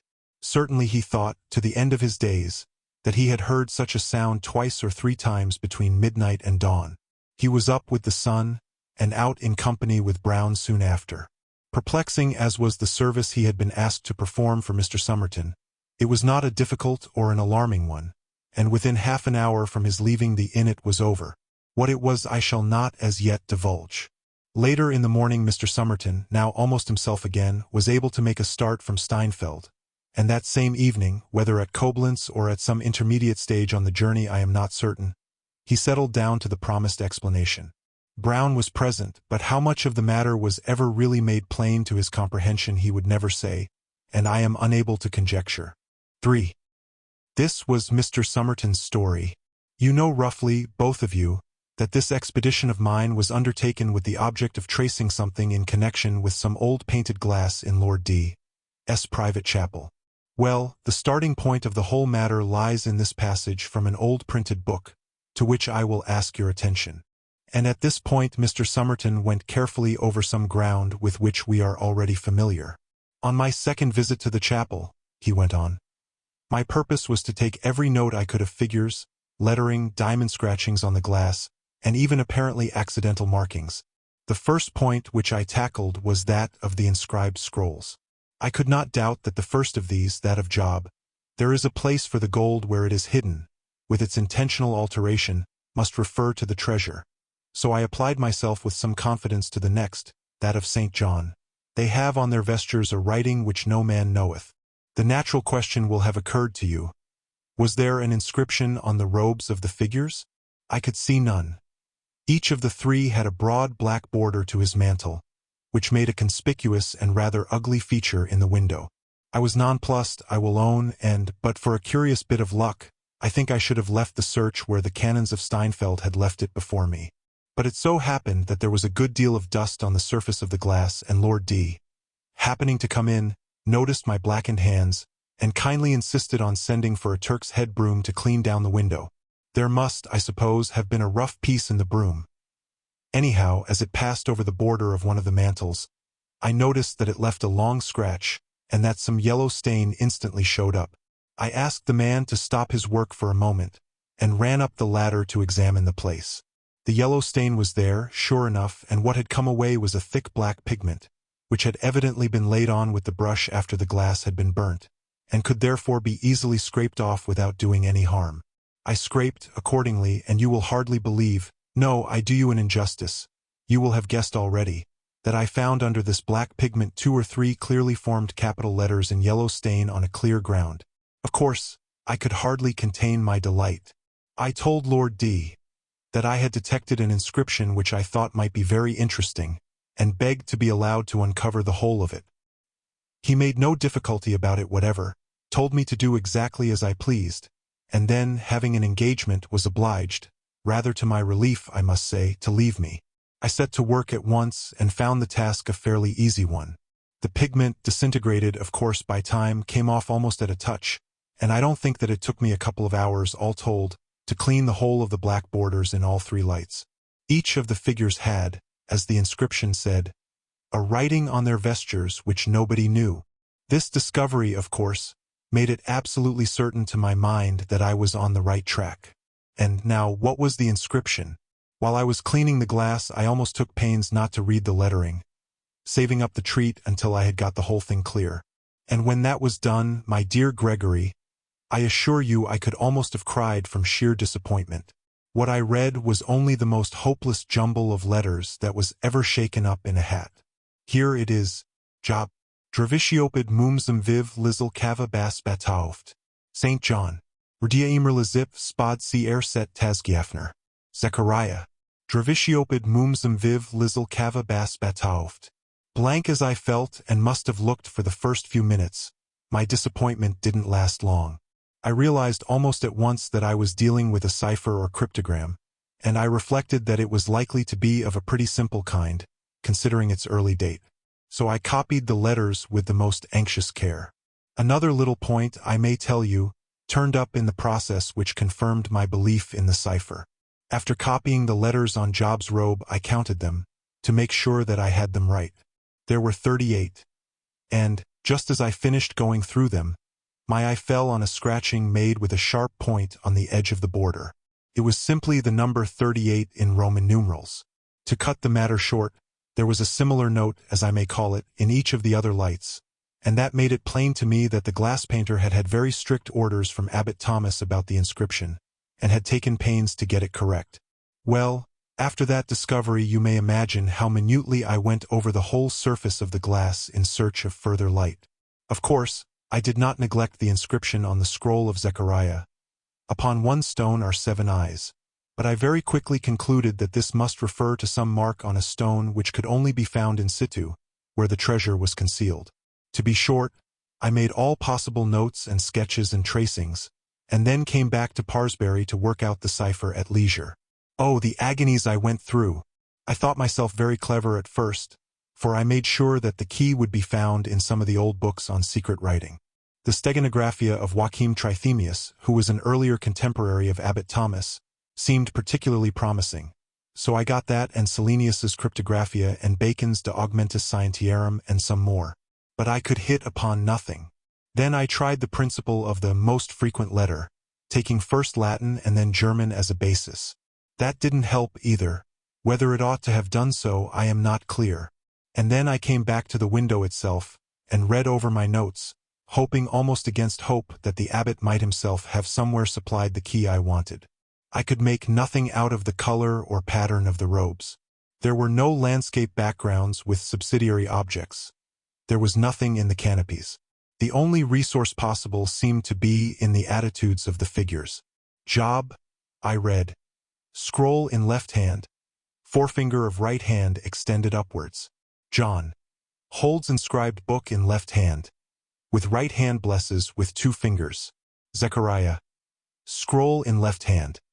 Right hand extended upwards, as Job, but with 3 fingers pointing up. In other words, I reflected, Job has 1 finger extended, John has 2, Zechariah has 3.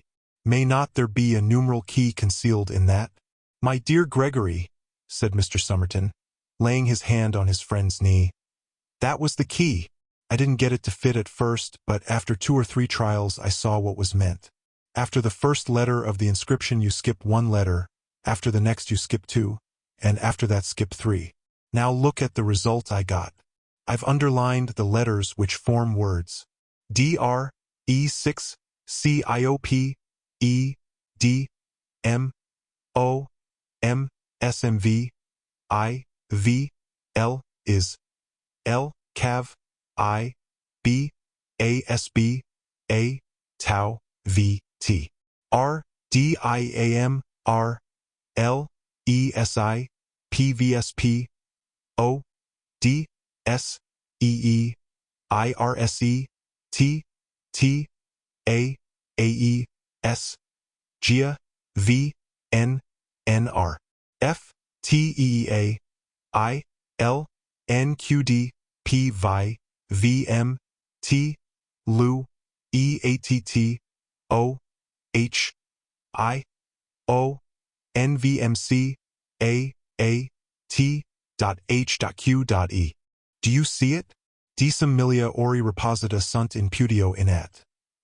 10,000 pieces of gold are laid up in a well in, followed by an incomplete word beginning at. So far so good. I tried the same plan with the remaining letters, but it wouldn't work, and I fancied that perhaps the placing of dots after the 3 last letters might indicate some difference of procedure. Then I thought to myself, wasn't there some allusion to a well in the account of Abbot Thomas in that book, the Certum? Yes, there was. He built a putius in atrio, a well in the court.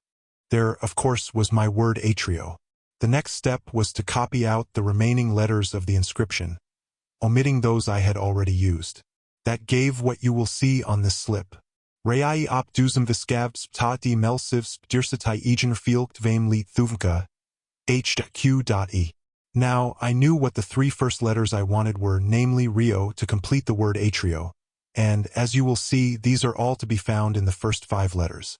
I was a little confused at first by the occurrence of 2 eyes, but very soon I saw that every alternate letter must be taken in the remainder of the inscription.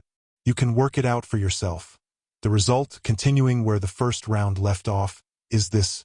Rio domus abbatialis de Steinfeld me, Thomas, capojui custodum super a guerre a cala touche. So the whole secret was out. 10,000 pieces of gold are laid up in the well in the court of the abbot's house of Steinfeld by me, Thomas, who have set a guardian over them. Gera kala touche. The last words, I ought to say, are a device which Abbot Thomas had adopted. I found it with his arms in another piece of glass at Lord D.'s, and he drafted it bodily into his cipher, though it doesn't quite fit in point of grammar. Well, what would any human being have been tempted to do, my dear Gregory, in my place? Could he have helped setting off, as I did, to Steinfeld, and tracing the secret literally to the fountainhead? I don't believe he could. Anyhow, I couldn't, and, as I needn't tell you, I found myself at Steinfeld as soon as the resources of civilization could put me there, and installed myself in the inn you saw. I must tell you that I was not altogether free from forebodings, on one hand of disappointment, on the other of danger. There was always the possibility that Abbot Thomas's well might have been wholly obliterated, or else that someone, ignorant of cryptograms and guided only by luck, might have stumbled on the treasure before me. And then, there was a very perceptible shaking of the voice here. I was not entirely easy, I need not mind confessing, as to the meaning of the words about the guardian of the treasure. But, if you don't mind, I'll say no more about that until it becomes necessary. At the first possible opportunity, Brown and I began exploring the place. I had naturally represented myself as being interested in the remains of the abbey, and we could not avoid paying a visit to the church, impatient as I was to be elsewhere. Still, it did interest me to see the windows where the glass had been, and especially that at the east end of the south aisle. In the tracery lights of that I was startled to see some fragments and coats of arms remaining. Abbot Thomas's shield was there, and a small figure with a scroll inscribed Oculos habent et non videbunt, they have eyes and shall not see, which, I take it, was a hit of the abbot at his canons. But, of course, the principal object was to find the abbot's house. There is no prescribed place for this, so far as I know, in the plan of a monastery. You can't predict of it, as you can of the chapter house, that it will be on the eastern side of the cloister, or, as of the dormitory, that it will communicate with a transept of the church. I felt that if I asked many questions I might awaken lingering memories of the treasure, and I thought it best to try first to discover it for myself. It was not a very long or difficult search. That three-sided court southeast of the church, with deserted piles of building round it, and grass-grown pavement, which you saw this morning, was the place. And glad enough I was to see that it was put to no use, and was neither very far from our inn nor overlooked by any inhabited building. There were only orchards and paddocks on the slopes east of the church. I can tell you that fine stone glowed wonderfully in the rather watery yellow sunset that we had on the Tuesday afternoon. Next, what about the well? There was not much doubt about that, as you can testify. It is really a very remarkable thing. That curb is, I think, of Italian marble, and the carving I thought must be Italian also. There were reliefs, you will perhaps remember, of Eleazar and Rebecca, and of Jacob opening the well for Rachel and similar subjects. But, by way of disarming suspicion, I suppose, the abbot had carefully abstained from any of his cynical and elusive inscriptions. I examined the whole structure with the keenest interest, of course. A square wellhead with an opening in one side, an arch over it with a wheel for the rope to pass over, evidently in very good condition still, for it had been used within 60 years, or perhaps even later, though not quite recently. Then there was the question of depth and access to the interior. I suppose the depth was about 60 to 70 feet, and as to the other point, it really seemed as if the abbot had wished to lead searchers up to the very door of his treasure house. For, as you tested for yourself, there were big blocks of stone bonded into the masonry, and leading down in a regular staircase round and round the inside of the well. It seemed almost too good to be true. I wondered if there was a trap, if the stones were so contrived as to tip over when a weight was placed on them. But I tried a good many with my own weight and with my stick, and all seemed, and actually were, perfectly firm. Of course, I resolved that Brown and I would make an experiment that very night. I was well prepared. Knowing the sort of place I should have to explore, I had brought a sufficiency of good rope and bands of webbing to surround my body, and crossbars to hold to, as well as lanterns and candles and crowbars, all of which would go into a single carpet-bag and excite no suspicion. I satisfied myself that my rope would be long enough, and that the wheel for the bucket was in good working order, and then we went home to dinner. I had a little cautious conversation with the landlord, and made out that he would not be overmuch surprised if I went out for a stroll with my man about 9 o'clock, to make, heaven forgive me, a sketch of the abbey by moonlight. I asked no questions about the well, and am not likely to do so now. I fancy I know as much about it as anyone in Steinfeld, at least, with a strong shudder. I don't want to know any more. Now we come to the crisis, and, though I hate to think of it, I feel sure, Gregory, that it will be better for me in all ways to recall it just as it happened. We started, Brown and I, at about 9 with our bag, and attracted no attention. For we managed to slip out at the hinder end of the inn-yard into an alley which brought us quite to the edge of the village. In 5 minutes we were at the well, and for some little time we sat on the edge of the wellhead to make sure that no one was stirring or spying on us. All we heard was some horses cropping grass out of sight farther down the eastern slope. We were perfectly unobserved, and had plenty of light from the gorgeous full moon to allow us to get the rope properly fitted over the wheel. Then I secured the band round my body beneath the arms. We attached the end of the rope very securely to a ring in the stonework. Brown took the lighted lantern and followed me. I had a crowbar, and so we began to descend cautiously, feeling every step before we set foot on it, and scanning the walls in search of any marked stone. Half aloud I counted the steps as we went down, and we got as far as the 38th before I noted anything at all irregular in the surface of the masonry. Even here there was no mark, and I began to feel very blank, and to wonder if the abbot's cryptogram could possibly be an elaborate hoax. At the 49th step the staircase ceased. It was with a very sinking heart that I began retracing my steps, and when I was back on the 38th, Brown with the lantern being a step or two above me, I scrutinized the little bit of irregularity in the stonework with all my might, but there was no vestige of a mark. Then it struck me that the texture of the surface looked just a little smoother than the rest, or at least in some way different. It might possibly be cement and not stone. I gave it a good blow with my iron bar. There was a decidedly hollow sound, though that might be the result of our being in a well. But there was more. A great flake of cement dropped on to my feet, and I saw marks on the stone underneath. I had tracked the abbot down, my dear Gregory. Even now I think of it with a certain pride. It took but a very few more taps to clear the whole of the cement away, and I saw a slab of stone about 2 feet square, upon which was engraven a cross. Disappointment again, but only for a moment. It was you, Brown, who reassured me by a casual remark. You said, if I remember right, it's a funny cross. Looks like a lot of eyes.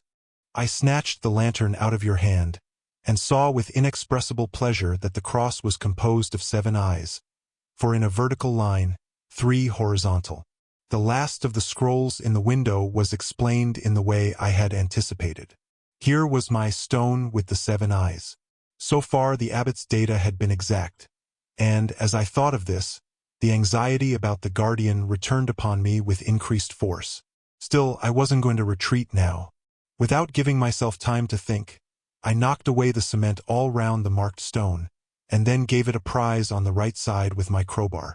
It moved at once, and I saw that it was but a thin light slab, such as I could easily lift out myself, and that it stopped the entrance to a cavity. I did lift it out unbroken and set it on the step, for it might be very important to us to be able to replace it. Then I waited for several minutes on the step just above. I don't know why, but I think to see if any dreadful thing would rush out. Nothing happened. Next I lit a candle, and very cautiously I placed it inside the cavity, with some idea of seeing whether there were foul air, and of getting a glimpse of what was inside. There was some foulness of air which nearly extinguished the flame, but in no long time it burned quite steadily.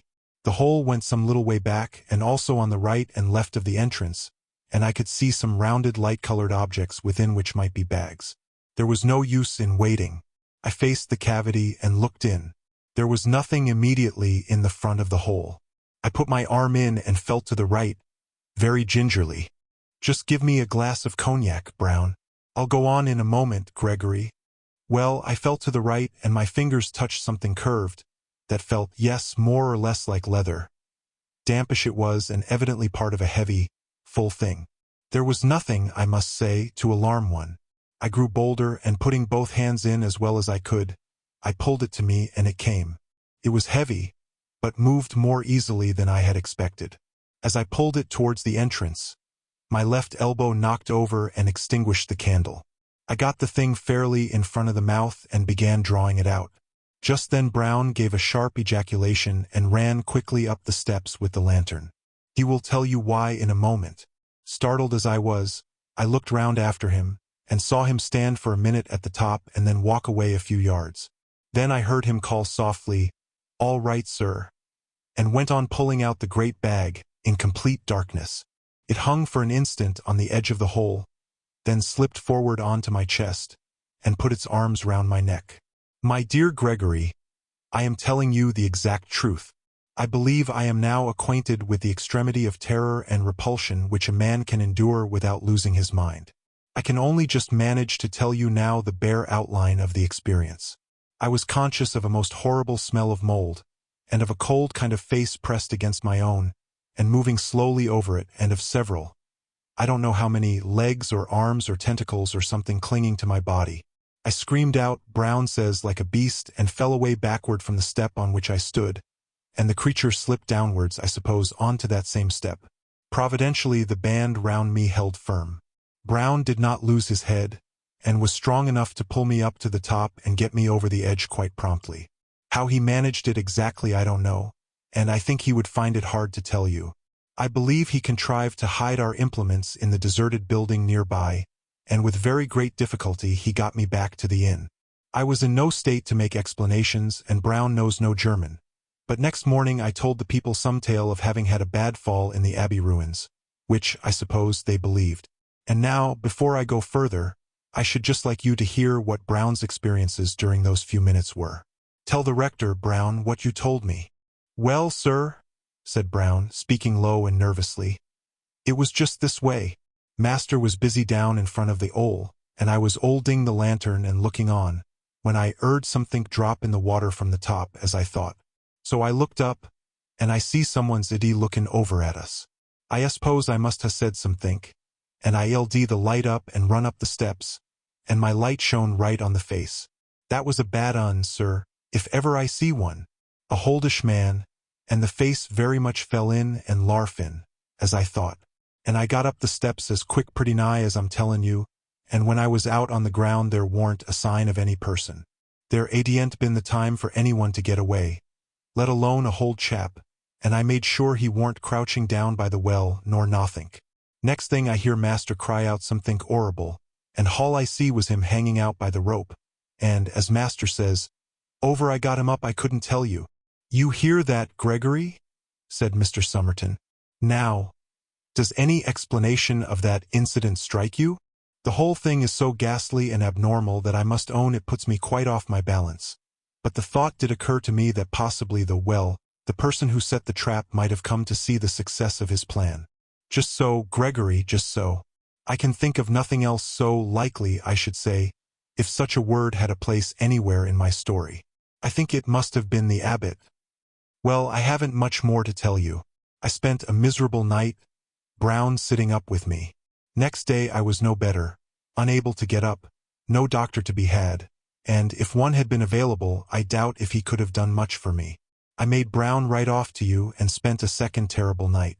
And, Gregory, of this I am sure, and I think it affected me more than the first shock, for it lasted longer. There was someone or something on the watch outside my door the whole night. I almost fancy there were two. It wasn't only the faint noises I heard from time to time all through the dark hours, but there was the smell, the hideous smell of mold. Every rag I had had on me on that first evening I had stripped off and made Brown take it away. I believe he stuffed the things into the stove in his room. And yet the smell was there, as intense as it had been in the well. And, what is more, it came from outside the door. But with the first glimmer of dawn it faded out, and the sounds ceased too. And that convinced me that the thing or things were creatures of darkness, and could not stand the daylight. And so I was sure that if anyone could put back the stone, it or they would be powerless until someone else took it away again. I had to wait until you came to get that done. Of course, I couldn't send Brown to do it by himself, and still less could I tell anyone who belonged to the place. Well, there is my story, and if you don't believe it, I can't help it. But I think you do. Indeed, said Mr. Gregory. I can find no alternative. I must believe it. I saw the well and the stone myself and had a glimpse, I thought, of the bags or something else in the hole. And, to be plain with you, Somerton, I believe my door was watched last night, too. I dare say it was, Gregory. But, thank goodness, that is over. Have you, by the way, anything to tell about your visit to that dreadful place? Very little, was the answer.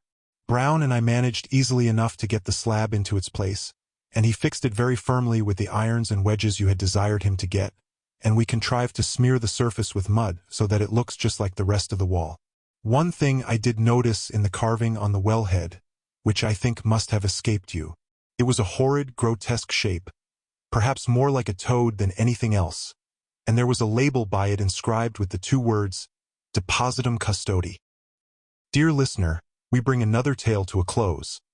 A journey woven with words, imagination, and emotion here at the Voice Voyage, where stories flow like a river's current, guiding you to distant realms and unexplored depths. We're grateful you joined us. As always, we invite you to stay a little longer. Subscribe to our channel and uncover more stories waiting to be heard, each one a cascade of voices, ideas, and artistry.